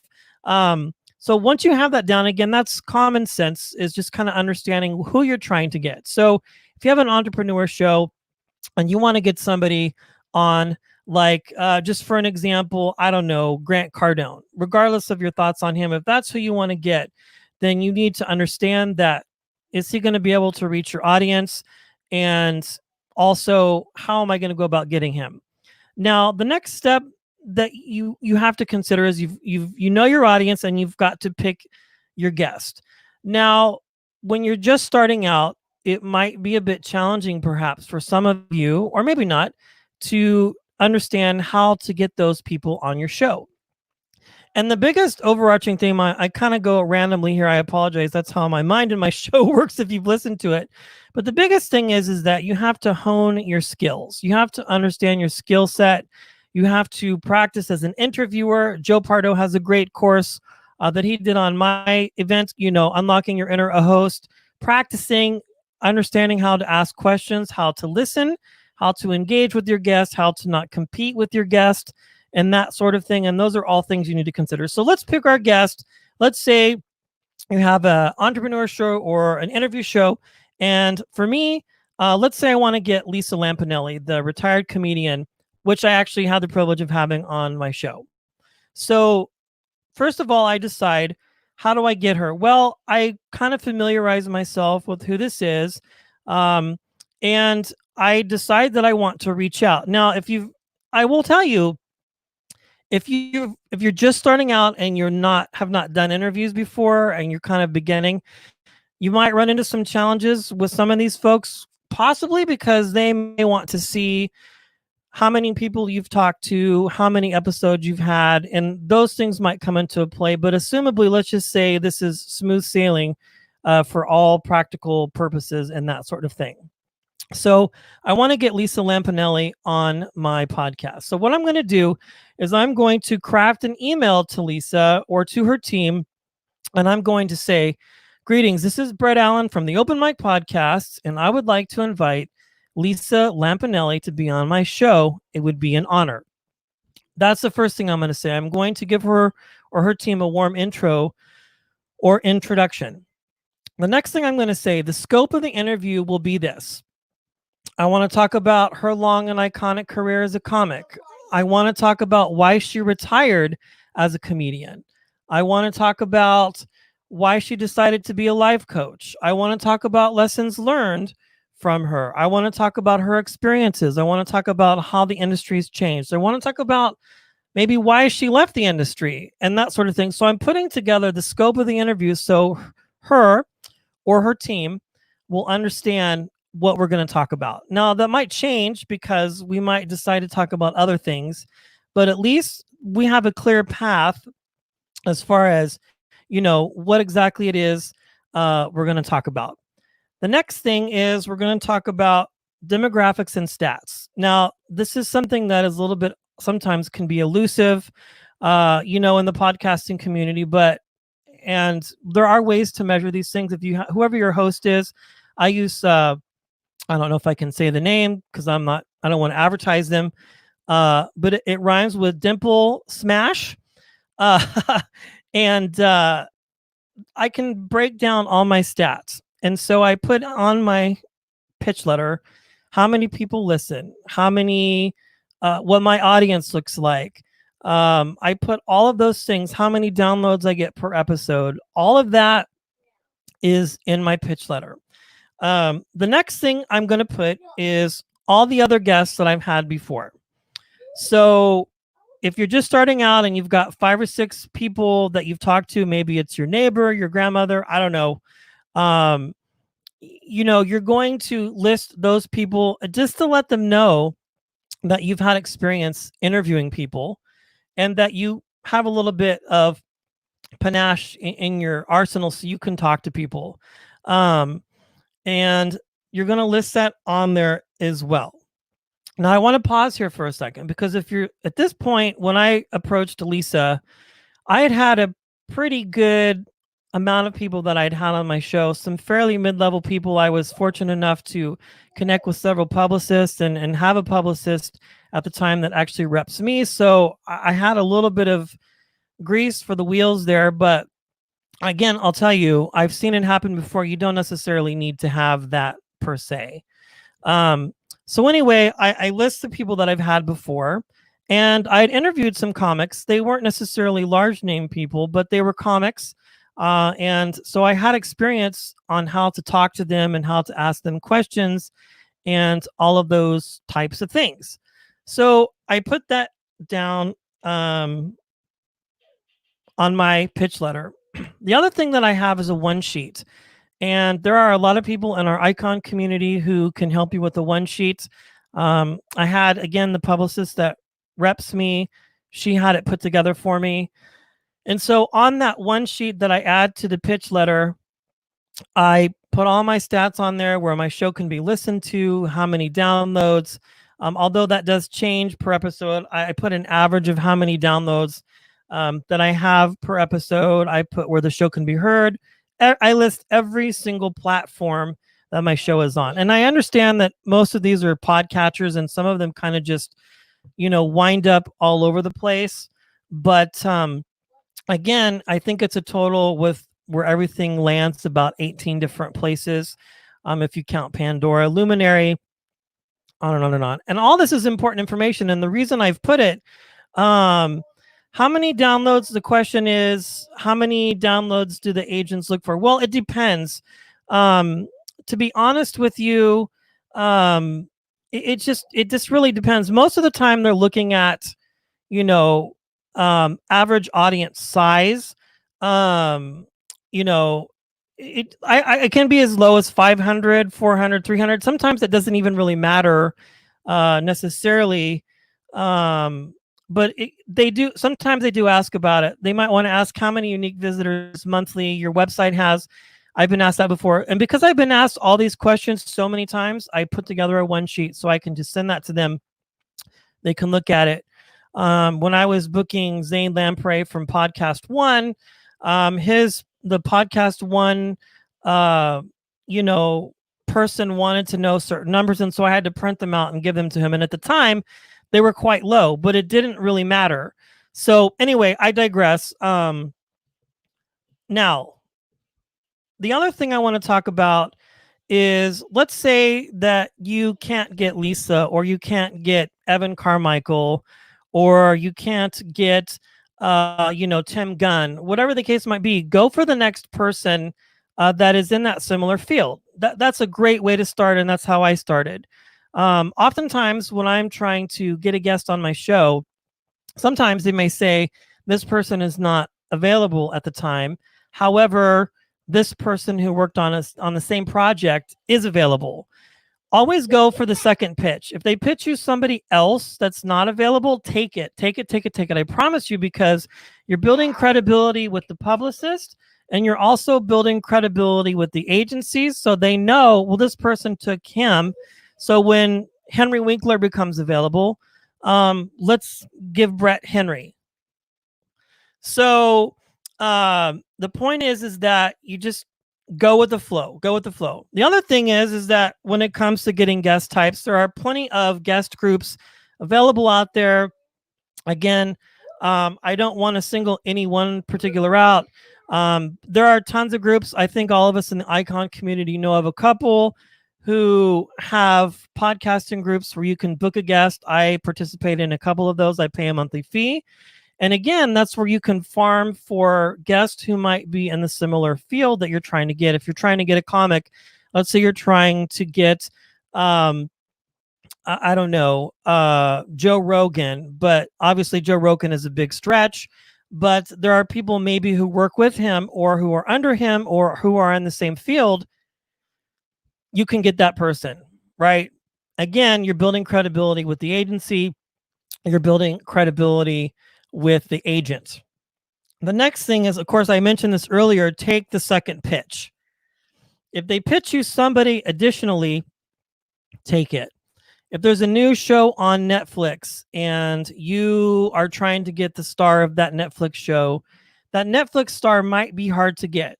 However, if they pitch you a few different options, oh, well, Tom Sammy, he's available and he had a small arc on the show, take him because he's still connected to the project. Again, building credibility. And I know I keep repeating myself, but really that is what has driven my success. I've been very fortunate to be able to get some of the people that I've had and who are coming up on my show.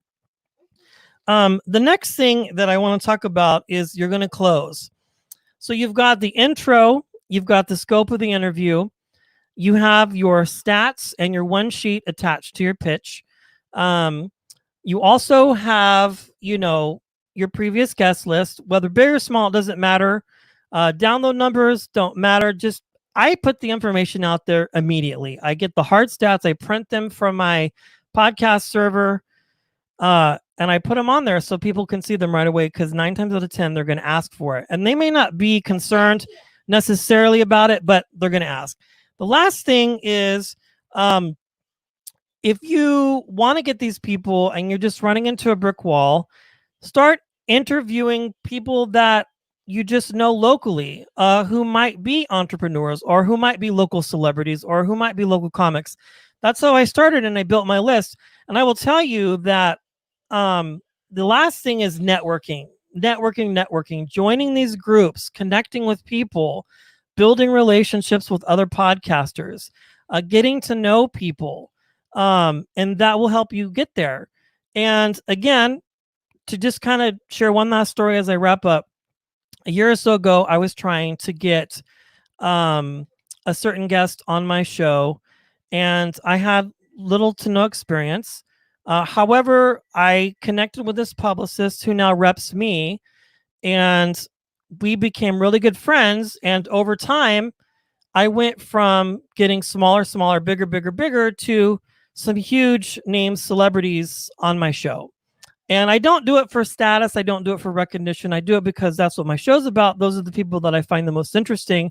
And my style is to try and bring things out of them or things that they may not normally talk about. And again, I want to wrap back around and say, hone your craft, practice, be a part of trainings, join these local podcasting groups. And if you put all these things together, I can tell you that what you feed grows, and eventually you will be able to work your way to a place where you can get folks like Tim Gunn or Henry Winkler and be under embargo and not be able to talk about those directly and podcast to yourself and hone your craft. So that's really it. I hope this helps. You can always email me, openmicguests@gmail.com, if you have questions. If you need a referral, I can refer people to you. I've hooked several people up on our Icon group with guests, Jamie Kennedy, the comic, just a few other people, a couple other folks that I'm trying to get connected with. That's it. That's all I have. Hopefully this benefits you. I don't really see any questions here, but if you have any questions or you need any help, please reach out to me. I would gladly help you in doing that. Good luck to you booking the guest of your dreams. And you can do it. You just have to work hard at it, and you have to practice and put in the hard work. Get the people that are in the lane first, and then you can get the main people in the lane. And that's it. Yeah, no, absolutely. Larry says, can you buy guests? Oh boy. Well, that's a whole nother conversation. Joe Pardo's an expert on that. I have not paid for a guest on my show before. I have reached out to people who I wanted to get on, and they wanted to charge a fee, but I think that was more of the fact that they normally do conventions, Comic-Cons, those types of things. And so they can't do those right now. And so in lieu of that, they're saying, normally I won't say his name, but he's a fairly remarkable MMA fighter, not really relevant anymore. And he wanted $3,000 for an interview. And I was just like, no, thank you. Cheeto Marquise, without saying his name. And I wasn't interested. But, some people do. But I feel like if you put the hard work in, you don't really have to do that, because I think you can get that person one way or the other, or someone similar, and you still get the equal benefits of it. So, yeah, no, that is awesome, Brett. Thank you so much for well, first off, thank you for getting guests for other Icon members. Like that's just awesome. I absolutely love that. you rise by lifting others, right? And that's what makes it what we're successful. here for. It's not about hoarding it for yourself, but about helping other people out and spreading the love. Pete, Turner, Jason Piccolo, Larry, Eric, whoever, all these amazing people. If it's a fit, then we'll make it work. So absolutely. All right, everybody. I need super claps in the chat for Super Brett Allen. Thank you so much, Brett. Enjoy your rest of your weekend. Enjoy the time with your son. Looking forward to chatting soon, man. Take care. Peace out. There he is. Sorry, my kids were doing the same thing right before lunch. Nintendo Switch is a gift from above. Yeah, right. Hashtag not sponsored. All right, I'm done. Right. Also, you can mention services that you use. It's not that it's a sponsored thing, but just Well, Podit Connect is great. IMDb Pro is great. Well, we love Podit here, right? We love Brett. Well, Podit is great. Brent Basham has been a massive supporter for me from the beginning. You, of course, Eric, all these people, and just get a part of these groups. Icon. Podit is great. Interview guest directory is how I started getting people on my show, kind of fairly noticeable names, and just building that roster. And once you get that and have that credibility, the sky's the limit, in my opinion. Absolutely. It opens up a lot of doors. It's how I'm here now, because I know interviewed exactly. a lot of people, got to meet a lot of people that I didn't know. It's hard work. It's opened up doors. It has, and now, you're a pillar in the podcasting community and very sought after. You've been on my show a couple times, so you just got to work at it. That's all I can say. And again, the two guests that I mentioned earlier that are coming on that are already in the can, but are embargoed, it's like I didn't do that without the support of my Icon family. You guys know who you are. So thank you for that. Well, thank you, Brett. We appreciate you and everything that you're providing to the community and being here and speaking today. So, all right, I got to push you out of the way because the next speaker is 4 minutes behind. We're 4 minutes behind now. So have a great day, man.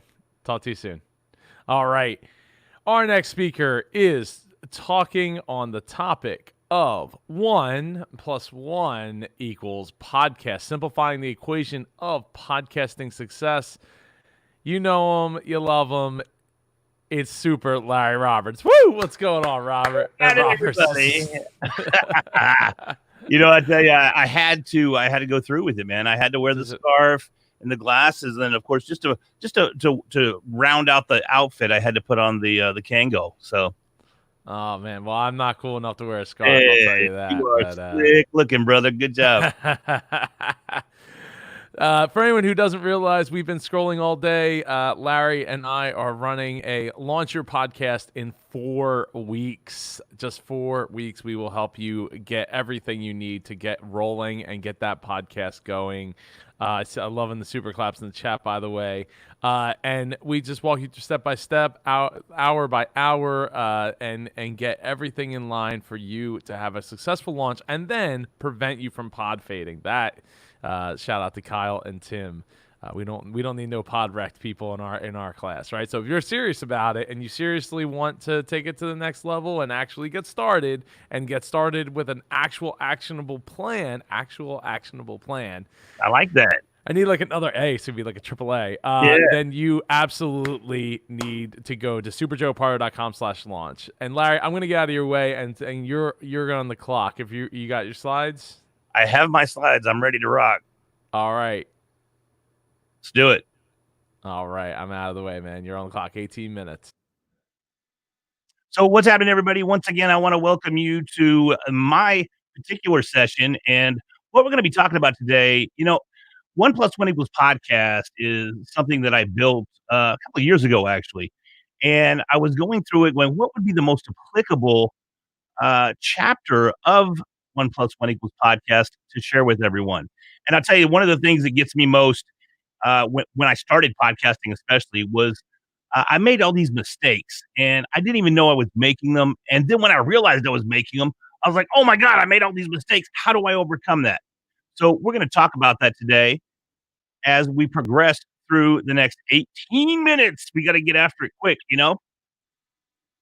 So my particular presentation will be available to you at readilyrandom.com/mistakes right after the show. So you can check it out there if you want to get a copy of these slides and review them on your own. You can connect with me anywhere on social media using @readilyrandom. And you can connect with me personally by going to my website, readilyrandom.com, or dropping me an email at larry@readilyrandom.com. So once again, this is 1+1 = podcast. See the nifty mic? That's the one. Pretty creative, huh? I have to say so myself. So we're going to talk about 5 common podcasting mistakes today. When you start your podcast, it can be very, very intimidating right out of the gate. For instance, here we've got this little bitty chihuahua, and that's me. All right, at least I used to be the little chihuahua. And here's a massive podcast that's standing over you, and it's intimidating, and it's scaring you because it's so big, it's so cumbersome, it's so new, and it's just something that you're just scared to death of. Well, that's all right. So is your podcast something new to you? Most likely for this particular application, or maybe it's something that you're just struggling with. Whether it's new or you're struggling with your podcast, we can make similar mistakes. You may make it out of the gate and get your first 7 episodes out, which, of course, as most of us know, 7 episodes is the critical point for your podcast. If you make it past 7, odds are you're going to make it for a lot longer than that. So let's at least get you to 7 and keep you going. So if you're struggling, we can help you here as well. So let me ask you something. Is your production time, is it just too long? When you record the podcast, you go back to the studio, you start looking at the audio, and you're like, oh, I have to edit all this audio, and I'm spending 2 hours for every 30 minutes worth of audio that we recorded, and it's just wearing me out. Plus, what else do you have to do? You have to do artwork for the episode. You have to write the social media post for the episode. You have to maybe get it transcribed. You may, oh my gosh, there's so much. What if you're having a conversation with a guest and that conversation is just awkward as all get out? I actually, I've been podcasting now for 5 years, and it still happens from time to time. Matter of fact, last night it happened when I was interviewing, thanks to Brett Allen, Jamie Kennedy, and we were talking, and we completed the episode, and then he's like, "Are we done? Are we done?" And we were done, but I didn't do something like, oh, we're done. So it was very awkward there. And we finally got the exchange out of the way, but he made fun of me and laughed at me, and I felt really stupid. So it happens to everybody. What if your audio is filled with background noise? How do we get rid of that? These are all scenarios that are very, very common, but they're also very, very easy to fix. So 2 + 2 = 5. That's not going to jive. Kind of like not having a direction for your podcast. I never believed the fact that I needed a niche, that I needed to focus my podcast on a particular audience. But guess what? I learned that you most definitely do. And that's what I just told you there. I'd read multiple resources that talked about having a niche, and you're going to hear that you need a niche, and you're going to, I don't need a niche. That's why I'm called Readily Random. I want to reach everybody. I don't want to miss anybody's ears and give them the opportunity to hear all of my episodes. I want everybody to hear it. Well, a lot of times when you're reaching for everybody, you're missing anybody. Most listeners aren't overly interested in just listening to the show for the sake of listening to a show. As big as I am in my head, I'm nobody out there in the real world. So for me to sit here and think that people are just going to listen to me because of me, that's awfully arrogant. So you must identify your audience. You have to. And you have to tell them, once you find that audience, once you find that avatar, once you find that archetype, I've heard it called all three. Avatar is most commonly referred to, but why are they going to listen to your show consistently? You have to define that. Now, the next one that just really gets my goat is bad audio quality. I just can't listen to podcasts that have echoes going on in the background, or that have hissing going on, or you can hear a fan in the background, or you have tons of ums and ahs and and sneezes and just, what are you doing? Clean it up, guys. Publishing an episode with bad audio is one of the worst mistakes in podcasting. Now, you're going to hear the flip side of this coin as well throughout today's presentations, I'm sure. Someone is going to tell you that it's okay to publish an episode raw and with noise in the background. And while I don't disagree in certain applications, most of the time, if it's a studio interview, it needs to be clean. Now, if you're outside podcasting and you can hear the birds chirping and maybe the cars driving by, hey, man, that's cool because that's the scene that you're setting. And that's, again, what I just mentioned. Control your recording environment to fight unwanted ambient noise.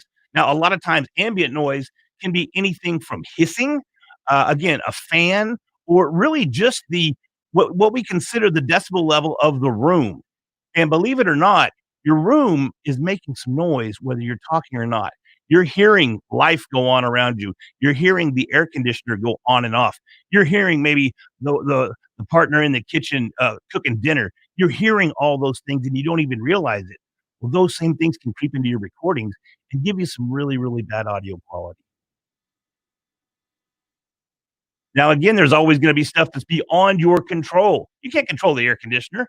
Or what if somebody, when you're recording, goes by the house real loud? You know, so they got their bass bumping as they drive by your house, or they got a nice big engine in there and it's growling as it drives by your house, right? What if, and I've had this happen, people show up to mow the yard when you're recording. Now you got the yard mowers in your recording. Kind of got to hit the pause button and do it again later. Your episodes are too long. So how long should an episode be? That is a very, very common question for new podcasters. And the answer to that is as long as it needs to be. There's no set time limit for a podcast. I've done 10-minute podcasts. I've done 12, 15-minute podcasts. I've done an hour and a half podcast. But guess what? Now that hour and a half, I have to edit. Now that hour and a half, I have to promote. Now that hour and a half, I have to make sure that we don't miss the message that's in that podcast. That's why I believe that you can go too long. And it goes back to that people don't want to listen to you for that long. They want to hear your message. They want to hear your content. And then they want to go on with their day and then come back and listen to it again next week. So most shows will last 30 to 45 minutes. That's what I tell my guests. I book for an hour because sometimes we'll go that hour. You know, last night with Jamie Kennedy, we went the hour because we kind of clicked a little bit, had a good time till I messed up, and then he called me out. You know, but generally shows are lasting 30 to 45 minutes, somewhere in there. And also, don't worry about having a short episode. It's so ironic that this particular bullet point is here because earlier in the day during, I don't recall whose presentation it was, and I apologize, but we had someone watching that specifically asked that question. She said, I usually have an hour-long podcast, but this latest guest only lasted 25 minutes. What do I do? Don't worry about it. Again, it only needs to be as long as it takes to get your message across. Poor editing. This is a stickler of mine. There are podcasts, and I've talked about this earlier, that are mostly unedited, but they're designed to be. And that's the difference. I listen to one of my favorite podcasts. It's called Kill Tony. And it's where comedians go up on stage and they get 1 minute to do their best material. And then they get critiqued by the professional comedian judges. Guess what? It takes place at the Comedy Store in Los Angeles. So guess what? It's live. It's on stage. You're going to hear the audience. You're going to hear the clinking of glasses. You're going to hear the waitresses scuttling between table to table. You're going to hear all those things. But it's okay because it's designed to be that way. And I mentioned this earlier again as well, but the bad audio quality, always edit out room noise. And by editing it out, I don't mean necessarily cutting that dead airspace. You know, I hear podcasts from time to time from newer podcasters, and they just edit out the dead space. Well, we don't talk that way. So if we say a phrase and then there's a pause, you got to leave that pause in there, but you want that pause to be quiet. You don't want that pause to be distracting. You don't want ticks and pops and clicks and clocks going off in that dead space there. You need that for emphasis, but make it just a little bit quieter. You know, if I do have some space in between phrases, I'll just simply make it a little bit quieter while I'm editing my audio. You still hear it, so it sounds real, but it's not distracting. And that's kind of critical right there. Also critical to stay hydrated. Got to get me a sip. Take the time to edit your show correctly, and it will pay off with listeners. So if another example of cutting audio improperly, for instance, my show's clean, so I don't like profanity on my show, but I also don't want to restrict my guests from using profanity if they feel it's necessary to get their point across. But what I might do is be a little sneaky, and I might go in there and I might edit out some words that are not appropriate for my particular show. The trick there is you need to edit those words out in a way that sounds continuous and uninterrupted in their conversation. So you can't have and then go, well, you see, it doesn't work that way. It makes no sense to do it that way. So you have to make sure that when you're editing it, keep it nice and clean so that even if you do edit out a word, it's okay because you just keep on flowing in the next part of the sentence. Also, another big issue is when you're incorporating music. You know, podcasts are known to have intros, right, and outros, and your intro music will typically be mine right now, and I'm actually considering changing this. I think mine runs for about 27 seconds right now. And in all honesty, I think that's too long. You might give me some feedback there and let me know how long your intro is, and let me know if you think I should shorten mine a bit. I think I should. You know, because everybody hears your show once a week. Do they need to hear 27 seconds of that song before you come on every week as well? No, they probably get tired of it. Even though I love my intro, right? It's the greatest intro ever. They may like it too, but not every week. I don't know. Give me some feedback there. We'll figure it out. Now, this last one is a killer, and it's really kind of a great follow-up to Brett Allen's talk just a minute ago in asking. You know, it always pays to ask. We all have that fear of rejection or of acceptance, and that can stop us from asking. You know, I want to talk to these bigger guests. I want to talk to this phenomenal entrepreneur. Whatever it may be, ask. You know what's going to happen if you don't ask?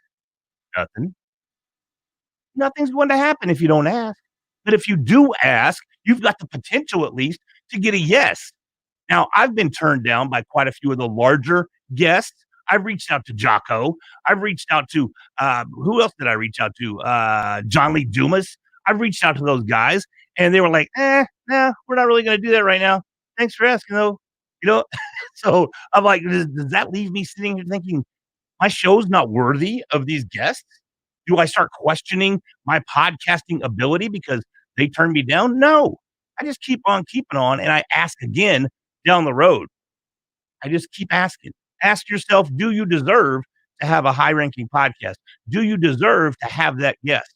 Ask yourself those questions as well. The key is just asking. Always ask. Once again, if you want that guest, just ask them to come on.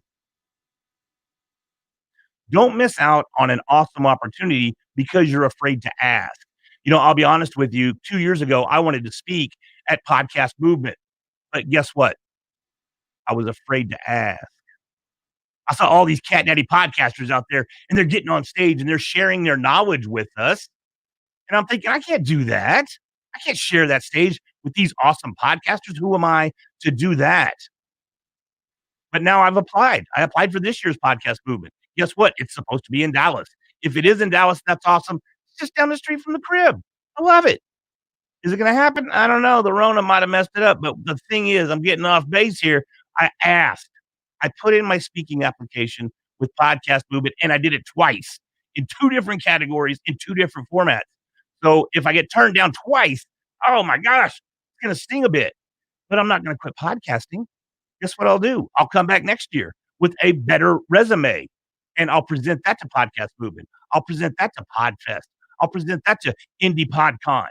I'll present that to anybody that I want to speak for. And if they tell me yes, oh, yes, that rocks. But if they tell me no, you just keep on trucking, man. So just don't miss out on these spectacular opportunities that can arrive by just asking.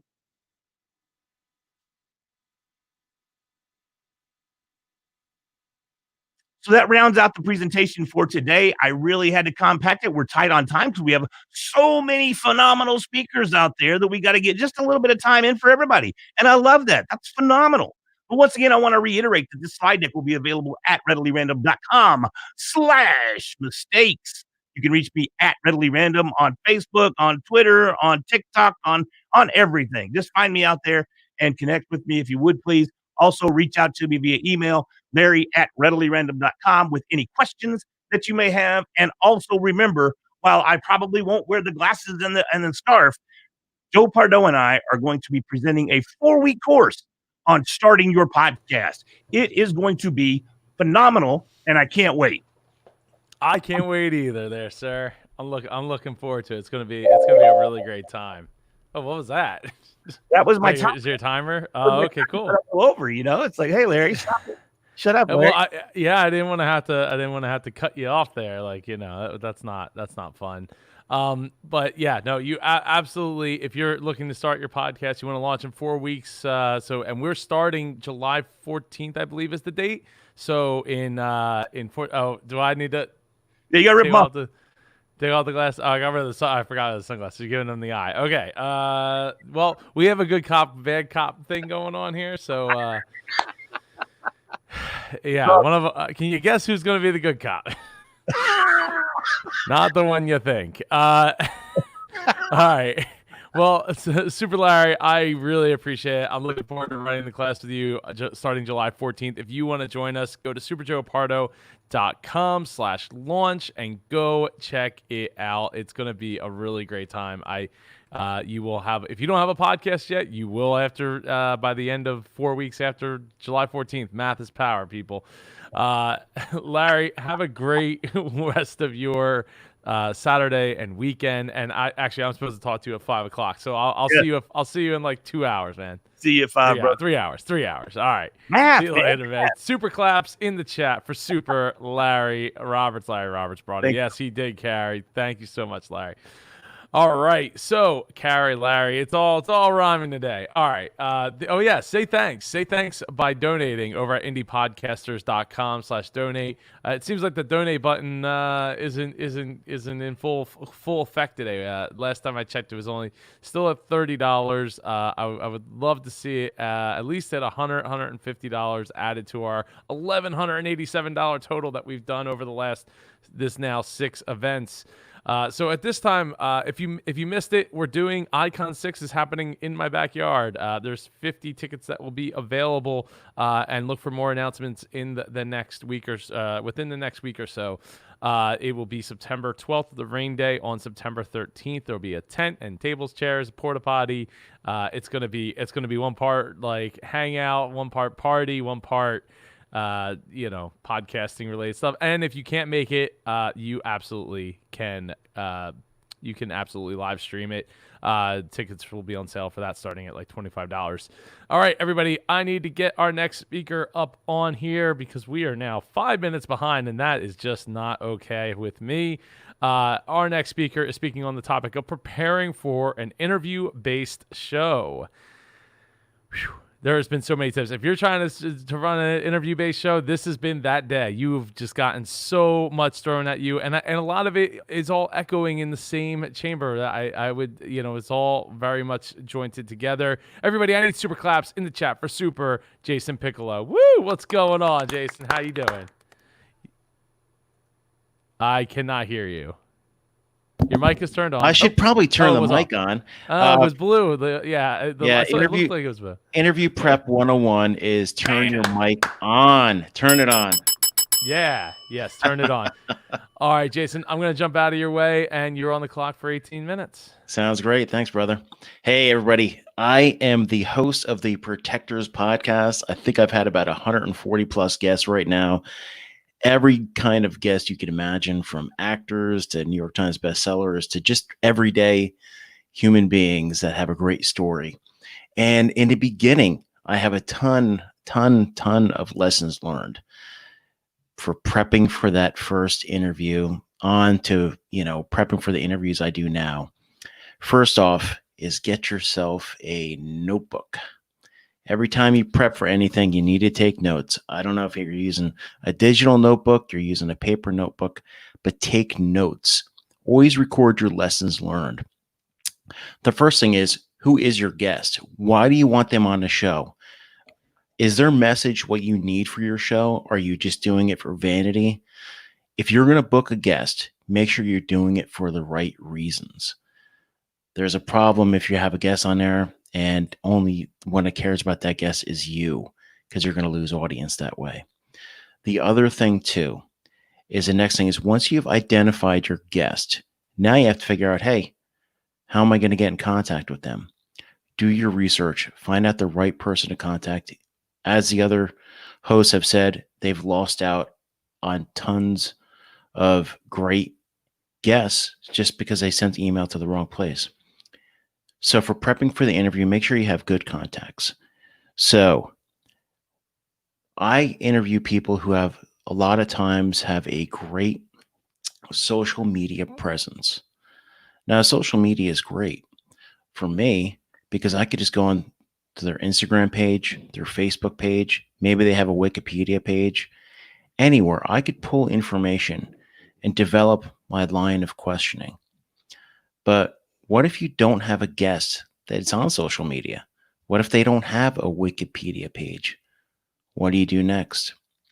Well, the first thing I would do is, when you're contacting them, ask if you could do a pre-interview, whether that's by phone or whether that's like, hey, you know what? Can I send you an email with a bunch of questions that you could fill out? You want to get as much information as possible from that guest. And why is that? Because then you could use that information to develop your question base. So, for instance, if I have a guest I know nothing about except their name and maybe 2 or 3 sentences about where they came from, how am I going to make my usual 25 to 30-minute interview last? Because I tell you, it's tough to try to fill time if you don't know about anybody.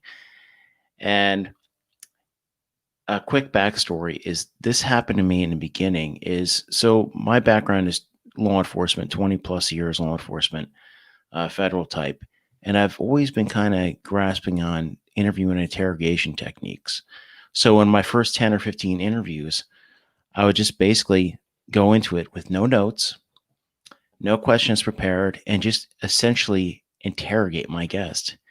And it does not turn into good podcasting if all you're doing is a Q&A, question and answer, trying to pull information out of someone.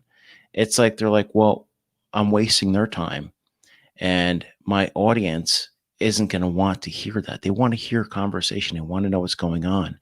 So if you prepare ahead of time with a great set of questions, you're good to go.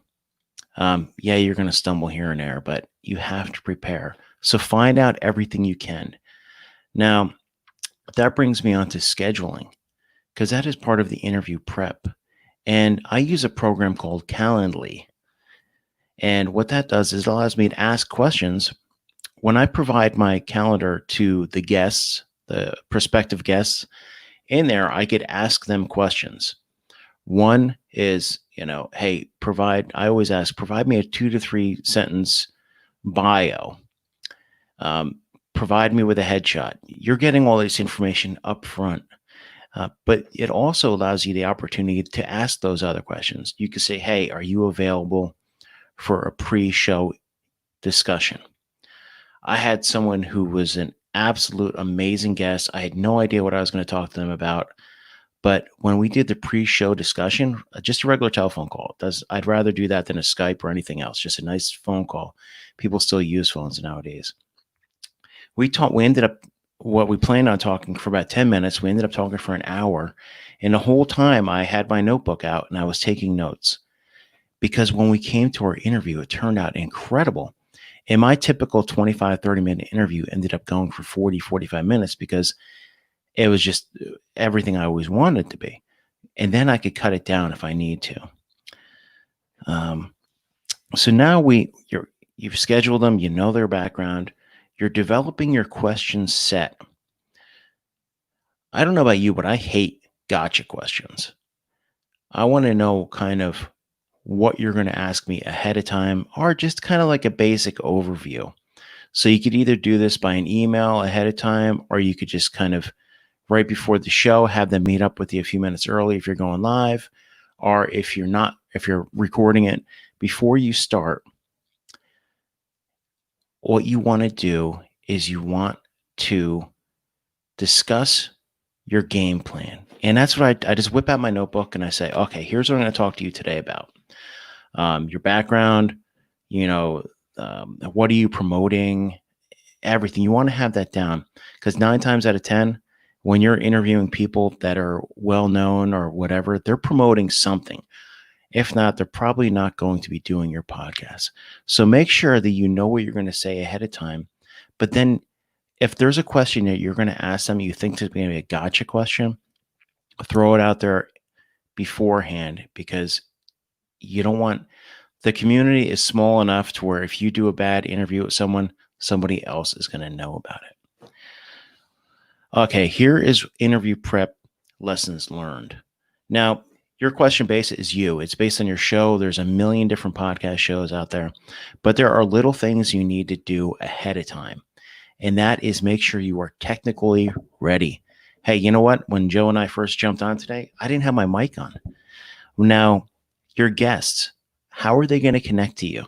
Do they know what Zoom is? Do they know what StreamYard is? Do they have access to a mic? Do they have access to a 1080p camera? You could have the best camera in the world, but if your guest is working off of a laptop webcam, you might want to readjust. And that means just readjust your own electronics so you guys are married up together. But if they have access to a webcam, have them use a webcam, like a real one. Like right now, I'm just using a Logitech. Maybe they have one. They didn't even think about it. Sometimes you're going to have guests that don't even think about technical stuff. Sometimes they're just like, hey, you know what? This girl wants to interview me. I'll just call him up on my phone. And I don't know, if you were first starting out, when I first started out, I was doing tape a call and I was just using my phone and I was just trying to get 10 or 15 minutes of good content, which is absolutely impossible. My initial interviews were horrible. I want to go back and just expunge them, except it's not a good thing to do. But make sure they are technically ready to go. StreamYard is very simple. Zoom, very simple. But the thing is, you have to make sure that they know, just wear a mic, wear headphones. Because when your computer, they're going through off a computer audio, it's going to screw the whole interview up. Have a backup. Now, maybe your only backup is for them to do a Zoom or Skype call off of their phone, or they could even do that with StreamYard now, is make sure that their phone, they have headphones and they have a mic, because just, headphones with a mic, I mean, not just regular headphones, because you don't want to stumble into it where they're like, oh, they're outside, they're walking with their phone. Just say, hey, can you find somewhere nice and quiet, and we're going to do this conversation. Because I've done interviews where people are walking on their phone and there's road traffic. They're not really taking it serious. I'm like, you don't want to put that content out there. What is the other thing?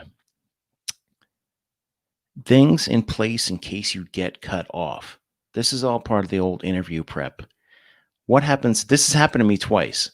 I'm on one of my platforms and it dies. Either my computer got overtaxed or we lost connection.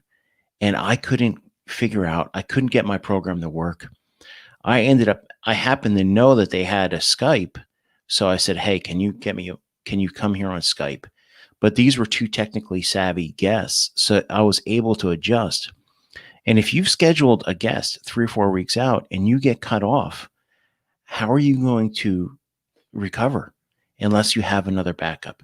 So I'm typically either using StreamYard or Zoom and StreamYard, depending on my guests, depending on their connectivity. And I make sure that I have their contact readily available and say, hey, you know what, do you have a contact phone number or something so I could text you or call you real quick in case we have to go to a backup? Make sure you have a backup in place. And if you're just starting out, research the types of programs out there. You don't want to be spending, $20 for a subscription just to have it. So make sure there's a lot of free aspects that you could do for a backup. Now let's go back. I wanted to talk about if you're going to, this is one of my last comments. I know running either 5 minutes behind, I kind of lost track of my time. And that's the other thing. I'm so used to my podcast just rambling on and on and on until I figure out it's time to cut it off. But the other thing too is if you're going for guests that have a heavy social media presence, they may have a Wikipedia page. They're used to the same questions over and over and over again. So if you do your research and you could go and find out interesting information that you want to know just as much as your audience, find that out. Avoid just reading their Wikipedia page. Avoid just going to their website and looking at their bio. Do your research. It's called open source. That means you could Google people. Let's say I'm looking up John Doe or Jane Doe. You could put their name in quotation marks and it's going to narrow it down, especially if you know the location where they're at. But do your research and come up with your question base ahead of time. I've talked about scheduling. I've talked about notes, the quality of your equipment. If you're just starting out, don't get wrapped around the axle. You're going to find out you're going to need, you're going to change your equipment a lot.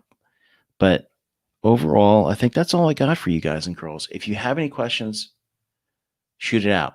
I'm ready to discuss, and I am available for the next 7 to 5 minutes. So any questions out there? Joe, do you have any questions for me?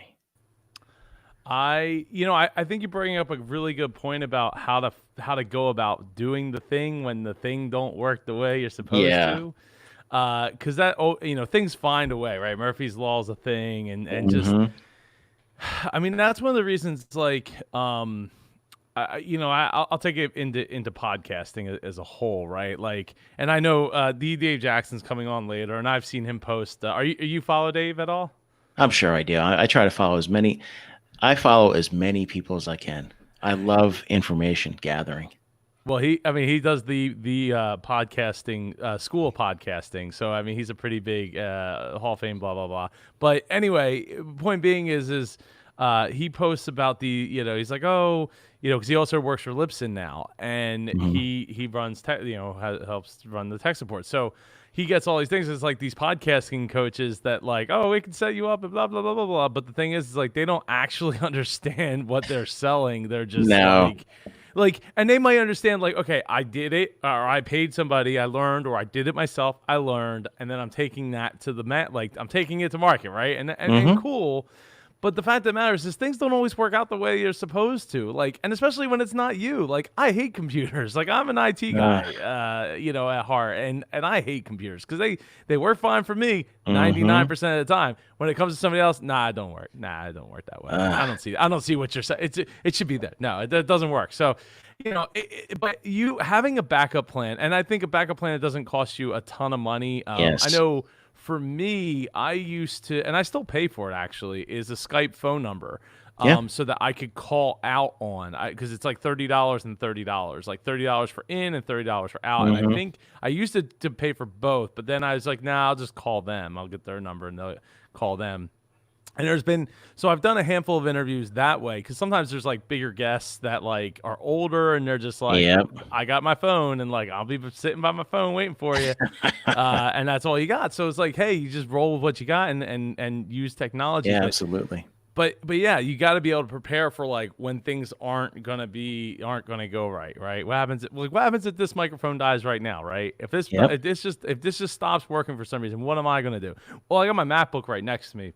That's number one. And in the meantime, I have an ATR 2100 right behind me on that arm that I would run over, grab, and plop it into here on this computer and keep it moving, right? Keep it going. So always got to have the backup plan. Always. Yeah, absolutely.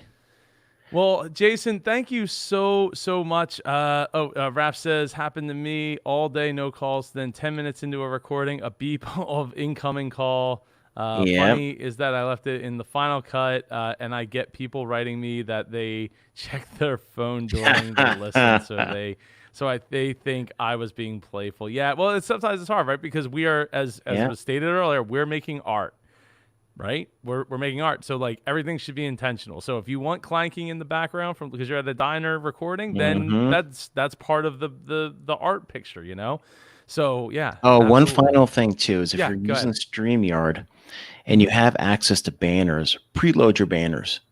Yes. About your guests. That. Yep.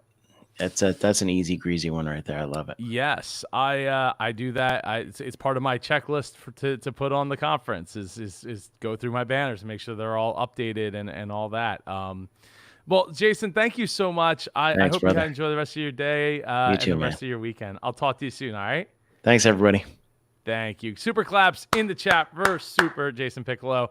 All right, our next speaker is coming up here. And if you want to say thank you to Jason or myself or any of the other speakers, please go to indiepodcasters.com/donate and donate there. You can donate to a charity of your choice if you'd like. If one of the three don't tickle your fancy, and just put a comment in the on the bottom of that page with your name, the name of the organization, and the amount that you donated. All right, our next speaker is speaking on the topic of phone and selfie stick is all you need. I totally would agree. If you're just getting started, it is absolutely a great way to get started. I need super claps in chat for Super Alex Ivanov. I said it right? You did. Awesome. Sweet. Woo! Awesome. Yeah, so it's a celebration. Awesome. Yeah, cool. Yeah, so it's only fitting. It's only fitting that I'm doing this presentation on my cell phone and my selfie stick. So this was I debated, but then as luck would have it, my laptop broke, and I said to myself, you know what? I'm going to take my laptop to get it fixed, and they couldn't fix it. They tried for 2 days. They said, Alex, your hard drive is gone. If you want it back, you have to take it to a data retrieval place. And anyway, so there's no laptop. Instead, I'm on travel. I'm on the longest road trip of my life with my wife and kids. We are in Tampa, Florida. So I'm coming to you straight from Tampa. And on top of that, I'm coming to you from Alfredo's house. Now, Alfredo is somebody that I met online like 3 weeks ago. This is the first time we met in person. I said, Alfredo, I need to give an important talk. Like, this would be more fun at your house than it would be in the hotel room. So Alfredo hooked me up with basically a setup where I can sit, and I've got I can move, so you can kind of see part of his room. I'm not going to go crazy like tour on you guys, but I am holding a selfie stick. It's very convenient. It is. I'm going to get out of your way and let you start because we're running about 5 minutes behind. So I'll get you back on schedule. I'm good like that. So anyways, again, thanks for tuning in. This is my second appearance on Joe's network. We talked about book publishing last time, and now we're on to selfie stick and a cell phone. So I am holding my selfie stick. It's my new favorite toy. Now, unfortunately, you can't see it, but what I can show you is basically this. This is part of the selfie stick. It's a little clicker. I hooked it up today. And with the clicker, you can start and stop video, and you can also do selfies where you click the button, and then within about 5 seconds, it allows you to take a picture. So I'm gonna have fun. I'll play around with it. What I want to tell you about the phone as a selfie stick is that these days the cell phones are amazing. I mean, so I just got a Samsung Galaxy S20, but I had the S7 Edge, the S5, the S3. It really doesn't matter if you have a video and a microphone. I mean, I've just been using the mic on my cell phone, so you don't need a microphone. You could have one if you want, but you don't need it, and it's fine. And now the reason I have this really awesome selfie stick is because 3 weeks ago I was taking my morning walk. So I have a personal trainer. He's got me walking 3 miles a day. So I get up, I start going on walks in the morning. Usually a Starbucks like a mile away. That's my perfect morning ritual. But I was walking to Starbucks and it started raining, like big time. So I hid under a tree for a bit and I thought to myself, you know what? I'm already wet. This is not helping. I'm going to walk home. So I started walking, and by the time I got home, well, at one point in time, the Starbucks bags I was carrying tore through. But by the time I got home, I didn't have my selfie stick. I was like, oh my God, what am I going to do? I'm going on daily walks. I'm recording video that I'm posting to LinkedIn, sometimes to Facebook, sometimes sending it to random people in my LinkedIn network. That stuff. What am I going to do? So what I realized is that I was kind of sad for a little bit, but then I thought to myself, I need my selfie stick, and I need it like now because I'm going on a walk tomorrow. So I got an Amazon, and I thought to myself, okay, well, it's too bad I don't have my selfie stick, but is there a better one? Can I get a better selfie stick? And the answer is yes. I got two. I got two selfie sticks, like high end. We're talking like with the clickers. My other selfie stick has a light. So when I go for walks at 5 in the morning, it's dark. I've actually got a light in there. So it's really awesome. And I recorded a video about losing my selfie stick. And by the time I got to 60 seconds, I thought to myself, like, wow, I'm not talking about my selfie stick. I'm talking about life. And I'm talking about the importance of when you lose something, you can grieve a little bit, but don't go into a downward spiral. Take a step back, get some help if you need to, and then just see if there's a better version and go get the better version. Again, in my case, I bought two better versions. But of course, by the time I finished the 90-second clip, I was talking about life, and I liked the video so much that I featured it in my LinkedIn profile. So please check that out. And so anyways, I lost the selfie stick. I got new ones. And I want to tell you where you should be recording. So you should not be recording where you're walking across intersections. Very bad idea. Very bad. Don't do that. Don't record when you're driving. That's very bad too. You should take the selfie stick. You should go to the park. You should go to the park. It's okay if you want to record inside your house. I mean, I carry my phone and selfie stick almost everywhere I go because I never know when inspiration is going to strike. I'm going to see something. Like I take videos of where I am. I travel a fair bit. Like I said, having just launched my speaking career, after 13 years of speaking on stage through my day job, I'm excited. I'm going to travel a lot. If you got a place for me to speak, just let me know. And as long as I'm not paying, I'm there. So, or we can do virtual. But so have your selfie stick on you, and don't do it while you're driving. And again, don't do it when you're crossing intersections, but have it on you. You never know when inspiration is going to strike. There's so many topics I could think about. Now, all of my topics are not going to apply to you. So you could try and copy me. You could look at the videos. I post videos on LinkedIn daily. I answer questions from people in my network. So I recommend people drop me questions on LinkedIn. I'll answer the questions. And I've also got my hat. This is my like really worn out cowboy hat, which I bought in Santa Monica in Los Angeles. But lo and behold, a month ago, I bought my dream house in Plano, Texas. So destiny, I don't know, maybe. So it's a very good thing. And I really do believe things happen for a reason. I'd like to let you know that especially during this COVID-19 craziness, you could be sulking in the job you just lost and all the things that are going horribly wrong, or you could take a step back and say to yourself, like, what could you do that you haven't been doing in a while? And just start doing it. Just start doing the things you think you should be doing. I just did this 2 months ago, and now I feel amazing. Like words cannot do justice how amazing I feel. like I'm not ripped yet, but I hired a personal trainer and I'm excitedly following his advice. And I'm not a multi-billion-dollar speaker yet, but I hired a speaking coach and I'm going to travel the world. And it's awesome. And I'm having a lot of fun while I'm doing it. As I mentioned, for a cell phone, you really don't need a high-end cell phone. You just need a video. You need, again, if you get any of the current cell phones, you'll be fine. And then there's content. So again, I can't tell you what content you should be producing, but I can tell you that you can work on keeping your stress levels down, go for morning walks, and just reflect about life. Just start talking about what you're grateful for. That's a great topic. Talk about what you're grateful for. I'm grateful that I'm a dad to amazing kids. They just turned 10. And the reason I'm in Tampa is because they're competing at the downtown Tampa Hilton against other kids. This is like a national circuit competition, ballroom dancing.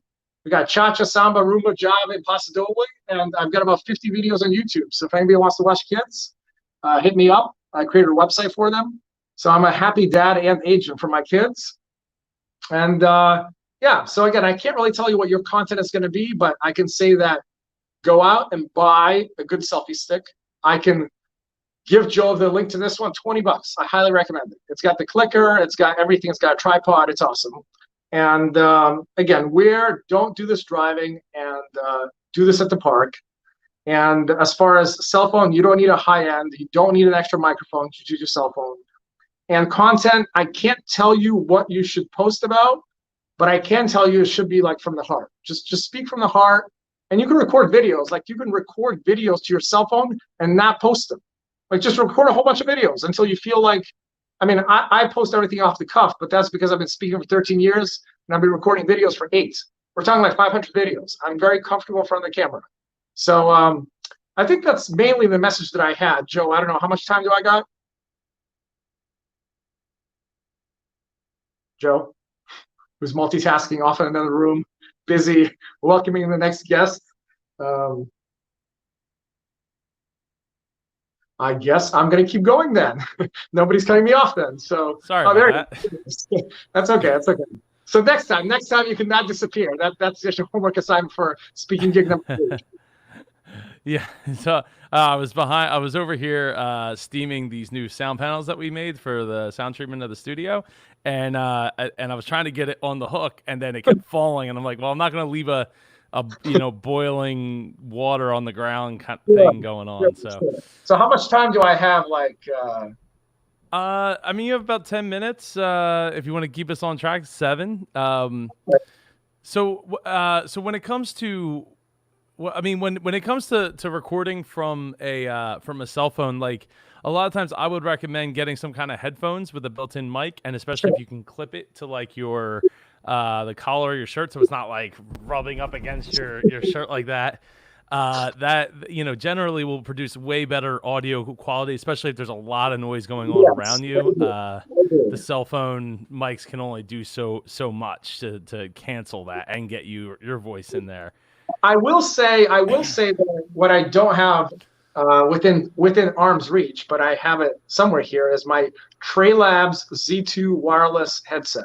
I really, really like it. I mean, it's well, I don't know if it's a marketing ploy, but they claimed it was for $270 or $200 and it was on sale for $70. I don't know, but it's well worth it. I mean, I love now granted, if you're wearing them for like 2 hours at a time, your ears might get a little red, but I love going on my morning walks with my Trailabs Z2 wireless headset, and they've got noise canceling, and it's got a microphone and obviously the headset built in. So I highly recommend it, but I'm with you. I should probably invest in one of those clip-on mics. And if you have a recommendation, I would gladly take one for a clip-on that could like be going to my phone.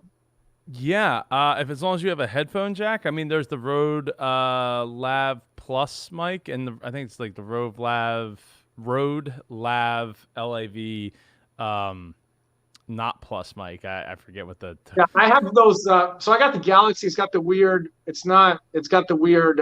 It doesn't have a headphone USB-C. jack. Yeah. So well, you can get an adapter for it, and it should work. So then you just get yourself a USB-C to a to headphone jack, and then you can plug in that Rode. I have I have one upstairs. I don't have one down here in my studio at the moment. I think it's the Rode. I'm going to share my screen here for a second. And I would like to say that I do have a Blue Yeti at home, which I really like. So I really like the Blue Yeti. I made the mistake of getting a crappy microphone. And I mentioned this during the last speaking session I had, that now I've got like 2 hours worth of video content, which I can't post because my audio is bad. So don't do that. Invest in good tools, please. Please invest in some good tools for audio and video. I mean, it's going to pay you back like tenfold. Yeah, so I mean the Rode Lav is a bit, it's $80. There's other options out there. There's this Shure MVL. Basically, you're just looking for something that plugs in via headphone jack. So like, I mean, it even shows you here, like plugging it right into a quite dated iPhone at this point. But if if you get the adapter, you can totally do that. USB-C or Lightning to headphone jack. You pop that on there. I would just buy one and just leave it connected. If you're anything you can do to reduce the amount of time it takes you to get up and go and do it, then I'm all for it. Like do that, right? Even if it costs a few bucks, you're going to say, if you're doing this daily or a couple times a week, like you're going to save so much in time. And you're going to sound so much better without having to really try to make it. Let's see. Raf says, I just found one at Walmart, $10. I do have the Rode Lav mic as well, but be careful because the Rode Lav mic has weirdness with the 3.5 millimeter plug on the camera. It does. What you need to do is there's an adapter that comes with it actually. So I don't know if maybe you lost yours, but it shows it here. See that adapter right there? It's plugged into. That turns it from a three pin down to a 2-pin, so it can go right into a DSLR camera. So you're buying something at that point that you can utilize for more than just your phone. And for when you upgrade later. This one? The one you're just showing, how much is this one? This one is $80, but I mean, there's other ones out there that are cheaper. This one's, Shure makes a $69 one. Here's one $40 that has 5,000 over 5,000 reviews, right? It even comes with extra 79-inch extra cable. I like the, because one of the things I tried doing, I don't know if it's going to come out, but I stuck a tripod and I stuck my SLR camera on top of it in preparation of this talk. So I recorded myself, but I can appreciate being able to plug it into the camera because the mic there is probably non-existent or not the best. So yeah. So let's see here. Oh, four pin to 3-pin. So yeah. So like this one for $40 comes with two extra wind muffs, an extension cord, a case, and the adapter to go whether you're going into your phone or whether you're going into your camera or into a PC or So I think, again, I mean, I learned the hard way. Microphone is like critical. So please do what Joe is recommending. Get a microphone. And as I said, the video on the current cell phones is awesome. I mean, I do have. I have the Logitech C920 for my webcam on my computer, and I like that one. So it's that's this camera right here. Okay. Oh, perfect. So yeah, so Joe, I do need some help on you helping me with my home setup because it's brand new. I'm still it's like a work in progress. But as far as the selfie stick, I mean, I'm very, very comfortable with this one. And again, who knew that I would lose the previous one I had only to get 2 new ones? And again, I really recommend people check out my 90-cent clip on LinkedIn. I'm not talking about a selfie stick. By the time I start talking about a selfie stick, but by the time I get to like the 60-second mark, I'm not talking about my selfie stick. I'm talking about life, and I'm talking about people, and it's a really deep video for those of you that get it, and it means a lot to me. So just check it out and what do you think? And, Absolutely. Well, Alex, thank you so much again for speaking this week here at the Podcasting for Beginners conference. It's been so much fun, and I hope you enjoy the rest of your weekend. And good luck to your daughter. Son and daughter, Nikolai and Irina Ivanov, and they're competing at the downtown Hilton in Tampa. So I mean, I know everybody's locked in, but if anybody's actually in Tampa and wants to get out for an afternoon, I would love to see you in person. So just come on down. I'll buy a coffee for you. Awesome. Well, thank you again, Alex. I need super claps in the chat for Super Alex Ivanov. Everybody, please give those super clap. I'm giving some claps over here. Alex, have a great day and good luck to you, both your son and your daughter. I'll see you next time. Yes, definitely. Okay. Thank you. All right, so we are keeping it moving right along here. For anybody that missed the announcement, we're doing Icon 6 in my backyard. It's going to take place like literally behind this wall, behind that door right behind my head here. I am absolutely ecstatic to be doing that. I can't wait. We'll be live streaming it. So if you can't make it here, or you're not able to get one of the 50 tickets that will be available for sale, then you'll be able to at least live stream it and be a part of the magic. Larry says, I've never had much luck with lav mics or lapel mics. I can never get them to work. Maybe I can help you with that, Larry. If you have them, we'll help you get that working here. Our next speaker, let me see here, he's in the room. He's muted. I'm waiting to find out. I'm waiting to hear back if he's going to unmute his mic so he can, because I don't necessarily. Oh, okay, cool. He is in the room now. So we're going to move on to our next speaker, who is speaking on the topic of storytelling help for podcasting. He's a good friend of mine. I'm so fortunate that I happened to stick around because he caught my ear all these years. It's turning into years later. And he has performed live at MapCon 5, which was our last live in-person event back in September. Everybody, I need super claps in the chat for Super Ambition Harper, the poet. Well, it's Super Ambition, the poet Harper. Woo! Thank you for having me. Thank you for having me. Of course, man. I know that you have a lot to offer, especially for. I mean, I can see it right here. It's right up on the screen. Yeah, I got my little board. I don't have the slides, but I got the board for you guys. We make it work no matter what. Absolutely, all the time, man. That's how we do, right? We make it work. However we got. We work with what we got. It's how art happens.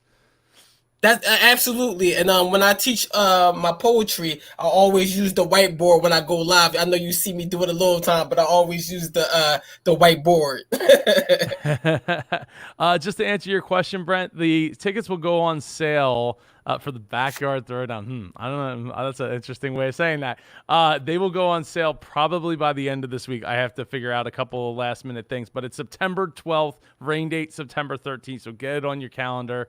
We're gonna have a tent. We're gonna have tables. We're gonna have chairs. We'll be checking temperatures, and there'll be 50 people. It's gonna be so much fun. It's gonna be. I can't wait. I wish it was sooner than September, but I'm really looking forward to it. All right, Mr. Ambition.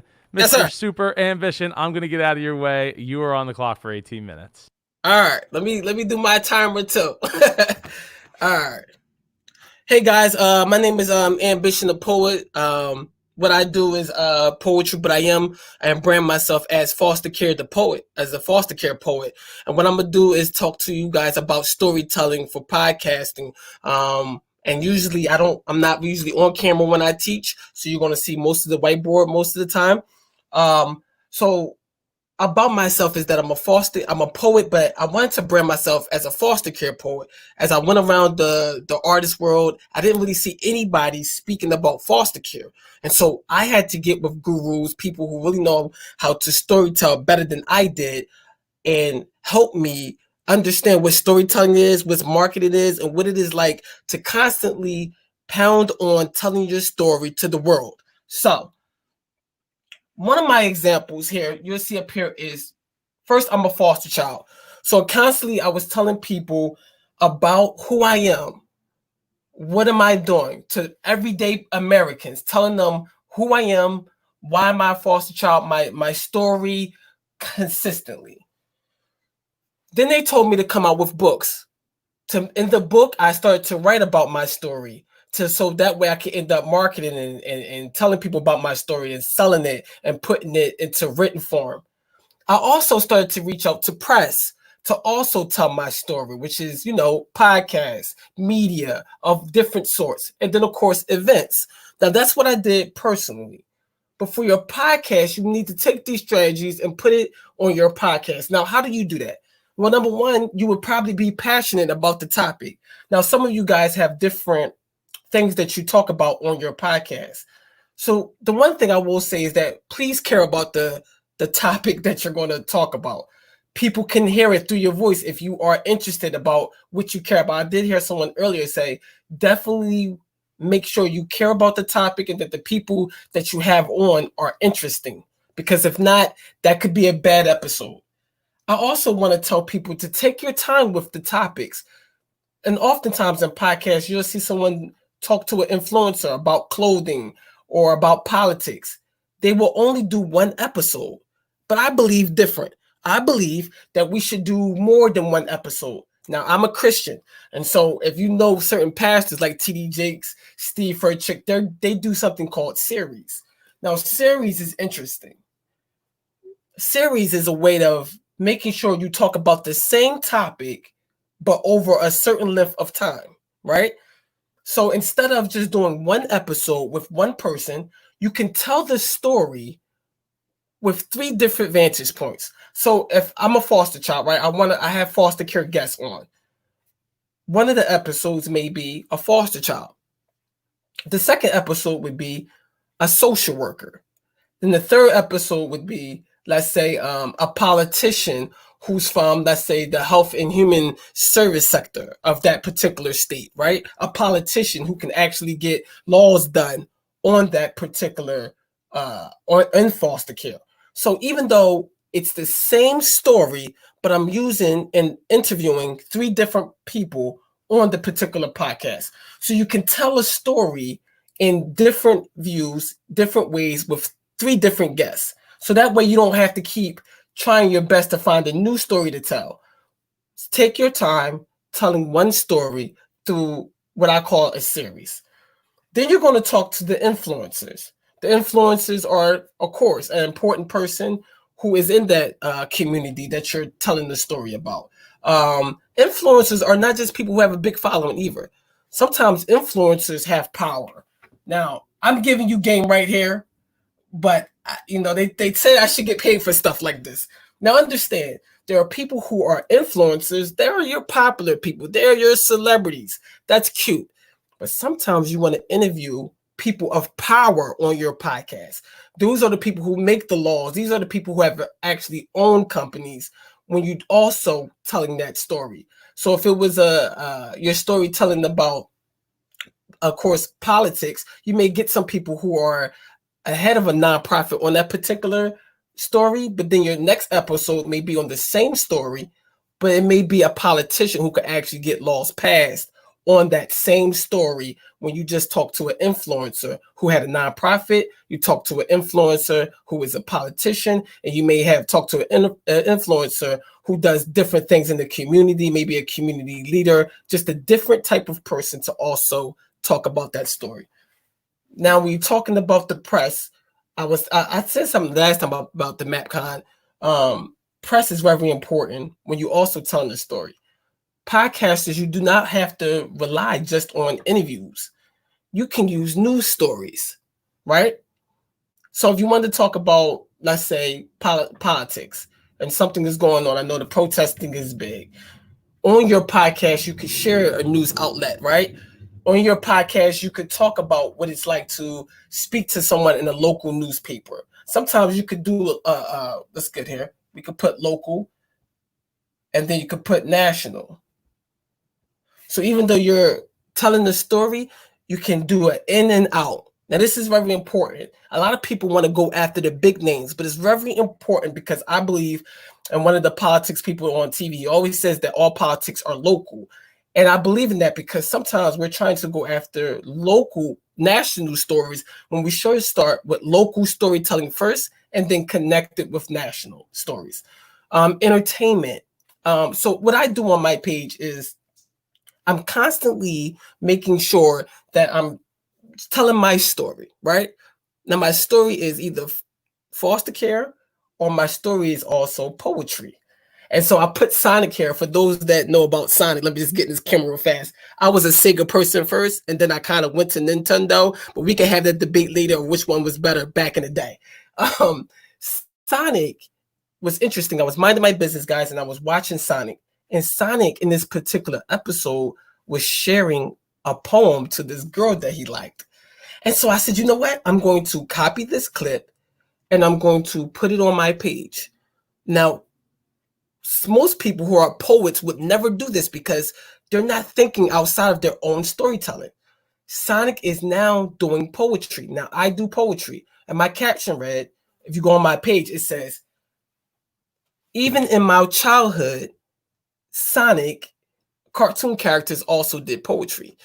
So guys, when you're telling a story, you can also use cartoons. You can keep it light sometimes. I believe in balancing energy when we're telling our stories. So everything doesn't have to be negative. Everything doesn't have to be serious. Sometimes we can give these people a light story when we're storytelling.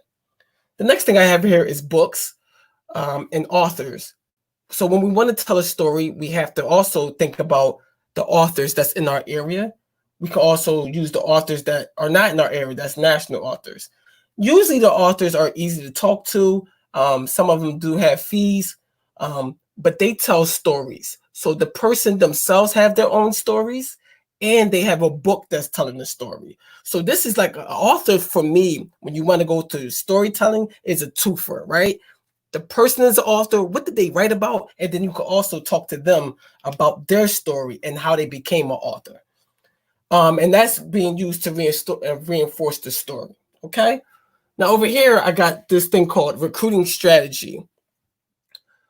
When we are trying to tell a story, what are we really trying to do here, right? I tell people all the time, make sure that you are a good recruiter. A lot of people believe that, you know, Alabama, the different college teams of America are so good. And I believe it's really in the recruiting. Podcasting and telling stories is really in the recruiting. And I tell people all the time, they want to start a podcast, they want to start a following, they want to get people behind them when they're telling these stories.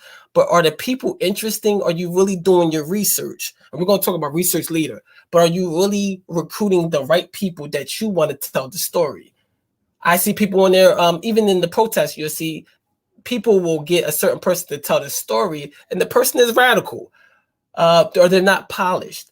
So do you want that type of person to convey the storytelling for your podcast? It's okay if that's what you're trying to convey, but make sure you know what you're getting yourself into when you're trying to tell a story through people. Make sure that you're studying them correctly. Voice recruiting is different. Podcasting is a little interesting. Now, this is a little bit out my league, but when I was doing research, I was thinking there are some people who literally follow some podcasts because of the sound of their voice.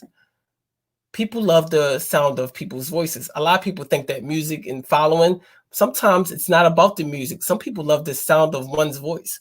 And so some people just have great pipes. Now, do you understand the difference between a great voice and a bad voice when you're telling that story? I know when I do poetry, certain poems have to be told in a certain tone, right? So when I'm telling a serious story, I'm telling that in a monotone, in a different voice tone, right? If I'm telling a happy story, it has a different voice, right? Now, when you're recruiting the people, are you necessarily hearing their voice? Have you ever heard them say their story yet? So these are the things that we have to make sure when we're wanting to tell a story. Are we really studying storytelling in our podcast? Are we telling the people that this episode is about violence, and then the person that we chose, maybe their voice is not the best? What voice do you really want? The sound of it when you want to tell this story. And of course, the industry. When you're recruiting storytelling, are you really studying the industry, right? So if you're in New Jersey, who is the biggest person in your industry for that particular story that you want to sell or that you want to tell, right? You have to make sure that you understand who you're getting. I see people on there, they have podcasts. Oh, a person who clothing, let's just say, right? The person just came out with the clothing line. So you're trying to have a person tell a story about clothing and they really haven't proven themselves. They don't have a proof of concept. You want to make sure that whoever you have telling the story, you make sure that they can tell the story correctly because of their industry. Okay? My next thing is research. Now, this is what I'm really big on telling my poets, and I'm telling you as a podcaster and anyone. When we're telling the story, are we really, really researching it, right? When I say research, I'm talking about guru. I'm talking about immerse. I'm talking about research to the point where when that person tells the story, you already know what the story is going to say. You have read about this person's story. You have the talking points. You have heard them speak about the story before, and you know that when this person comes on your podcast, they're going to tell the story right, and that the story moved you so much that you felt as though my listeners need to hear this. That's very imperative. A lot of people want to tell a story, but they do no research. And what I do is if you really want to get better at storytelling, make sure you are following certain reporters.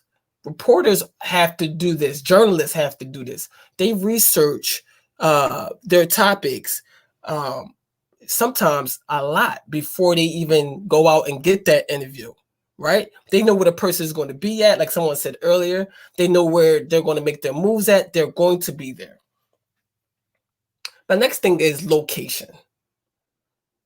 Now, this is very important. If we want to grow our podcast and we want to storytell, location is very important. That's why I put here replicate in different parts of the country. So what you're doing today in Jersey, you may want to reach out to a different influencer in New York, right? Same topic, but now you're working on your New York.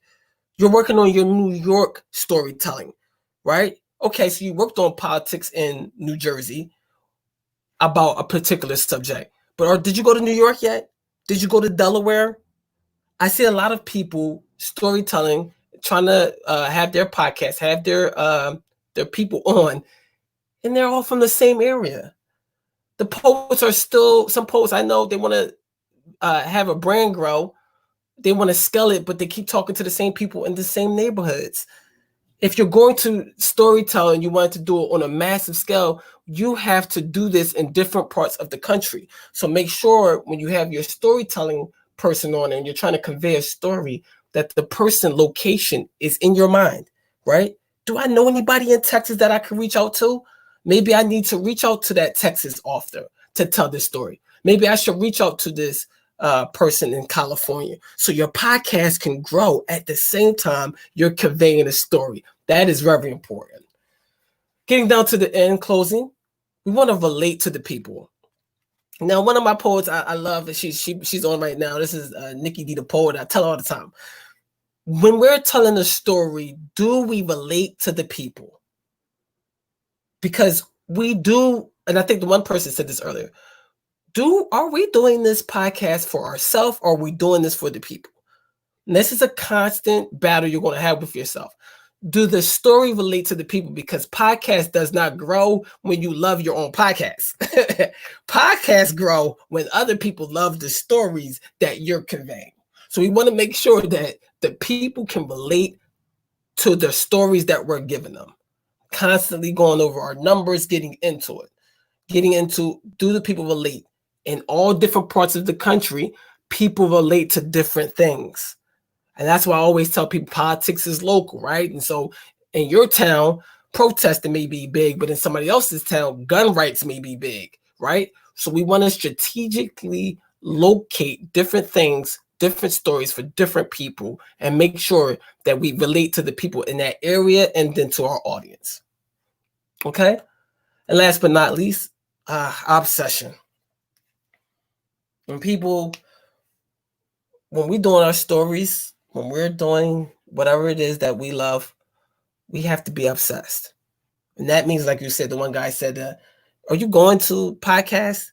Are you studying the people that are winning at podcasting? Are you studying the people? Are you studying your art?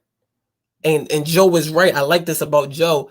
I mean, he has taken the podcast level to another level with the banners, with the things. I'm learning so much from you guys today. I definitely have to improve on my camera, my equipment, because I'm used to doing things in person.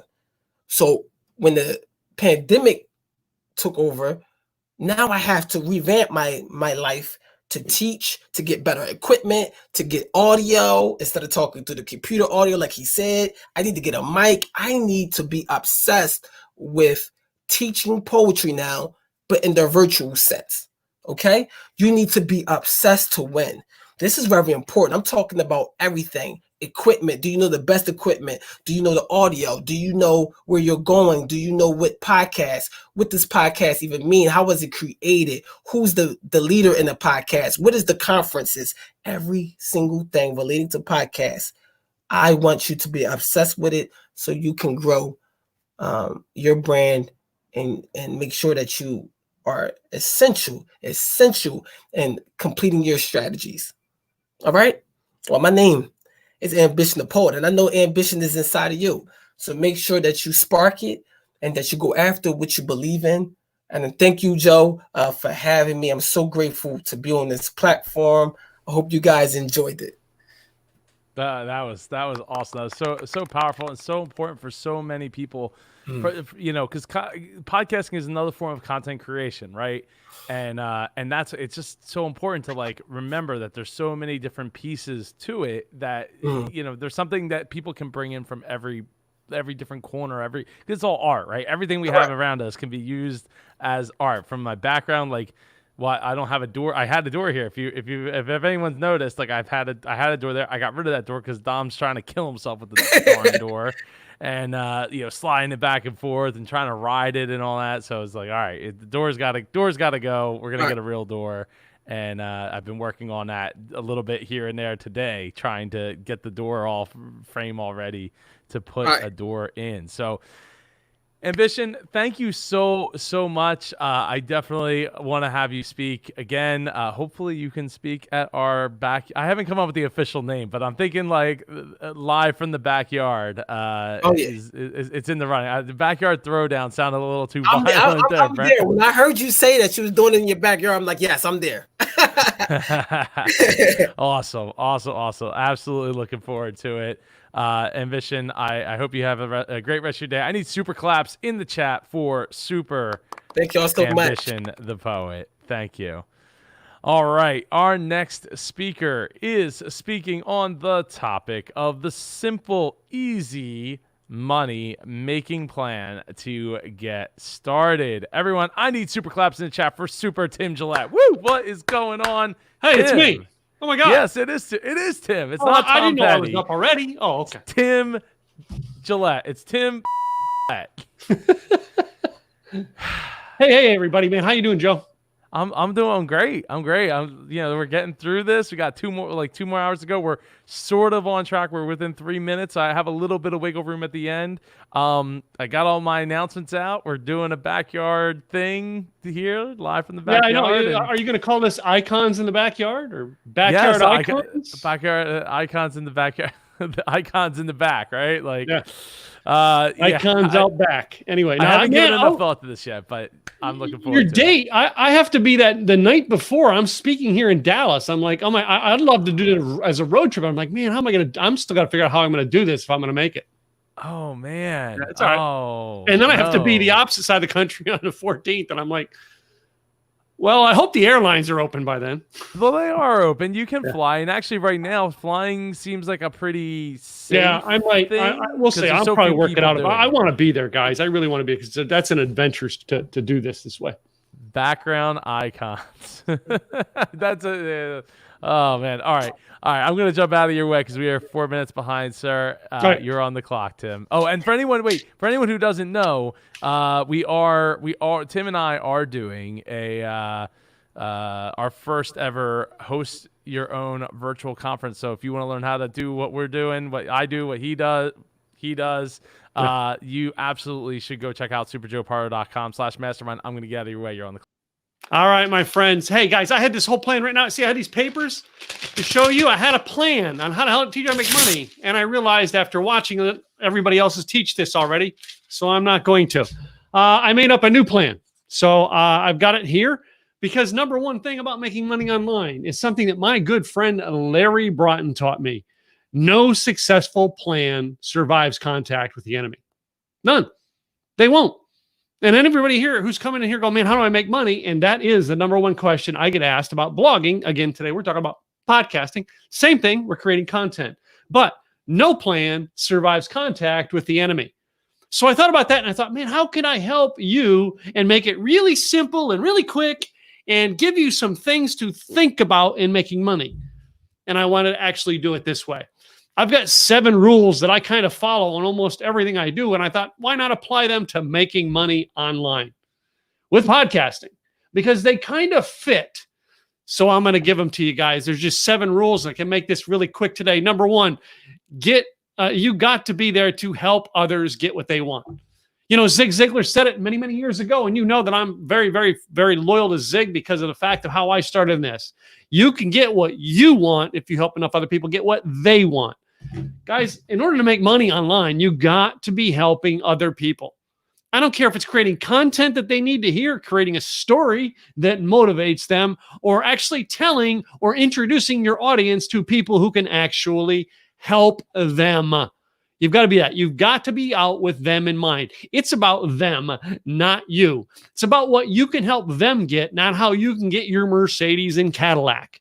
It's about how they can make more money per month, not how you can become a millionaire. When you get that down, you actually realize it's all about helping other people. But we have to make money doing this, right? So my number 2 rule, stop chasing get-rich-quick schemes. I call them get-rich-quick fantasies. Stop chasing them. Since the pandemic has started, I have gotten 10 calls on how I can actually tweak my business and make more money. None of them have to do with the fact of how I help people with blog and video con, simple, easy marketing, and getting your message out online and marketing your business you already have using podcasting, blogs, and vlogs. All of them have to do with some scheme or some get-rich-quick scheme they came up with that if I buy some products from them and then I sell them products to my list, they can make money and, I can make some too. Stop chasing the get-rich-quick schemes. Guys, if you're looking to make money online, all right, get down and get serious with what you're doing. If you keep chasing all these get-rich-quick things, you're never, ever going to get there. As a matter of fact, you're going to wake up one day and realize I've spent 20 years going from one thing to another, and I've got no traction. What do I tell people to do? Build a list. Build a list. So here's what I like to say in this is my next rule is, make your own plan. Make your own plan. All right. Forget about Tim's plan. Forget about Joe's plan. Forget about, Ross Brand's plan. Forget about, any guru out there. Forget about their plan for you. What's your plan for you? Because so many people are out there with the get-rich-quick plan, all right, and they're following the guy who actually spent all of January and February telling you on Facebook, Instagram, his podcast, and everywhere else how he was going to help you become a millionaire. And lo and behold, about the middle of April, he posted on his social media how he got his stimulus check. If he's a millionaire, how did he get a stimulus check? Think about that, ladies and gentlemen. But he's going to help you be a millionaire. That's like people call me up all the time. They want to help me, They want to help me, do a blog. They want to help me write a book. They want to help me put on an event. They want to help me do all these things. And yet they haven't done it themselves. I've actually run into speaker coaches who haven't been on a stage in 20 years who want to help me get on a stage. Believe me, ladies and gentlemen, all right, you've got to make your own plan because you kind of quit following other people's plans. Well, guess what? Your plan's got to be so simple and so flexible that you can adjust. Again, no perfect plan survives contact with the enemy. It always, always, always will get knocked down. You're going to get hit and adjusted. Trust me, if any year in history has taught us that, 2020 has. Whatever plan you had really got thrown in the trash about March 22nd. Just saying. Bam, gone. So the next thing, all right, I want to say in my rules, become a person of your word. If you say you're going to meet somebody at 4 o'clock on Tuesday, all right, be there at 4 o'clock on Tuesday. I have had people, and I'm talking like big name gurus, actually call and schedule to do things with me and not show up. I had someone, and I'm not going to tell you their name. They were literally in the networking world in the Dallas, Texas area, a big name. And it was said, if you want to do business, you better be on their good side. And they begged me to be on my podcast for a year. And finally, I let them, okay, here's your date. And the morning of, they sent me an email. Oh, I'm sorry. I don't like the way you promoted it. I'm not showing up. Like, you begged me for a year to be on my podcast. And now you don't show up. I don't care if you're Mr. Guru. I don't care if you're Mr. Rich, the president, the prince, the governor, all right, or the king. If you tell somebody, I'm going to be someplace, be there. You want to make money at something, become known as a man of your word, even when it hurts. I'm a man of my word, all right, even when it hurts. Trust me, I got up this morning and I'm just right now, I am so stressed out with all the things in my life. I want to take off for 2 days. And last night, my wife said, why don't you just take the car and just go? It's like, I can't. I promised Joe I was going to be there. I've got to keep my word to Joe. I've got to show up. I keep my word even when it hurts. Doesn't mean I'm probably not going to take off tonight and disappear for 2 days. Next rule I have in life is celebrate the little things. I love being in these podcast groups. I love being people in the independent podcast community, because every time somebody goes in there and goes, man, I finally posted my first podcast, my first episode. I'm like, yeah, all right, celebrate it. They did it. You know, most people who say they're bloggers have never put up a blog post. Most people who say they're podcasters haven't put up one episode yet, but they're podcasters. Most speakers who say they're speakers haven't gotten out on a stage yet, and yet they're a speaker. Celebrate those little things, all right? I celebrate it when somebody says, man, I made my first $1 in advertising money. All right, man, way to go. It takes you to make $1, all right? So then you can make $10. When you make $10, you make $100. You make $100, you make $1,000. And that's how it builds. You got to start with the first $1. That's what they put in the old barbershop when I was a kid. It was the first $1 they made got put up on the wall because it was a celebratory thing. Celebrate the little things. My next rule, be intentional about what you do. Be intentional. I am super intentional about everything I do. I work with a purpose in mind. My purpose in mind is exactly to do. I want to create 10,000 bloggers, vloggers, and podcasters with an audience of 10,000 each. And then I want to help them turn that audience into $10,000 a month in income. Now, that's my whole mission. I'm not saying that's what I've done. However, I can tell you I've made thousands of dollars as an online content creator. Thousands. Some of my first podcasts, I made more money in those first couple minutes than our first couple minutes and first couple years that most people made in their first year. Why? Because I learned how to be intentional about what I do.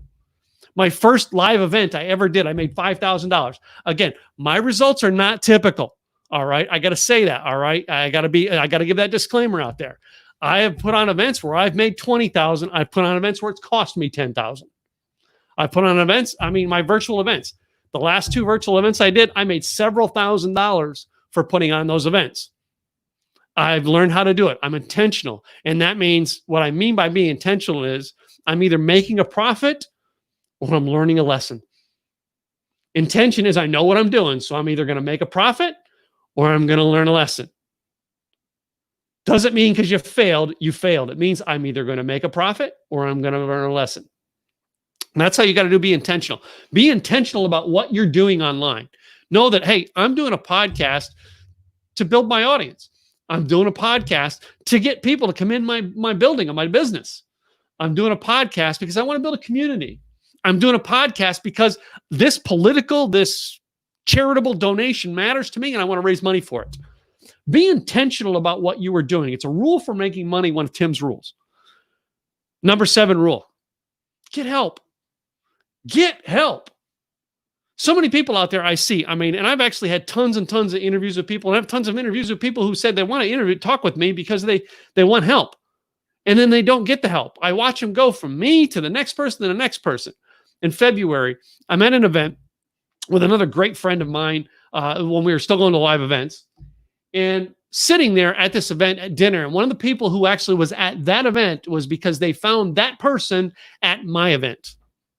They bought a ticket to their event. They went and showed up because why? All right. Just like me inviting Joe over to my event. You guys like Joe. You come over here and follow Joe. Same thing. They followed, they went over. Well, they had gone to every speaker that I brought to my event. They bought their package for everything. And they're going around spending the $100 here, the $100 there, going, I only got $100 to spend, so I'm going to learn from what I can in the $100. And they never take it to the next step. They never do.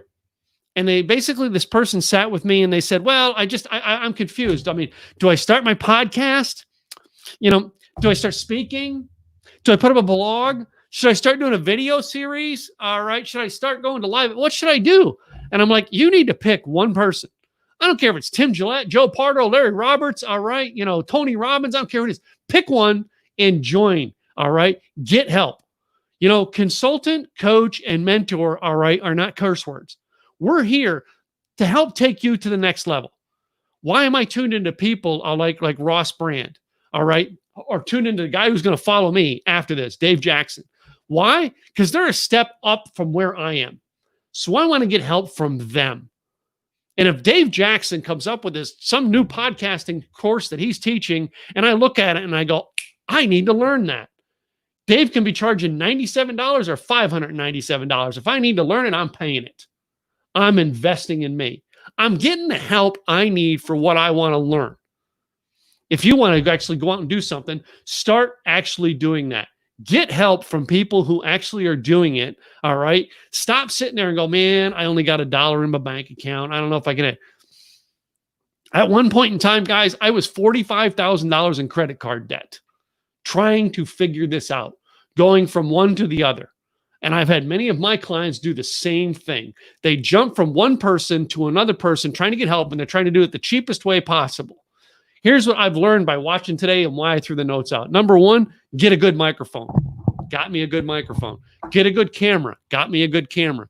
Get me good lights. Oh, by the way, I have new lights. Get good lights.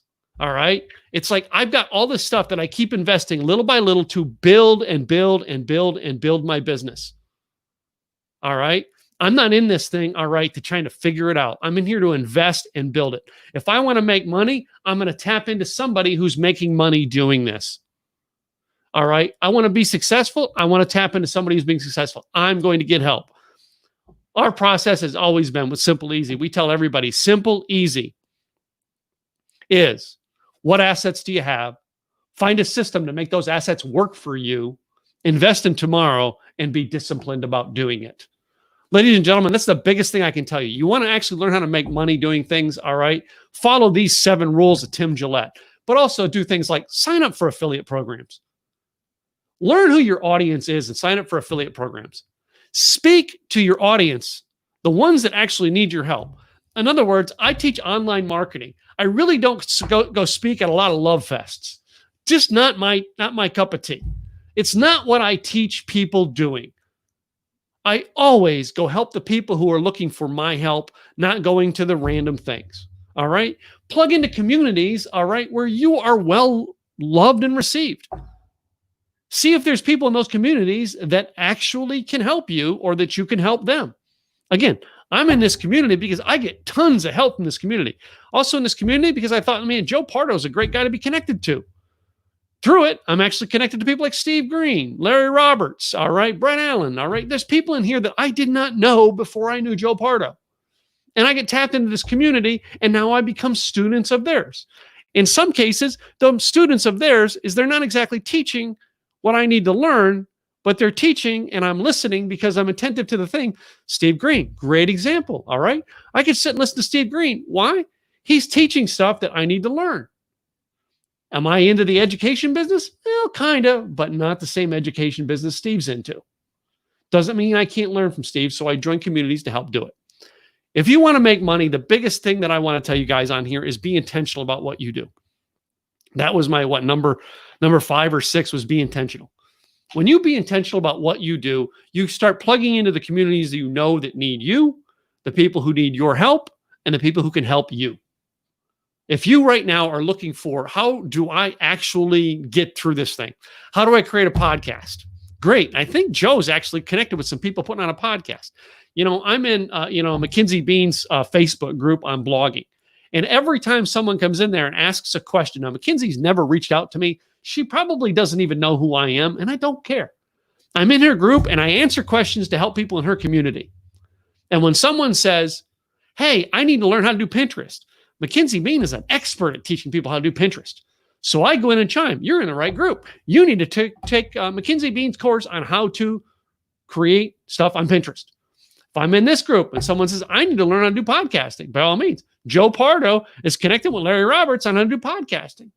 I need to do live streaming. Ross Brand and Joe Pardo are doing something on live streaming. If you want to learn how to do a live events like we're doing on virtually, like we do, Joe and I, me and Joe, we're doing virtual events. If you kind of notice that, Joe's partnering with an awful lot of freaking people who can help you, all right, by taking his message, putting along with their message, and the two of them together are helping you. Get the help and be intentional about it. Find out what you need, find out who teaches it, find out who can help you, and go get it. Take your assets, plug into their plan, adjust their plan, make it your plan, and follow them to be disciplined in getting what you want and making money online. That's all I got to share with you guys today. All right. I appreciate everybody in here. It's Tim Gillette and Mr. Joe. That's it, buddy. Awesome. So many great, awesome like preaches and amens. Can I get Jen, some man, that's super right. claps? I got to stick around for Jen today because I got all the stuff that Jen's talking about and I want to see that. Yeah. Oh, absolutely. And so for anybody that wants to work with us, I love what you said about like it's one thing taking somebody else's plan and trying to apply it to yourself is so hard because you're a different person. You have different things inside of you that make you tick. You have different passions, different backgrounds. Yeah. The odds of that being like the right combination and bam, like it's going to work for you is not great. But, you can learn from other people. And if you're, if you want to work with either of us, like, look, we're not going to tell you necessarily which one what niche or industry you should totally be in. We can help you maybe help decide that, but ultimately it's up to you to have that and decide like, hey, I want to bring, potato farmers together and we're going to host a virtual conference. Awesome. We can help you with the tech. We can help you with how to host it, all the ins and outs and things. And when things go wrong, either of us could be there for you to help navigate that. So that's those types of things that like, that's the difference between like buying a pretty box with like, here's your $1 million versus like, here's some people that can help coach you, right? Like, like coaches in the NBA they're not out there slam dunking. They're out there on the side, like screaming and yelling and throwing chairs. Yeah. And it's, Joe, and most people are not realizing, all right, this is a free event. All right. You're here today because it's a free event. This is a place for you to gain knowledge and find the people who are speaking that you go, I might want to go check them out. If you decide you like them, that's why we have the 197s, the 297s. That's the next level. And then you get into the 297 and you find out, oh my gosh, Joe Pardo can help me put on an event, teach me how to do it at my house, tell me how to put a studio on. Hey, Joe, how much does it cost to work with you? It's a layer at a time, ladies and gentlemen. And, don't just go free event to free event or $20 event to $20 event. You're here because you're looking for something. Plug into who it is and take it to the next level. And it could be any of the people that spoke here. It doesn't just have to be me. Like I'm just here with the spotlight, right? We're it could be Dave Jackson. I'm just saying. I know he's probably sitting in the green room. Yes, Dave. He is sitting in the green room. I'm preaching about you, Dave. I love Dave. I think he's great. Well, according to Tim and Kyle, that should be at least $100, $200, $300 right there for. I am still doing all right, but I'm raising the stakes just a little bit. Okay. If you donate $50, I'll give you lifetime access to my events for free. All right, I got to donate $50. And Joe will tell me if you donated $50 because he knows who donates $50.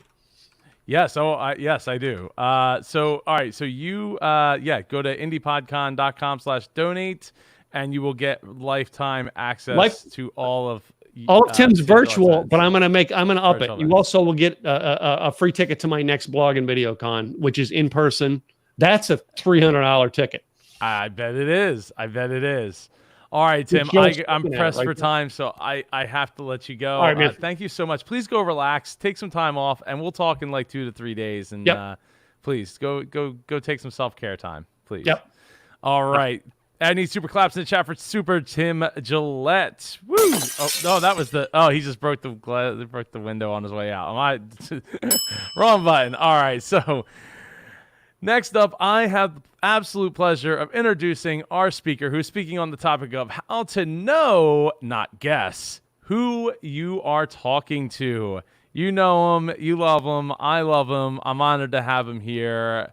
It's the Hall of Famer, the Dave Jackson. Woo! What is going on, Dave Jackson? It's been like forever. It's been like a year since I've seen you, and I know it was only 3 months ago, but maybe years. It seems like forever. I know that. Beard, but, man, the beard. Look at that. You know, I let everything. I haven't had a haircut in months, and I was like, let's let this go too. So it's the bad news is, can we point out the obvious? Due to this lighting, it looks like I have a weird Hitler mustache thing going on here. On top of your mustache. Yeah, it's not a good look. No. No.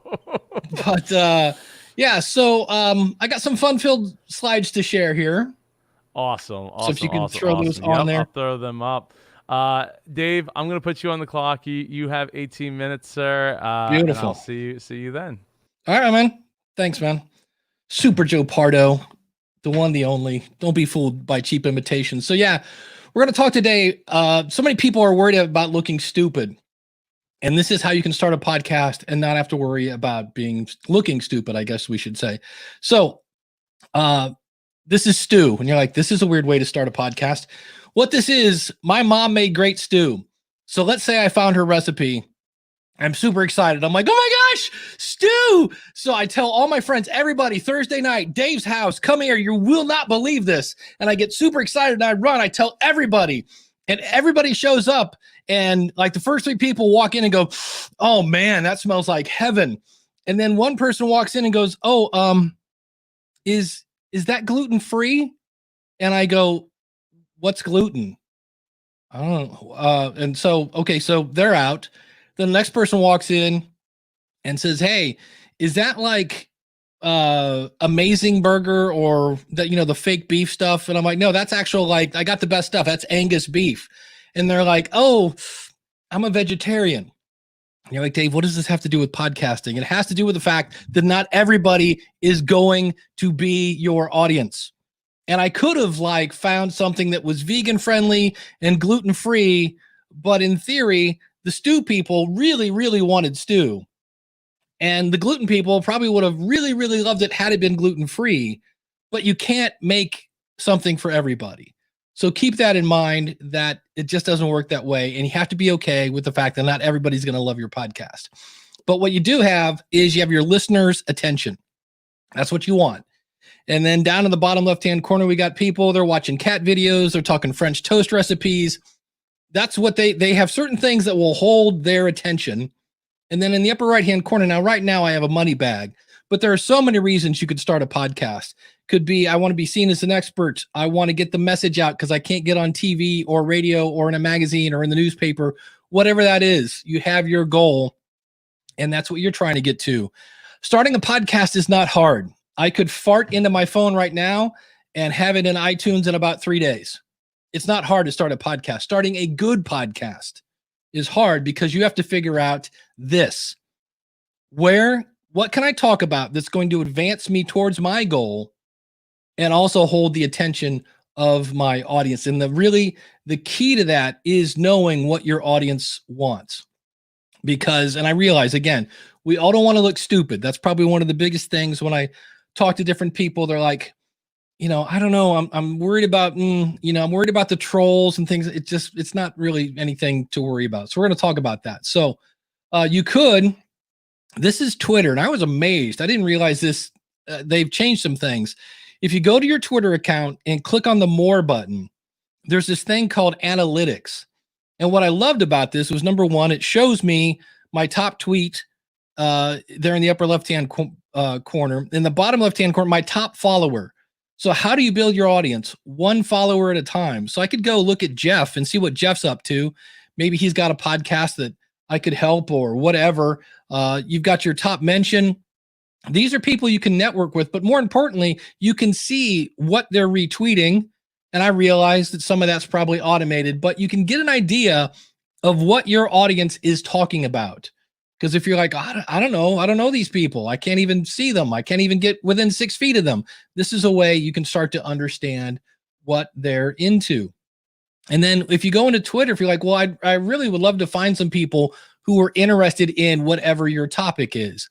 Well, here you can see, with these words, you could say, give me Lewis, not Jerry kind of things, all sorts of different hashtags, different languages. You could say, look, let me look at the account of Gary Vaynerchuk and show this. I mean, it's really insane, the details that you go through. You can filter words, different replies. Show me just tweets that had X amount of retweet. I mean, it goes crazy.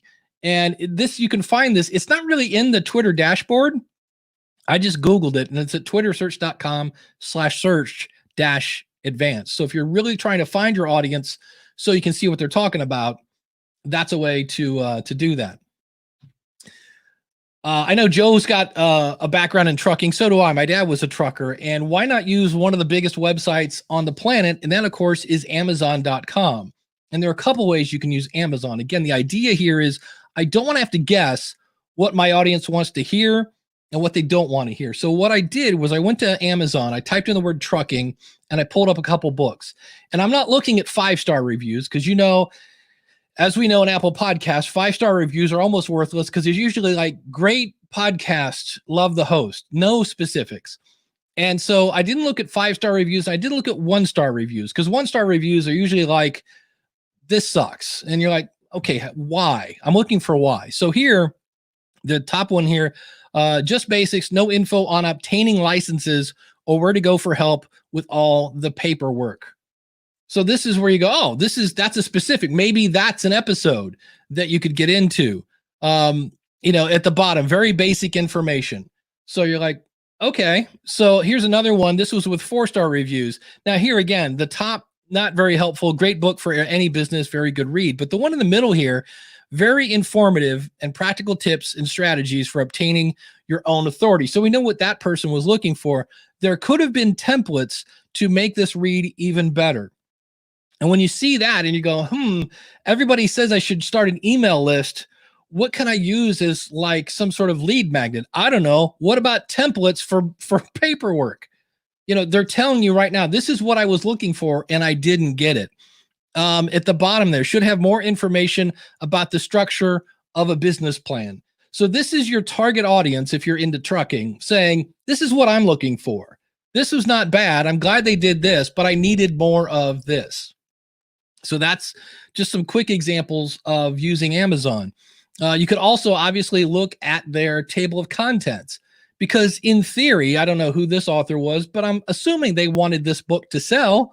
And so, you know, I look down, I see road rage. I'm like, that would be a cool, how do you do meditation for truckers? It's kind of hard to meditate while you're driving, 18 hours a day. How creature comforts, does physical size matter? This is a book about trucking, right? Okay. Laundry detail, all these little things you don't think about. The truckers go, yeah, how laundry is not fun when you're on the road. So these are things that could be topics for episodes. So again, I'm no longer guessing. I'm assuming if it's in this book, this is something that truckers are probably looking for. And again, I'm just using trucker here. This could be dogs, whatever, et cetera, et cetera. Another place you can look is Facebook. Now, the thing about Facebook is there are a bazillion different groups. Some of them are good. Many of them are filled with spam and things like that. But I just typed in the word trucking and you can't see it, but this list went on and on and on. And you can see where the one has 230 posts a day, one has 60 posts a day, one has 4 posts a day. So you can kind of see the ones that are active and things of that nature. So this is a place, again, the idea is I want to talk about what people want to hear. Reddit is one that I personally don't use much, but probably should, because this is a huge site again. And down at the bottom, it says, question about logs. I was just wondering how to log multiple deliveries in the same town. Well, there's an idea for an episode, and you can just kind of go through these because these are actual people. Granted, there are reviews on Amazon that might be automated. There might be things in Twitter that are automated. Yes, automated. But these you can go through and see, yep, that's an actual real person. And they give you not only the questions or what they're looking for, but you then see the response. And that'll just give you an idea of like, okay, this is what my audience wants to talk about.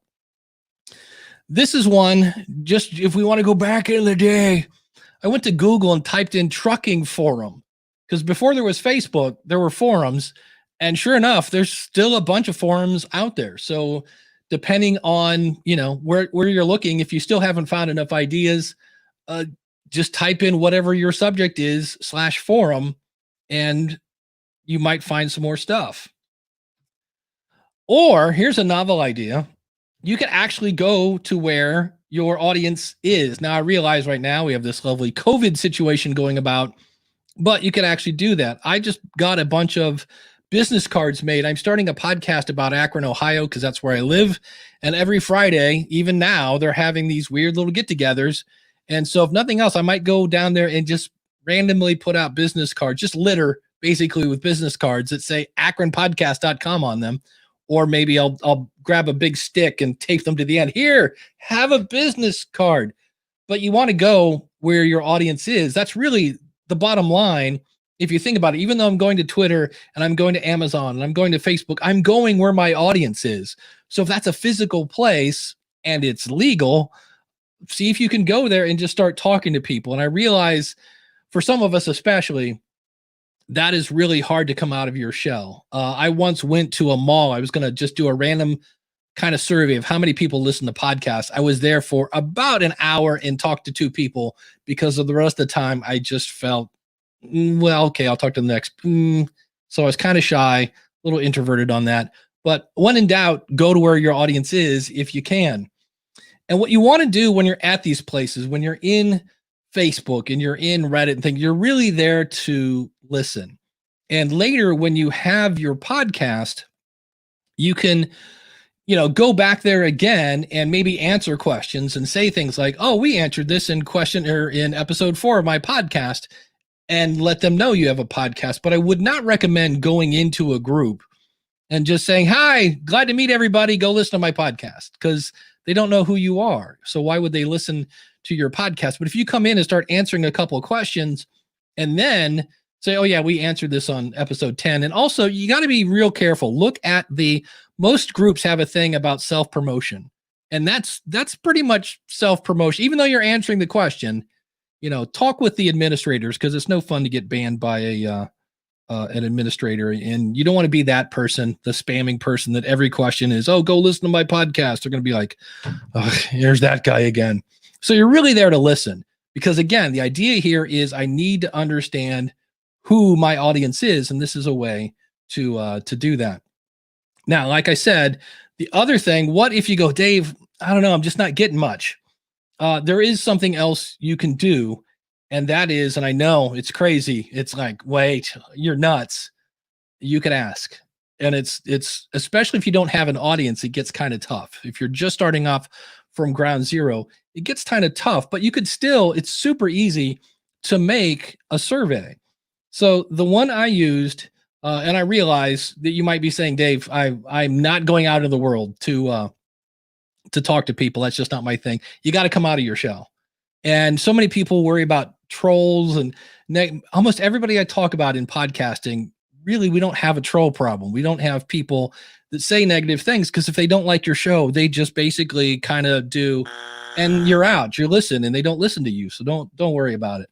But I use Google Forms. If you go to forms.google.com, and you can just ask, and these could be super simple, but the one tip I wanted to give here is if you're asking any kind of question with, multiple answers or things like that. So here I asked one for podcasters. I'm like, what are you really interested in? And so, in this case, I have 6 options there. Now, why 6? It has to be even, not odd. Why? Because if it was 5, people could easily go, oh, 3, 3, 3, 3, 3, 3, 3, right down the middle. If it's even, they have to figure out, is it a little more important, or it is a little less important? So that's why if you're going to do a survey, you want to have even options, and unless it's a fill in the blank, obviously yes, no, things like that. But if you're doing something like this, be sure to have even answers, because they have to figure out, am I a little more positive or a little more negative? And then another thing you can do is, once you start, we talked about having an email list. Go to that email list and say, hey, I would love to just, if anybody's interested, I would love to get on a Zoom call with you and just talk to you for like 10 or 15 minutes. I just did this last month. And I'm here to tell you, again, hard to believe, I'm a little introverted. And I was talking, the first 3 were easy. There were people I knew. But then I got into people I'd never met, but they were listeners to my show. And it was a little odd to go, hi, I'm Dave. And they're like, yep, I'm so-and-so. And I just asked them, like, what are your biggest hurdles? What are you trying to do with your podcast? I wanted to know more about them. And once the first minute and a half was over and you kind of get to know somebody, it's really not that big a deal. Nobody punched me in the face, as the old saying goes. And then if you're like, well, my audience isn't that tech savvy, although at this point, I think everybody knows how to use Zoom. You can always get a Google Voice number. And what that does is you can basically have that number forward to your cell phone, and you can actually make calls on your cell phone. So that way you're not giving your phone number to strangers or things like that. And you can, if for some reason after the call, the person kept contacting you, it has all the tools like every other phone system. You can block people and things like that.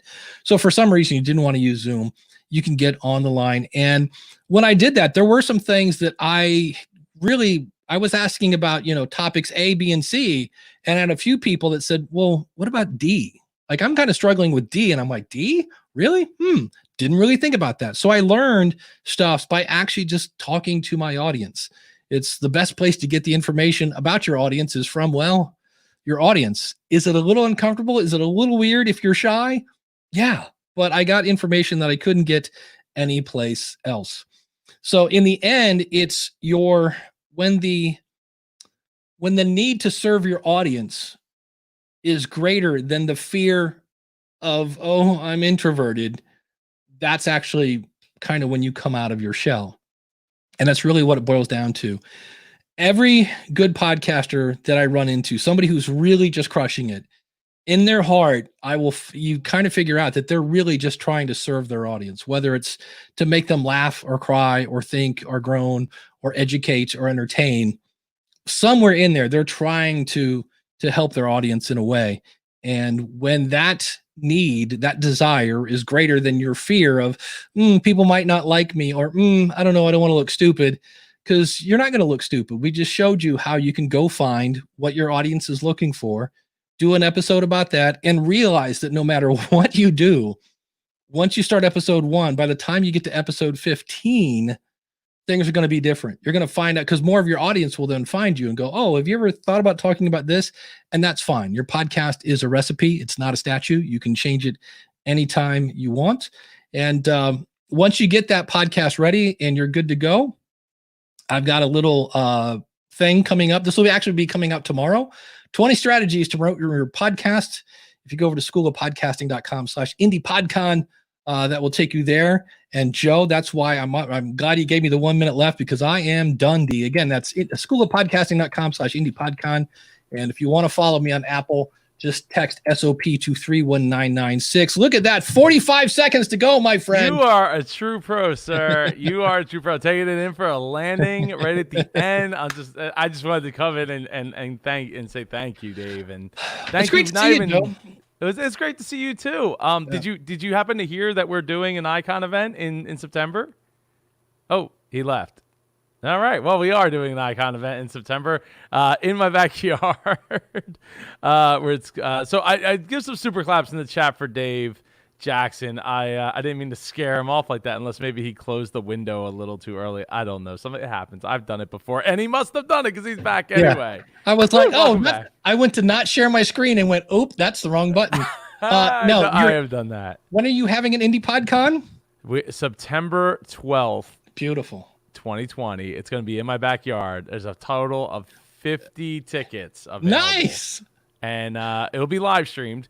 All the speakers will be in the house, not in this house. We'll be outside under a tent with tables, chairs, porta potties.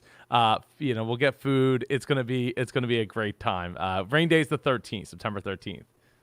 I like that idea a lot. That's really cool. I do too. And if we have to make it a protest, we'll make it a protest if we have to. But I'm hoping that things settle down and we don't have to go to those lengths to bring 50 people together in a we'll be taking temperatures at the door and all that, and trying to take as many safety precautions as we can. So I'm looking forward to it. I need a name. Can people recommend other names? Because like Brent Basham was like, oh, it should be was it the Backyard Throwdown, and I'm kind of liking the Icon 6 live in the backyard, or live from the backyard. That's what I'm liking. But That would work. I'm open. I'm open to other names. It's all good. Dave, it's always a pleasure to have you. It's always a pleasure to get to speak to you, and we got to catch up sometime soon, man. There's been so many things have happened in like the decade that's passed. Since Podfest. Absolutely, my friend. Thanks for having me. All right, sir. Take care. Thank you so much. Super claps in the chat for Yeah. Super Dave Jackson. Woo!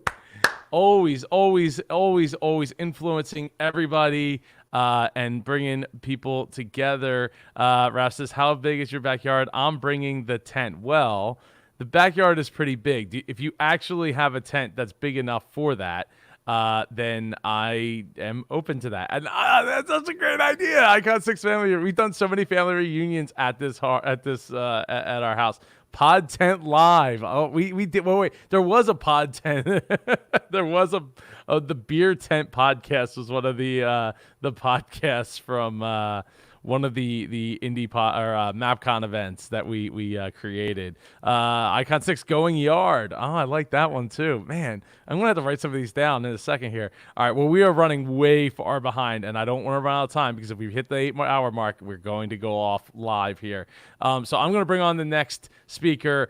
She is speaking on the subject of getting your creative juices flowing with launch planning. Everyone, give a super claps in the chat for Jenny Wren Stotrup. How you doing, Jenny? I'm doing so good. It's great to see you, and I'm really excited about this. So we're gonna keep bring on my slides too when we get the chance. But yeah, it's good to see you 2 days later. You too. Yes. After you ripped me apart, which is great. I It's been did not- helpful. you No, I'm talked for, joking. like the whole time. I was so anxious. No, it's good. It's good. I mean, that's, when we come back down to Tim saying like learn from the people, it's so huge because you need to get that feedback loop. Same with what Dave was saying. Like, please ask. Like, if you don't step outside your comfort zone, you're never gonna figure out that nobody can search for your website on SEO. So yeah. Yeah, there you go. So that's a ding ding. All right, you go. Ding, ding. You're on the clock. All right. All right, I'm on the clock. Yeah, it's really great to see you guys. And I'm gonna pop over here so I can see my screen. Yeah, there we go. We're gonna move back a second.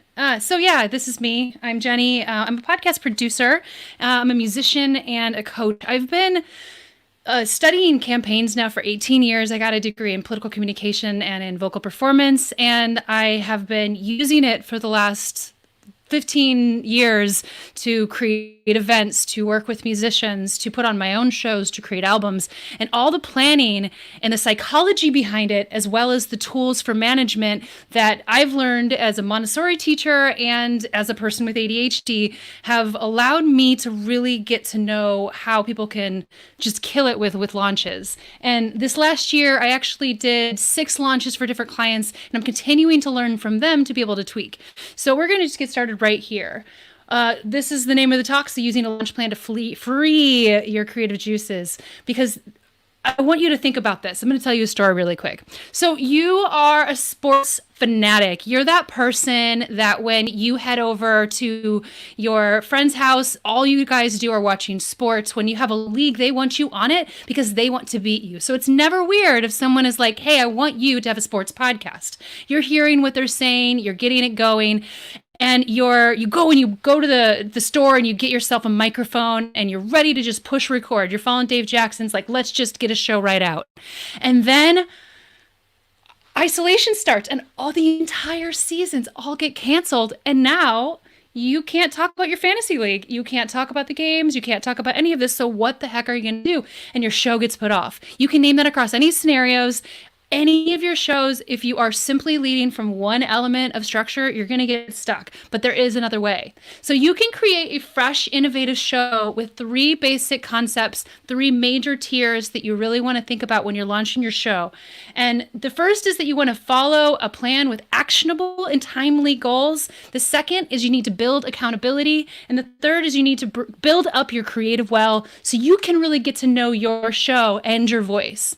So the first thing is you need to follow a plan with actionable and timely goals. There is not a single self-help book out there. Almost everything has some form of a SMART goal that's specific, measurable, assignable, relevant, and time-based. And there's a reason for that, and it's because of science.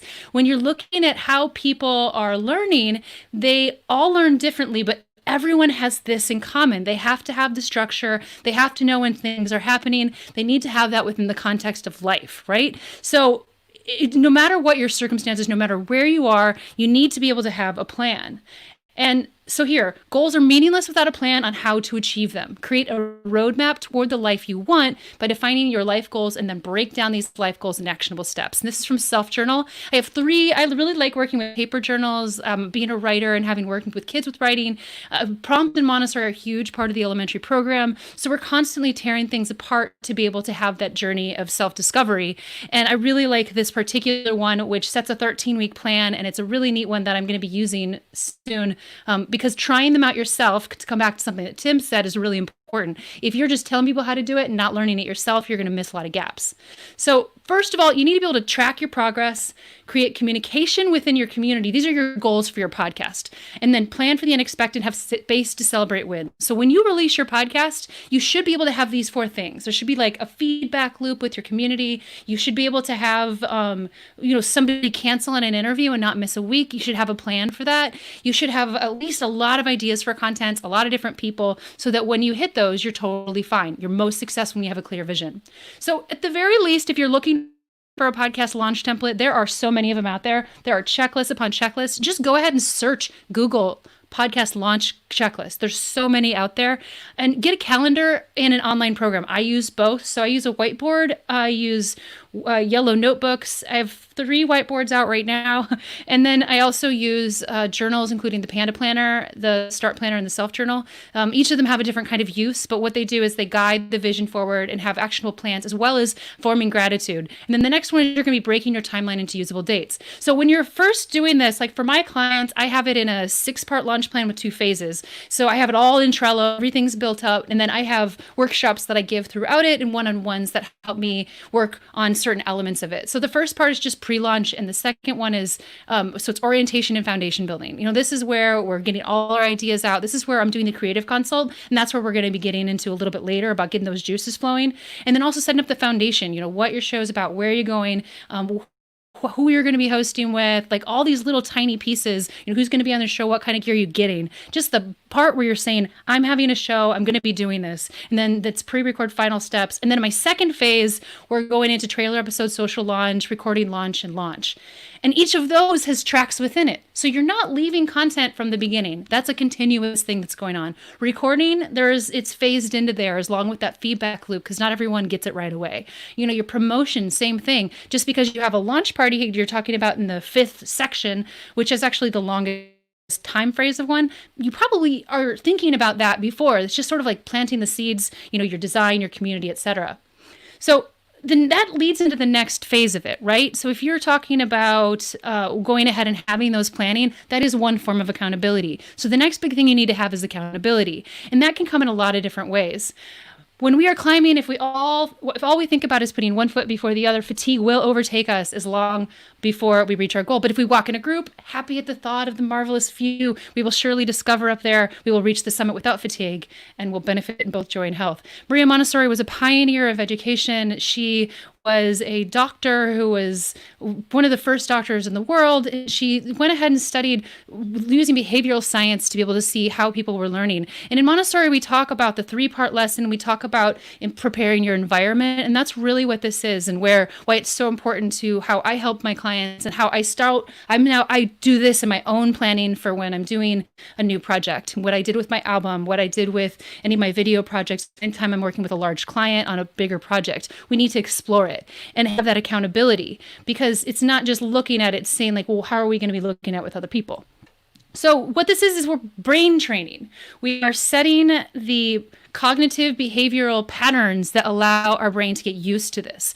We talk about the 13 week, Tim was talking about that after 13 episodes, all of a sudden, or Ambition, everyone's been talking about this. Like at a certain point, it was Kyle Bondo.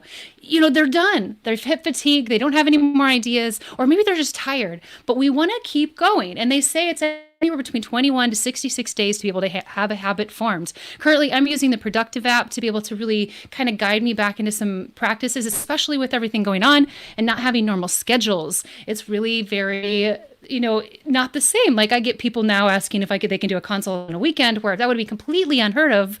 A lot of people don't think of weekends in the same concept, but we still have to have those moments of rest, and we still need to be building up the foundations so that you're creating a culture of being accountable to your audience, being accountable to the people that you have. And a lot of that starts off with intention making. So just, it starts off with maybe having a planner and starting to kind of like think about those things. You can do a little research, but then go ahead, tell your best friend, tell your partner that you're having a show and say, I'm going to make this show.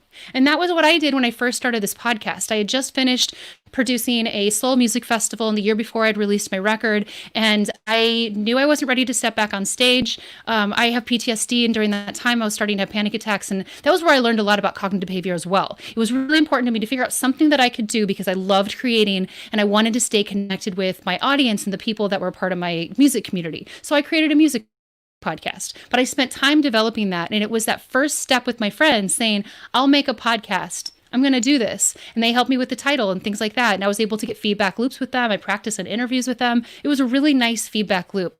Since then, I found that community groups are fantastic. Whoops. You got to have your back. You want to have people who are interested in the same things, because what I learned is my friends and family, they're interested. They're more interested now that they know what podcasting is 5 years, 6 years later. But it wasn't the same thing initially, because they're like, oh, that's special, right? Like it's not their thing. You don't have to have everyone like you, just like Dave said. And once you get there, you also, if you're still finding challenges with that, you can go ahead and hire a coach. I really do find that that's been great for my clients. And if you can afford that, that's really good. But it can even be, a friend who also wants to start a show, or just somebody that you're always good with creative feeding back.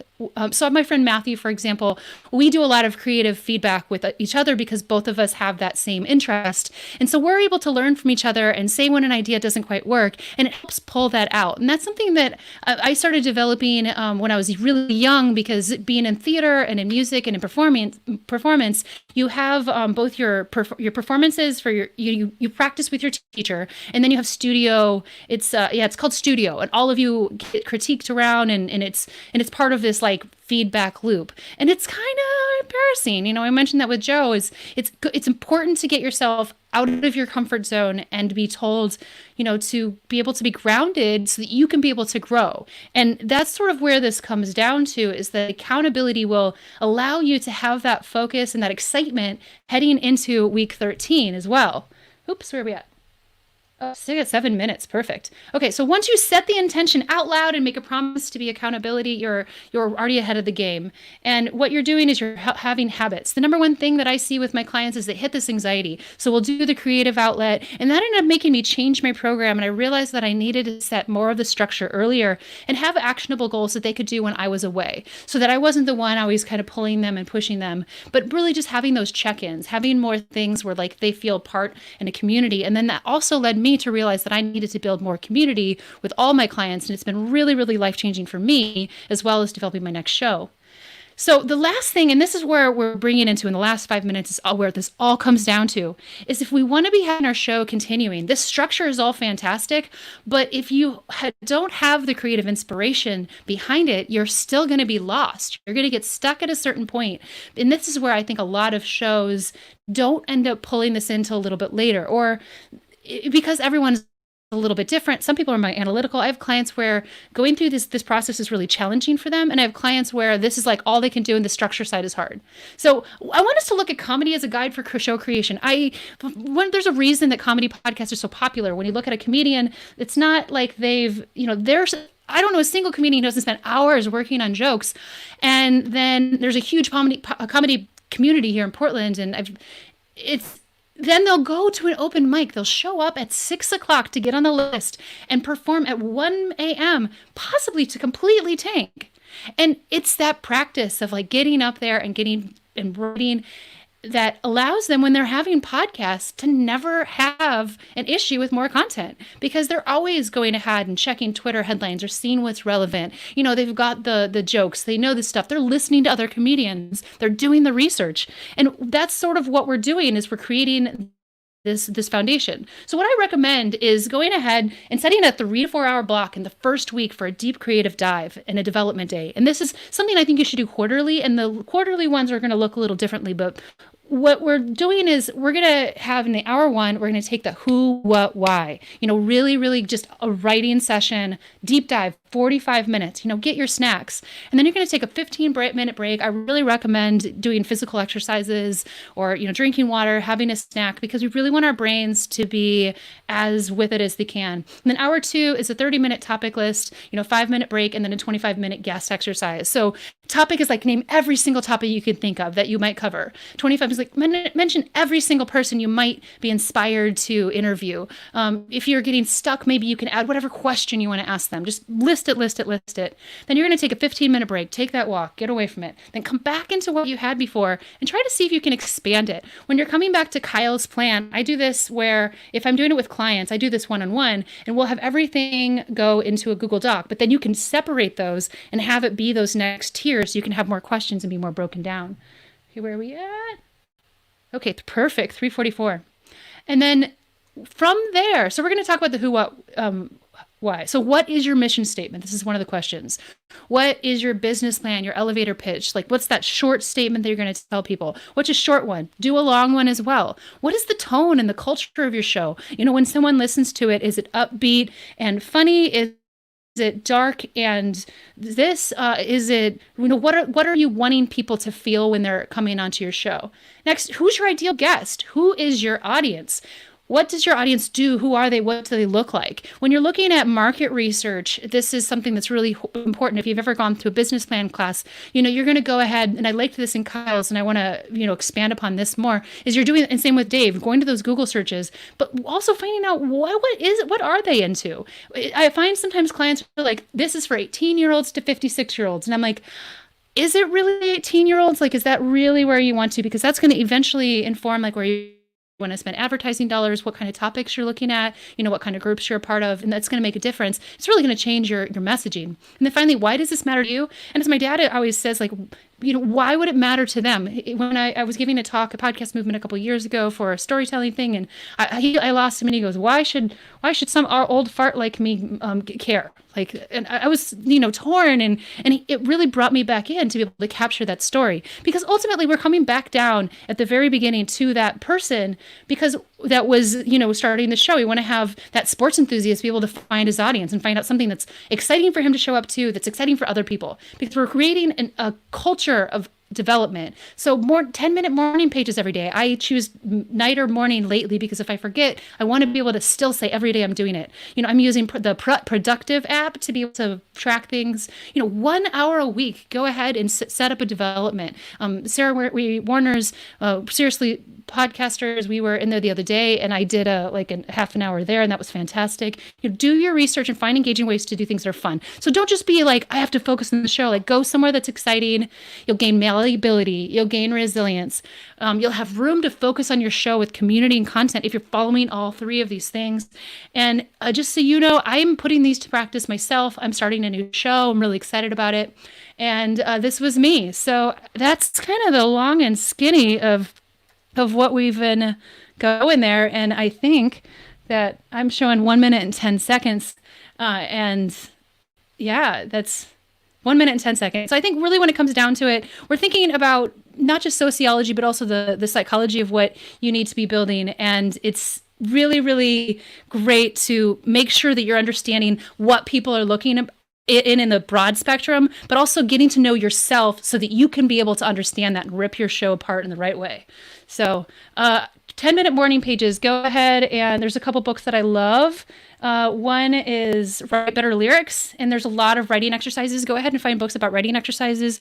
The morning pages are part of Julia Cameron's series where you're going ahead, the Artist's Way. And so you're spending 10 minutes doing 3 pages of writing exercises. And it can just be like, I can't write this morning. I can't write. It's getting in the practice of going ahead and making sure that you're writing every single day and just being able to, so that when you hit those points when you're stuck, you at least have something. You've got a well that you've already bit. And you're not necessarily using that as planning, but when you get to your planning sessions, you have something to work with a lot better and can be easily structured.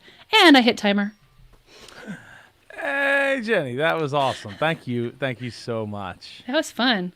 Yeah, you were like just spitting fires, just like do like I started writing it last night, and then all of a sudden, it looks like this. It's like 10 pages of I just like literally wrote it out, and I was just like, this is a good idea. Oh, but I loved, everyone else really had so much of things that echoed pieces of it, and you add all those other elements into the planning, and I don't know. Yeah, it's as Dave said, it's not hard to put on a podcast. It's hard to put on a good podcast, Oh, yeah. Yeah. So I'm 110%. Yeah. Well, thank you so much, Jenny. Oh, yeah.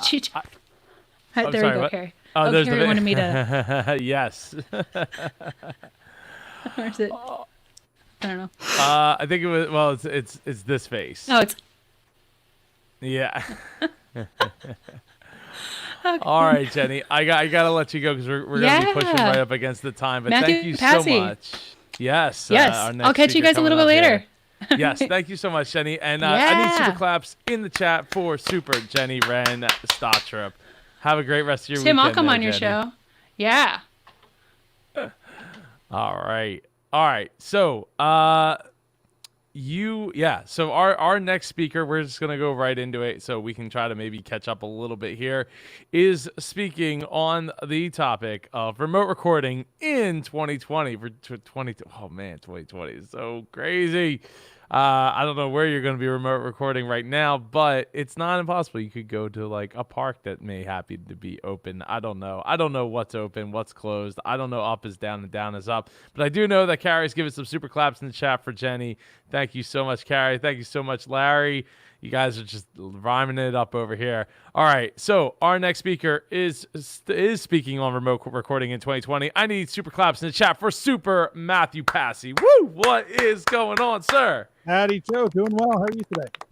I'm doing great. I feel great. It's all good, man. It's all coming together. I like the new backdrop you got going on the screen there. It looks very nice in your camera. Thank you. Yeah, I'm still. I got to get paint. Nick G is supposed to come and like paint at some point. I don't know when, but one of these days. But thank you. All right, I'm gonna get out of your way. Are you sharing some screens? You sharing the pad? Okay, you're sharing them. All right, I'm gonna get out of your way and hit the clock so we don't run out of time. And Carrie is right. Yes, you could say thank you to Jenny by donating over at indiepodcasters.com/donate. Pick one of those, or pick your own if you have your own social. If you have like a social justice nonprofit or charity that you want to donate to, or any other charity you want to donate to, please don't hesitate to do it, and then drop it in the comments on that page. All right, I'm going to get out of your way, sir, so we don't run out of time at the end of this. All right, and I'm going to go through this a little bit quickly today because, like usual, I want to stop and leave some time at the end to make sure that we can answer any questions that people might have. Remote recording, mobile recording, however you want to call it, we're all recording basically from our homes. Yes, states are starting to reopen. COVID is starting to dissipate in some places, but a lot of folks are still recording their podcast interviews with somebody far away in another state, another country, just not on site with them. So we're going to talk about mobile recording in 2020. I've done this presentation in the past, and things have changed just a little bit. So we've updated it slightly to, bring you what's going on in today's world. So mobile recording in 2020. Best solution, absolute best solution you can have is the double ender. This is where each side of the conversation is recorded locally using mics and professional recording equipment. In like the ideal world, You have someone, an actual producer on site with your guest, with the microphone, with the recorder, your Zoom H6, your Mix Pre, your whatever you've got going, and somebody is controlling that mic and you're just getting the absolute best quality audio. This is how the big media companies do it, the NPRs, the New York Times. This is how they get real high quality audio. They talk to their guests on the phone and their voice is recorded locally into a microphone, so it sounds like they are in studio. Best way to go. Obviously, a little bit expensive, and in the times of COVID, not everybody wants to invite a stranger into their home, but this is how you do it. In lieu of that, the other thing you could do is get your guests to record their own microphone locally using free software like Audacity or something similar. Now, this isn't always possible because sometimes our guests are not very tech savvy, or maybe they are a huge player in their space and you don't want to bother them with things like, hey, can you go ahead and download this piece of software and train you how to do this and do all that. So it's not always going to happen, but in an ideal world, if you can, do a double ender, have each side of the conversation recorded. If you want, do a little clap, try to sync things up. Doesn't always work, but at least it'll get you a little bit closer to where you need to be. But this right here, this is the best way to record mobile podcast interviews. A great solution. Now, there is tons and tons of great software solutions out there for doing double end recordings. Now, a few new ones have popped up. There's CleanCast, there's CleanFeed, there's Zencaster, there's Ringer, there's Squadcast, there's a new one, Riverside, that I'm really liking. I'll talk a little bit more about.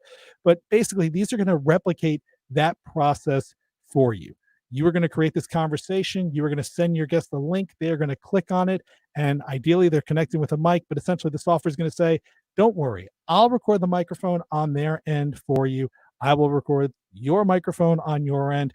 And then voila, you've got pretty clean audio coming out of this. Now, the quality is still going to be a little dependent on what kind of equipment they are using on the other side, right? If we're still talking into our built-in laptop mic, well, still not going to sound great. But this does sort of alleviate some of the non-tech savvy folks who are going to be intimidated by recording on their own. It can be very helpful. I'm not sure if CleanCast and CleanFeed are true double end recording solutions, but they do make it pretty easy to record multiple tracks. By the way, that's the other thing about these solutions is they do record separate tracks for everybody involved. Top choice up till now has been Squadcast. It's made by podcasters for podcasters, does a great job. 4 screens. They're constantly adding new features. And so that works really well. Zencaster, really, really popular option. Personally, I have had a few more technical problems with their recordings and quality than some of the others, but a lot of folks love it. Zencaster, you have to wait till the recording is done for everything to upload. And so sometimes that might take a little bit of extra time, or if the person cuts out or disconnects, you might lose your recording altogether. Ringer is similar to the other two, with one distinct advantage that it's had over the other ones is that they actually have their own mobile app. And so if a guest doesn't have a microphone, doesn't have a really good headset, they could literally download this app to their Android or iOS device, hold the phone up to their face, and so you're getting a mouth really, really close to a microphone. The big problem I have found with Ringer is that, again, you can't upload the audio until the conversation is done. So you have to wait for your guest to finish and sit there and wait for the audio to upload. If it doesn't upload entirely, you might run into some problems. And I've also seen where customer support is just a little bit slow. They're not a major conglomerate. It's like 1 or 2 people working on this. And so some folks have struggled with it, but right now they're the best one in town as far as that mobile app recording. The last one I want to bring up is a new one called Riverside that I've been playing with for the last couple of weeks. It's only a 2 or 3 month old company, but it is a fantastic piece of software. It works very similar to the Squadcast, where it can have, in this case, has up to 8 different recording tracks that you can do. And what it does that makes it a little bit special right now is it's the only one right now that can also record your video into separate tracks. So if you are starting to introduce more video components into your podcasting, this could be a great way to go, because you get the single stream like you see with the StreamYards and the Zooms and everything else, but then you get some of those individual video files as well, like you do with your audio files. So you can really do some high-end post-production with your podcast recordings that you're doing there. So very cool, definitely worth checking out. It also live streams to Facebook and Twitter and Twitch and all that different stuff, which is kind of cool. And I know Squadcast is either doing it or introducing it. So, keep an eye out for those features. So these are great, great solutions. Obviously, the big issue is they do cost some money, but you pay for what you get. Good solution. So a good solution is you have hardware that is built into your podcast production that can literally record your podcast for you, right? It records your mic and whatever your feed is coming in, whether it's a phone line, it's your Zoom line, it's your Skype, whatever it is, your audio, your hardware can actually record 2 separate tracks. Obviously, this is done very easily with something like the Rodecaster Pro. I'm able to do it with my MixPre. Some folks can do a lot of this with just their regular mixer. It does require a little bit of technical knowledge to be able to do that with mixers and some extra cables and wiring and things like that. Some of those other devices can do it a little bit more easily, but it is a great way to get this done. You don't have to worry about what is uploading, what's happened. And it makes it easy for your guests. You can just say like, hey, as long as you could be there on the other end of this conversation, I can record it. And ideally, again, if you can get it in separate tracks, great. The one downside with this hardware solution is you record what you hear. And so if the connection to your guest is spotty, if the person keeps dropping out, if things are getting warbly as they're talking, that's what you are recording. You're recording the warbliness, the dropouts, and everything like that. So you have to be a little bit patient with this, and you might have to tell your guests like, "Oh, I'm sorry, can you go back and just repeat that for me, please?" Because the recording got a little messed up. So, and also, by the way, this could be done in conjunction with some of your other solutions. Me personally, when I'm doing an interview, whether I'm on Squadcast or now I'm doing it with Riverside at times, I will have that platform recording. I will have my Adobe Audition on my computer recording, and I have my MixPre that I just hit record on, and I've actually got 3 sets of recordings, all with separate tracks. So lots of redundancy, lots of backups. Kyle, appreciate it. When it comes to broadcasting and podcasting, 2 is 1 and 1 is none. So the more backups you can have, the better. Quickly looking at the comments, Carrie, no, Riverside is not free. All right, let's go to an okay solution. So these are solutions that do one job really, really well, and you can also incorporate them into your podcasting, right? So all these video conferencing and web conferencing software solutions that have built-in recorders. Obviously, the most popular one that is out there today is Zoom. This is Zoom US, not Zoom, the hardware device. Zoom, StreamYard, the platform that we are using today, Microsoft Teams, GoToMeeting, RingCentral. I mean, the list of these solutions that are out there are bountiful and plenty. Here's again, the key with these solutions is they were made for one task. They were made for high quality web conferencing. So you can see your guests, you can hear your guests. Hopefully you're seeing and hearing me in really, really good quality. It sounds great. It looks great. But when you actually go and take the recordings from these, you tend to get much lower quality. You tend to see these come down to much lower bit rates, much lower quality, because these solutions weren't made for this. They were made for the live portion of the display. And so, yes, they do the job, but they don't do it great. Now, that being said, all of these things are pretty ubiquitous, right? Zoom has become a verb. So a lot of my clients, when we're talking about how to record guests, the minute they run into any struggles, right? The minute that the guest can't connect their microphone to a Squadcast, or they don't have the right browser to use a Riverside or something like that, I have no problem telling them, look, just go to Zoom. Most people know how to use it. Most people can get it done. So that's, it's okay. It's not going to be as good, but look, sometimes getting that conversation is more important than getting it at the highest possible quality. Even in the days of COVID, I've heard an episode of Wait, Wait, Don't Tell Me where, one of the guests' microphone died. And so it sounded like, a terrible podcaster in his basement talking into his laptop mic. They made it work. They had to do an episode. The show sometimes must go on. So you do what you have to do. So these are okay solutions, not the top choice, but you can make them work. I will say, with the exception of Zoom, the only thing I really don't like about these is that none of them will record separate audio tracks. RingCentral might do because it's powered by Zoom, but in essence, most of these you're just going to get a single track recording, right? Every voice, everything is on just one track. There's going to be ducking and all sorts of other issues that go into play. So where you can, make sure you activate the separate track recording option in Zoom. At least that'll give you a little bit more options for higher quality post-production, higher quality editing, detailed editing, things like that. Also, what I've learned lately in Zoom is don't mute your microphone. So a lot of people are like, oh, I'll mute my microphone and that'll reduce any background noise. Great. What happens now is the recording actually shrinks.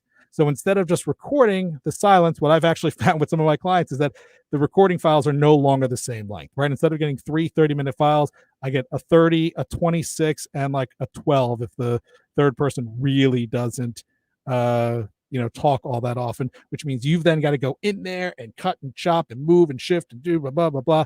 It gets a little annoying. Now, the single track will be correct, so you can use that as a guide to get your timing right. But again, less work would be better in this case. Also, OK Solution is just the regular old voice over IP software with, some third-party recording software, Skypes, the Google Hangouts, the Facebook chats, any of these things. Again, made for the recording, made for a good conversation. There are software solutions that will help you record, that will help you to even record in separate tracks. So with Skype in particular, Amalto is completely free, only works on the PC. If you're on a Mac, you've got Ecamm, which specifically connects to Skype. And then you've got Audio Hijack, which can actually record any program on your computer. And they can actually create it so it's like a split track thing going, which is very, very cool. But like the OK solutions of recording on your board, you record what you hear. So if the connection is shoddy, if the person is dropping out, like what you hear is what you get. And so you're not going to get the highest possible quality recording. And so you might have to tell your person like, oh, stop, can we restart the call? Or can you go over that again? The recording didn't quite pick it up. So the onus is kind of on you to make sure that everything flows smoothly. And that might get a little frustrating at times. But again, it works.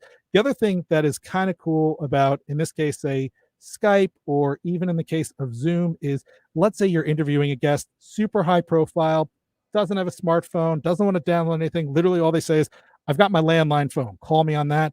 There is ways to call people on the telephone. Again, the quality is not going to sound as good. Their voice is not going to sound as robust through a phone line, but phone lines do tend to be reliable. And if somebody's on a landline, there's a good chance that whole thing is wired. So it might actually be a more reliable phone call, even if the quality isn't as good.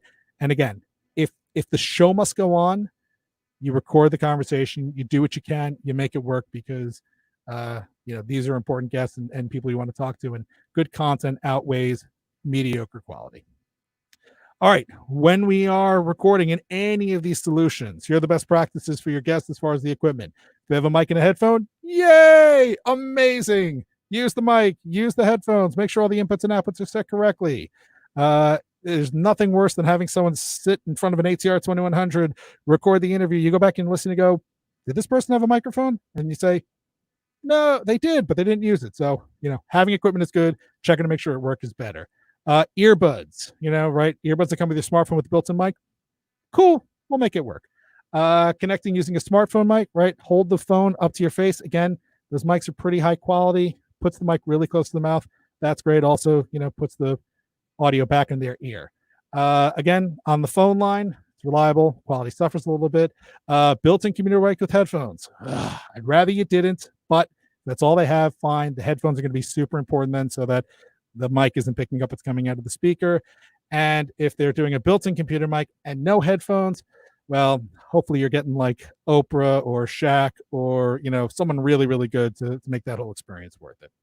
Also, your guests, they should be stationary. I literally have seen people take calls and then go in an elevator or get in their car or get on the subway. Like, no, sit, stay, talk, be comfortable. Make sure they're in a quiet spot. Turn off all the notifications and other sounds. If they have a hardwire connection, that would be great. If not, reliable Wi-Fi cellular. So it doesn't have to be perfect 5 bars, but as long as it's consistently whatever it's going to be, that would be good. And of course, the most important thing is have them come with a positive attitude. If someone doesn't want to be there, like if this is a chore for them to talk to you, or if they're really just like, whatever, let's get this done, that's not a great interview. You know what? Sometimes bag it and find someone else. I'd much rather you have someone on your show that wants to be there and wants to engage and wants to be helpful than someone who's just doing it for the sake of doing it. All right. So Joe says I've only got a few minutes left. I'm showing a couple more minutes than that, but if there's any questions in the chat, we'll fire them up. We'll take them right now. In the meantime, while that's happening, some of these links I put on the podcastconsultant.com/mobile, so you can check it out, because I know I ran through some of this stuff quickly. And of course, if you're having questions with your mobile recording or anything like that, please reach out. Happy to help. And while we're waiting for Joe to come back, let's see if they're. Oh, there's Joe. I am here. What's up, man? Yeah, they're down to like 2 minutes. The I only question I saw was screen recorded Carrie's question. when I actually I'm sorry, go started. ahead. See, I think you started the timer and then you kept pitching other stuff. So I'm taking back my time. I did not. I would never do that. I would never do that. That would be terrible.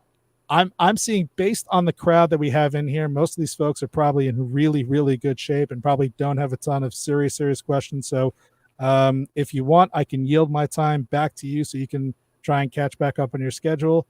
But if not, thank you as always, Joe. It is always a pleasure to join you and help out.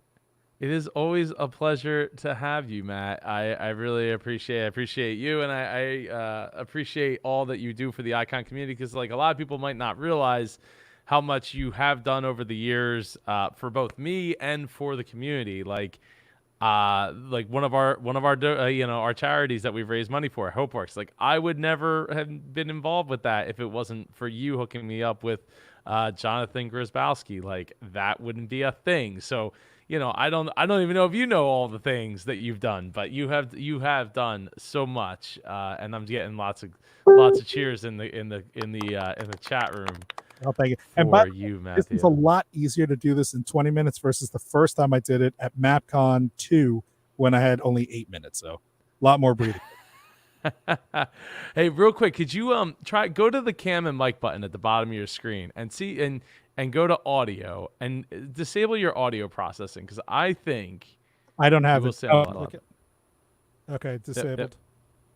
Oh, I can hear myself. I can hear myself. Yeah, it's because you're hearing my mix pre, so you'd be hearing yourself back.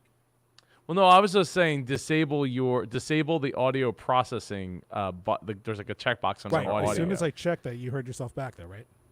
That should be what's happening. Is that better? Yeah, I mean, you sound a lot better. Yeah. Is that on or off? Now it's on, but I also switched my input from I have a loop back, so what you were hearing, is your Right, so I switched it to a different input. So right, but apologies if that did not the come audio processing was like kind of cutting some of the ends of your words off. Gosh darn it.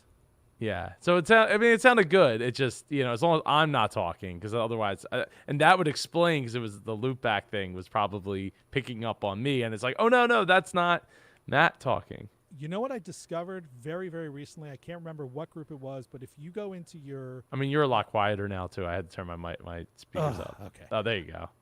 Go into your dashboard on Mac, go into your, utilities or other, and there's a thing that says voice over utility. And if you click on sound, there's a box that says enable audio ducking.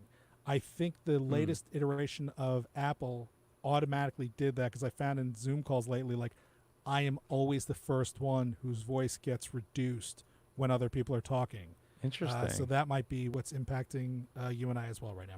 Oh, well, that's very interesting. I did not know that. All right, We but could go over that later. unfortunately, I know you got things to do. Yes, I do. I am 7 minutes over time, and I only have like a 10-minute buffer. So we are pushing pressure. The pressure is mounting. All right, I need super claps in the chat for Super Matthew Passy. Thank you so much, man. I really, really appreciate it. Thank you.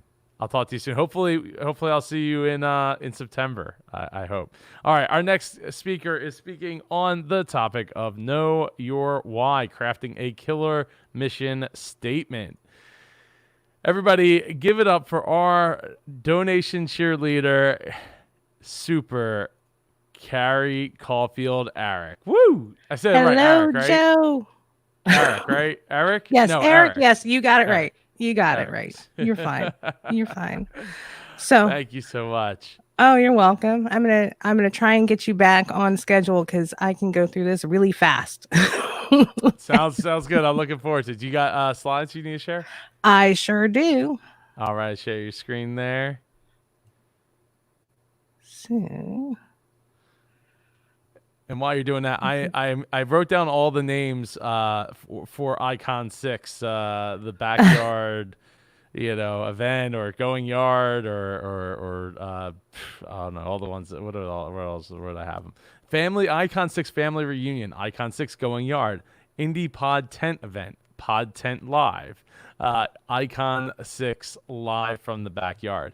So I think I'm going to go with live from the backyard just because it makes the most sense. That Like sounds from fun. a person who doesn't necessarily know or heard of it. But your screens are up, your stuff, your slides are up. I'm gonna get out of here. You're on the clock, Carrie. Awesome. Thank you. Well, if you don't know me, I'm Carrie Caulfield. Eric, I am from Yaya Podcasting, and I help companies, brands, agencies, and independent podcasters with their podcast production, editing, and I do consulting and coaching for podcast service professionals. So I'm not going to talk about any of that today.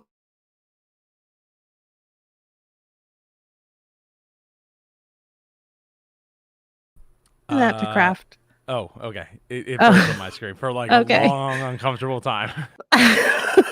Sorry. Okay. Internet gods. So we're going to talk about knowing your why. And you've heard this over and over again today. And the reason you've heard it so often is it because it's so important. And we're going to take that one step further and we're going to craft a mission statement by knowing our why. And don't worry, I have a link for you at the end so that you can go through this process yourself and you don't have to take a ton of notes. So what is a mission statement? This is the action statement that tells people what you're going to do to solve a particular problem or create a particular outcome. And you can't know your mission. You can't know your mission until you know why. So the benefit of having a mission statement, especially for a podcast, is it gives you a clear objective and helps make decision-making simple. So you know what topics to speak on, you know what guests to have on your show, you know what sponsors align with your mission. It gives you a lens to filter every conversation you have, whether that's on your podcast or out in the world or in social media, to, you've got that clear objective, that clear path, that filter. It defines how you're going to market your podcast, right? Everybody says, I don't know what to do to market my podcast. Well, the mission gives you an objective for your marketing. It allows guests to self-qualify. It allows your listeners to self-qualify. They can either decide based on your mission whether or not your show is for them. And it creates a message that you can pass from person to person. You can use your mission as an elevator pitch. And it should be clear and simple enough for people to explain it to other people. And because when podcasting gets hard, and inevitably it will, it gives you a reason to keep going. So the benefits come down to clarity, know what you're doing, consistency, know how you're going to do it, and content, know what you're going to do. So how do you figure out your mission? And so this is going to take some pen and paper and some time. And you can figure this out. You can answer the questions I'm going to present you using any strategy you like, whether it's a mind map, pictograms, lists, doodles, columns, whatever. You can make it work for you.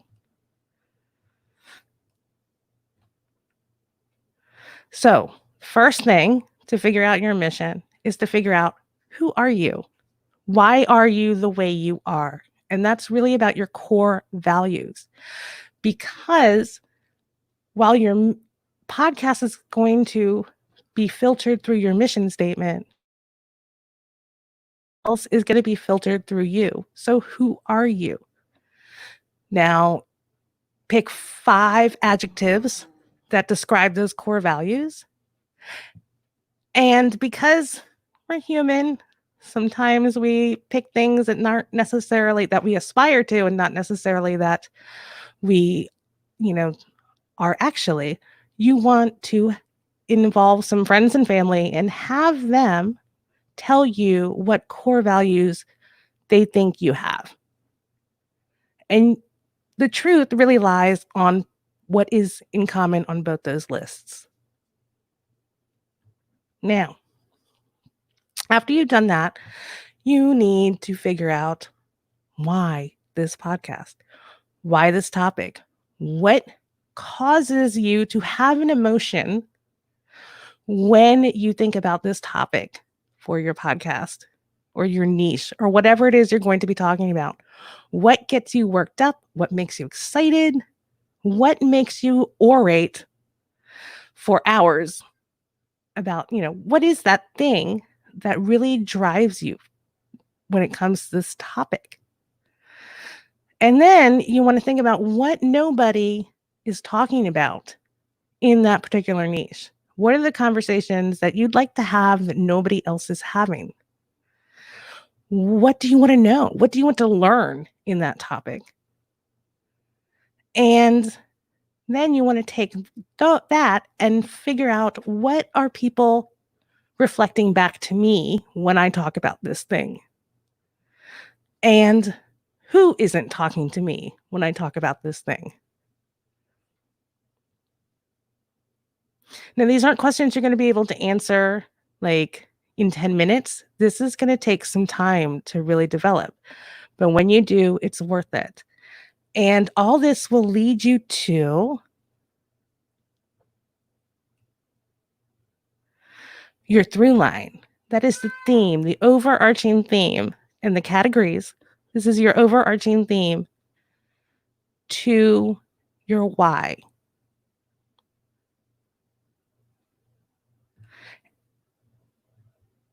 And you're going to use this theme, right? You're going to use it to craft your mission statement along with your values and along with your action plan, because you're going to put some verbs to all these things. So you're going to take the values, and that's going to be in the subtext. That's going to be in the language and how you word your mission statement. And that's why understanding values is so important. And those values are going to resonate with people who share similar values. Then you're going to take that theme and figure it out. What is it that you're really doing here? What is the thing that you really want to talk about, the angle of your conversation? And then you're going to put some verbs with that. And that is going to be the action. That's going to be what you're going to do about all this stuff. Now, I'm going to show you my mission statements in action. And I have several of them because I do several different things. But the top tier mission statement I have is my business. And in my business, we are empowering podcasters and the professionals that serve them to create meaningful impact. And that is the lens through which everything I do filters out of. And this is how I show up in the world. So you can see in these other things that I do, my podcast, Just Podcasting, which is a podcast that I do by myself, we're exploring the hidden costs and quiet benefits of podcasting and its culture. Why? To figure out how to better empower podcasters and the professionals that serve them. In the Podcast Editors Mastermind, we are ensuring professional podcast editing industry thrives. And again, that empowers them to then serve other people. And then in my female editing community, Just Busters, our mission is to empower and advocate for women in audio and start an industry-wide conversation about how we own our authority and our expertise. And again, it is filtered through the lens of my top tier mission statement, which is empowering podcasters and the professionals that serve them. And in that, you can get a clue as to my value or my values. So definitely.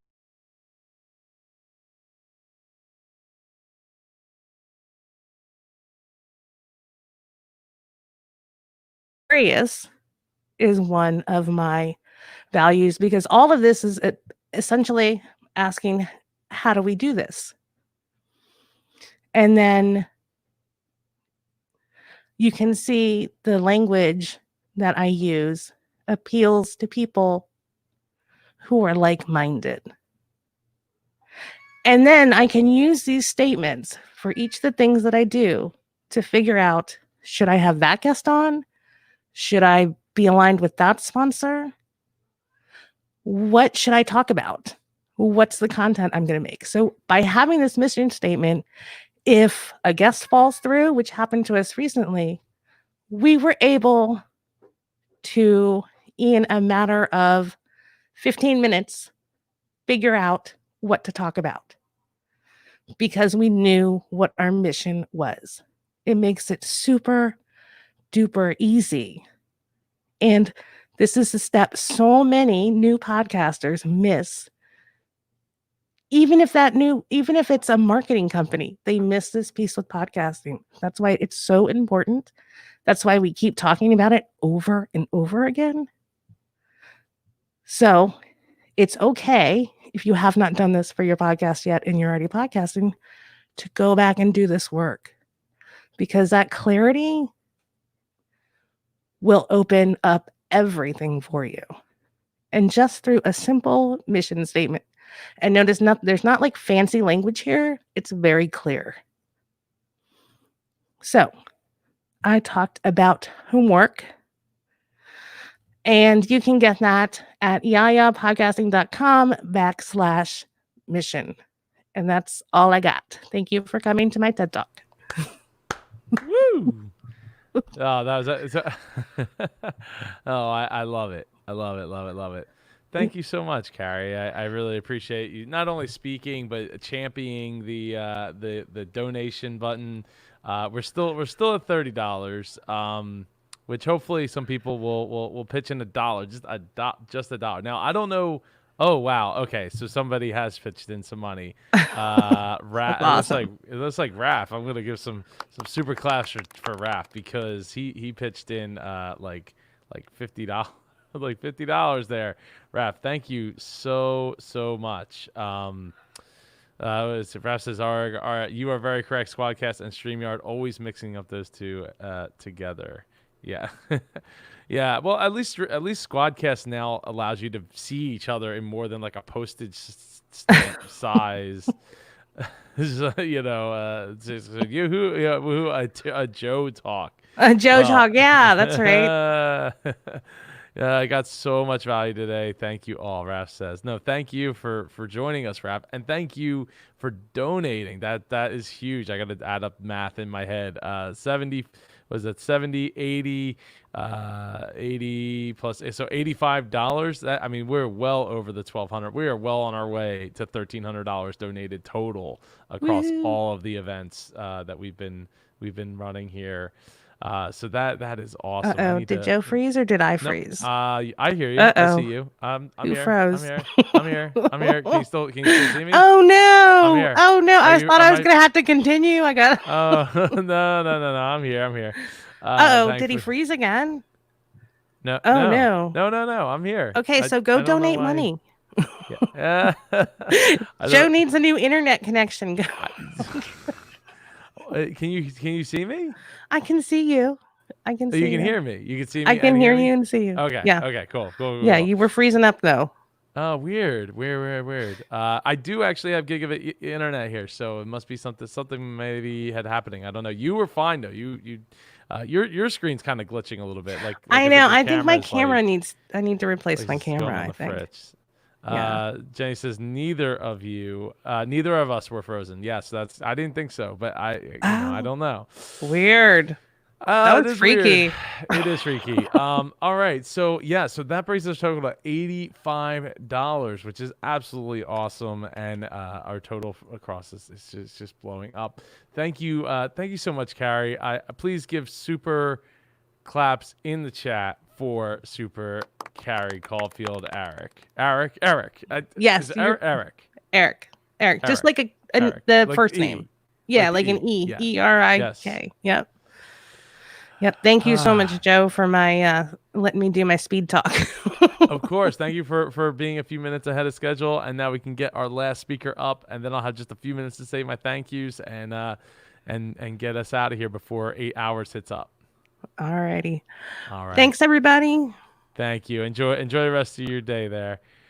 All right. So, getting some super claps. Yes, let's get over the $100 hump. I'd love to get $15 to go. Let's make that happen. I know I've given I think it was like $25 or so of my own money to across the 3 charities. And again, if there's a charity that you want to donate to, social justice or otherwise, please go make that donation and then go to indiepodcasters.com/donate and drop it in the comment at the bottom so we can add it to our total. Just put your name, the name of the organization, and your total so you can make a difference where you feel it is needed. I would absolutely appreciate that. So our next speaker, we're about 4 minutes behind, so we're gonna just barely squeak this out here.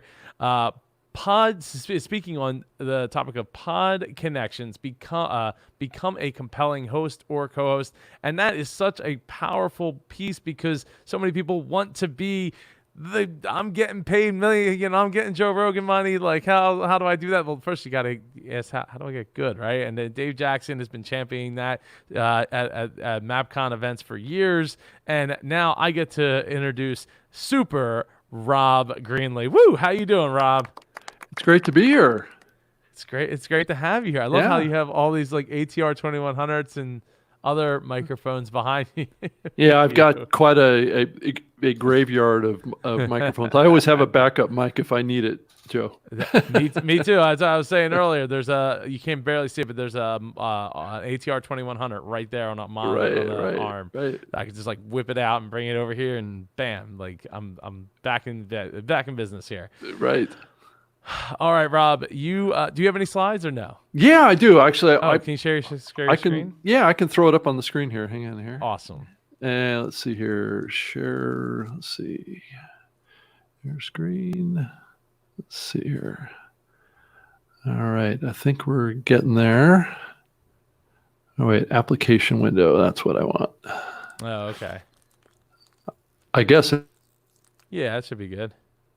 Oh, you froze. Froze on my screen. Oh no. Oh no. Oh no. Oh, Jenny's very proud of your background there, Rob. Unfortunately, it looks like you have frozen. Hopefully you can get yourself back in here pretty quickly. Hopefully it's not your internet being out. And if it is, then you go use your phone as a hotspot and connect to the internet. I hope that you can, because we are so we're very close up on time, hung up on time. So tell you what, while Rob is hopefully coming back in, hopefully his internet he's out now. So hopefully his internet will be fine. I know, right? This is not great. So let me run through until he gets back in. Let me run through. So we have some sponsors to thank, which is Tim Gillette's Simple Easy Marketing event. July 18th is the next one. You can go check out everything you need to get traffic, building community, and making money because it is an art form. You can go check it out. timgillette.com/virtual. Rob Greenlee's back. I don't know what happened there. It looks like my browser crashed. So let me, okay, that's not that bad. Let me try I it was just again run- here. Just See. running through some of the sponsors here while you get, and then there's IndiePodUniversity.com. So if you want to be able to watch the replays of this video after 1 week, when it goes, after a week, it'll go into the archive, into the library, if you will, at IndiePodUniversity.com. You can get 7-day free trial by going to IndiePodUniversity.com and signing up. It's only $9.99 a month.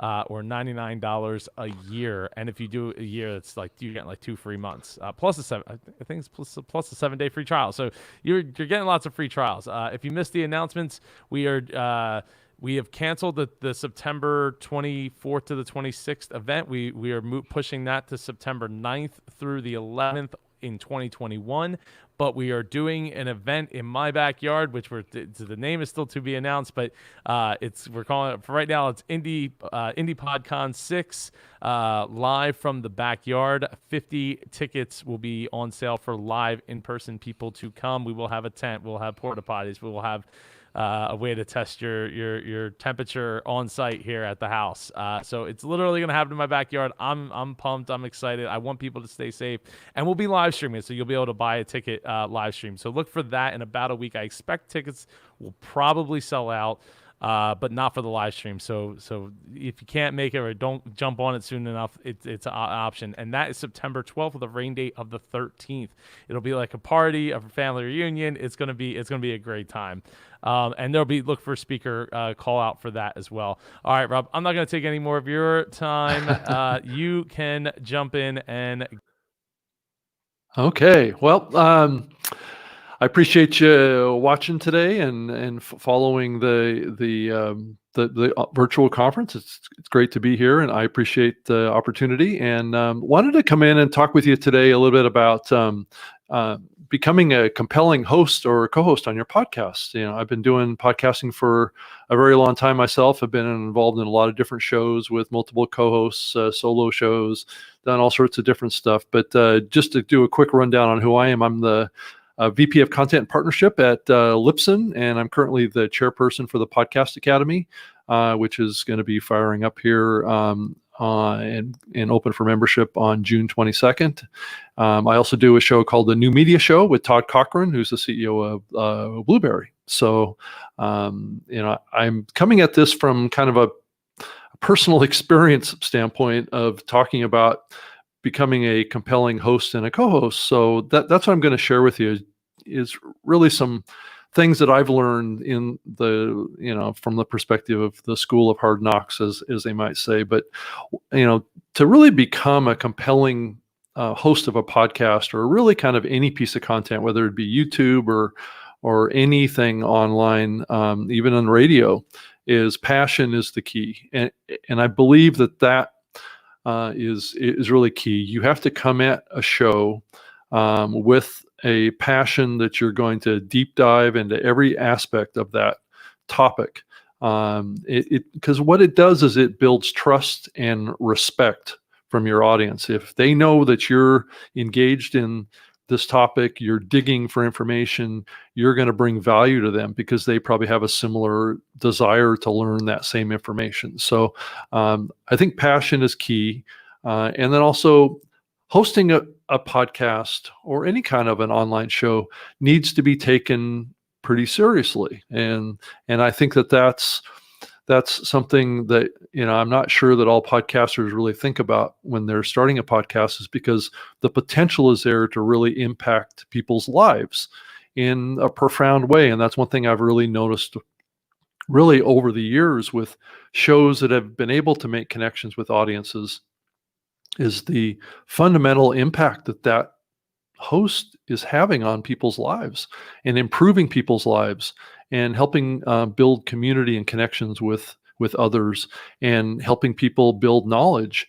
And that process also is very helpful to the host as well. The host can learn a lot from audience and from guests or from even co-hosts. And I want to talk about co-hosts a little bit later as well. But you've got to bring enthusiasm to the program as well. Taking it seriously doesn't mean that you're not going to bring enthusiasm and humor and be your authentic you, because what you're doing is you're building trust with your audience. by being that type of a person that they would want to sit down at a Starbucks and spend a half an hour or an hour with, talking about whatever topic that you might want to talk about. And I do believe that hosts really need to have a deep understanding at a very fundamental level and even a psychological level of the topic that they're going to cover on their podcast. They really need to understand the topic and have a genuine interest to keep learning and to keep learning about that topic, or are refining their skills as a presenter, or really trying to get connected with their community. That deep understanding of all levels of this medium and how to market your show and how to reach people and how to, you really have to have a genuine curiosity about the world. I believe, anyway. That's really what got me connected to podcasting. I did a show about the World Wide Web and the internet back in the early days of the internet. And I had a genuine curiosity. I was a marketing major in college, and I just really was interested in how the internet and technology was going to impact marketing. And it was very rudimentary to my thoughts as a professional in what I was doing. So it drove me, and it really drove me for decades to keep digging deeper and deeper and deeper and having an understanding. And then ultimately what I learned is that the host of a podcast and its audience always needs to get some value from that relationship. So I think that's another thing that you need to think about as a host is what value are you bringing to yourself as a host or as a co-host oftentimes also, but what are you bringing to your audience? What value are you bringing to fostering connections between your audience members as well? So that's a whole nother level. Those connections and that value drives the marketing of your show as well. People will tell others about your podcast as well. So, and if you're doing, like some conversations or an interview type format, have a conversation with your guest, not just a Q&A. I think what is sometimes forgotten, and many podcasters do this fantastically, is to share as much expertise that you have as a host into that conversation and just use that guest as additive to aspects of things that you as a host don't yet maybe fully grasp or understand, but bring your expertise to the conversation and contribute to it and challenge that guest on their expertise as well. I think that's a reasonable thing to do, and maybe, pull apart what they're bringing to your program and get deeper. And I also strongly believe that a host needs to really lead. A host needs to be a leader. A host needs to lead thought. A host needs to lead the show, lead the direction of whatever podcast that you're doing, and build community around that leadership. Because I believe podcasting has like I was saying earlier, is really needs to be taken seriously. Like you're building a professional network, and that leadership is the key to success. And I think that building that leadership in community and in all of your business dealings, and taking responsibility is always a big part of that. Hosts also don't need to speak perfectly. So when you're doing a show, you don't have to be a perfect presenter. You don't have to have a radio voice, as people have said for many years, that's the key to success on broadcast radio, is to have a radio voice. Well, I don't agree with that at all. I think what you need to bring to your show is authenticity and who you really are, your personality and your passion. That's far more important than if you have a traditional classic broadcast radio voice. So, and it's okay to pause and let your audience think about what you just said. And sometimes it's okay to speak fast. Sometimes it's okay to speak slow. And vary your pitch a little bit. And when you're talking on a podcast, when you're a listener, you're kind of going to get value from that, from the standpoint, if you think about it like audio candy, right? You're driving pitch to drive emotion. You're driving pitch fast and slow to get people to think and to connect with you and to understand your passion and your understanding, and hopefully help them understand what you're trying to share with them. And I also wanted to mention too, as I roll into the next section here about co-hosts, is that if you have a co-host on your show, always be appreciative of that co-host.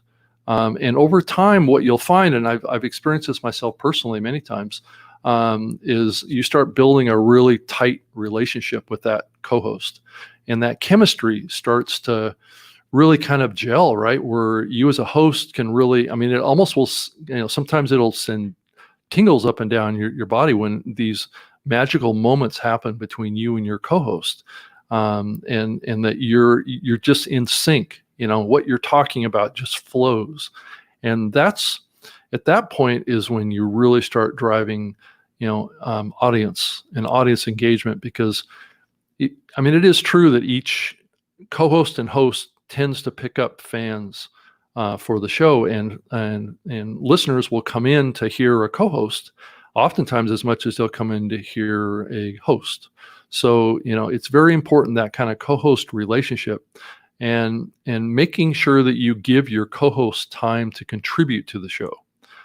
Thank them regularly, thank them on the show, get them involved in the conversation in the show as much as possible. And as far as finding a co-host, you need to really find one that can bring a following, and has a different voice than you. I mean, physically a different sounding voice, because you don't want to have a co-host that sounds exactly like the host, because most people are listening. And that co-host needs to have an opinion and needs to drive a slightly different, probably, perspective than you. So I'm going to jump into the next slide, which is basically talking about co-hosts. And I do believe that co-hosts have a pretty compelling role in the success of a podcast in that format. Now, granted, as we all know, there's solo podcasts. There's kind of like group podcasts where you have more than one co-host. But this particular instance is when you have a host and a co-host, which is the more typical situation that you see in podcasting. A co-host does, like I was mentioning earlier, does build their own listeners in a show, right? So a co-host has the same role as the host for building a friendship relationship with the audience of trust and respect. And that relationship needs to be built with the audience as well as the host. The host needs to respect the co-host role in that show, and it needs to be a relationship that really fosters good communication, and but it also can have an edge to it too. It doesn't have to be a perfect synergistic relationship where both sides are agreeing on everything. And I don't know that you really want that. I think what you want is slightly different opinions, slightly different structures of how that information is shared. The pace can vary a little bit, and I think it's very, very compelling to the listener, like I was mentioning earlier about ear candy. The ideal co-host, like I was saying, has maybe an opposite personality or voice from the main host, has maybe a different pace, has a different kind of cadence, a different voice from a frequency as well as a perspective, and needs to also, that co-host needs to have a deep understanding of the topic too, to provide color, knowledge. Now when I say color, I'm talking about topical color to the conversation, maybe taking a twist on something that the co-host hadn't even thought of. I mean, those can be very magical moments in a co-host host relationship, is when a host is amazed by what that co-host just shared, and it opens a whole nother door to the conversation or to the audience. Like I was saying, the co-host doesn't need to agree on topics, and I think sometimes that is actually best if they don't agree, because then it really opens up the door for two sides of the conversation, because oftentimes the audience will have those same visceral reactions to topics that are shared. But generally, a co-host doesn't do heavy lifting on a show. I mean, when I say heavy lifting, they typically don't do a lot of the production stuff. They don't have big responsibilities around monetization or editing or else kind of things. What you want in a co-host is one that comes in very relaxed, very connected, and focused on the content that is very, very important to the success of the show. So don't lean on your co-host too much is my bigger point, because I've run into problems with that in the past. The early days when I had a radio show that I did with 3 co-hosts, I tend to lean on them to develop content in their own segments. And sometimes that didn't work out. And sometimes that pressure was a little too much for them.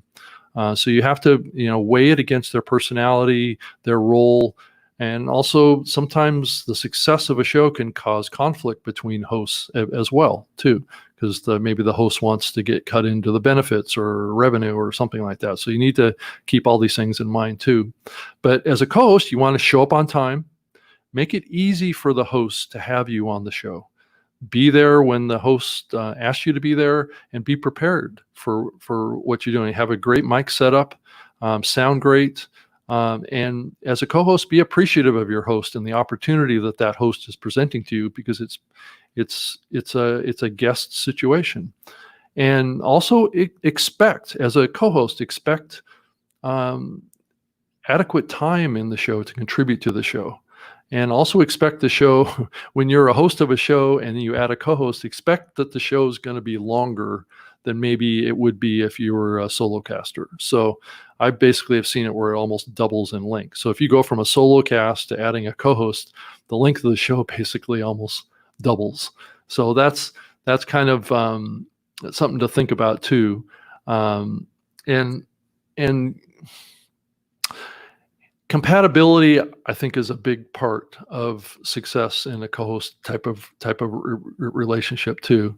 Find a co-host that is compatible, and one that's good to work with. And what you'll find is that it's a very fun and rewarding experience to actually do a co-host and host type of program.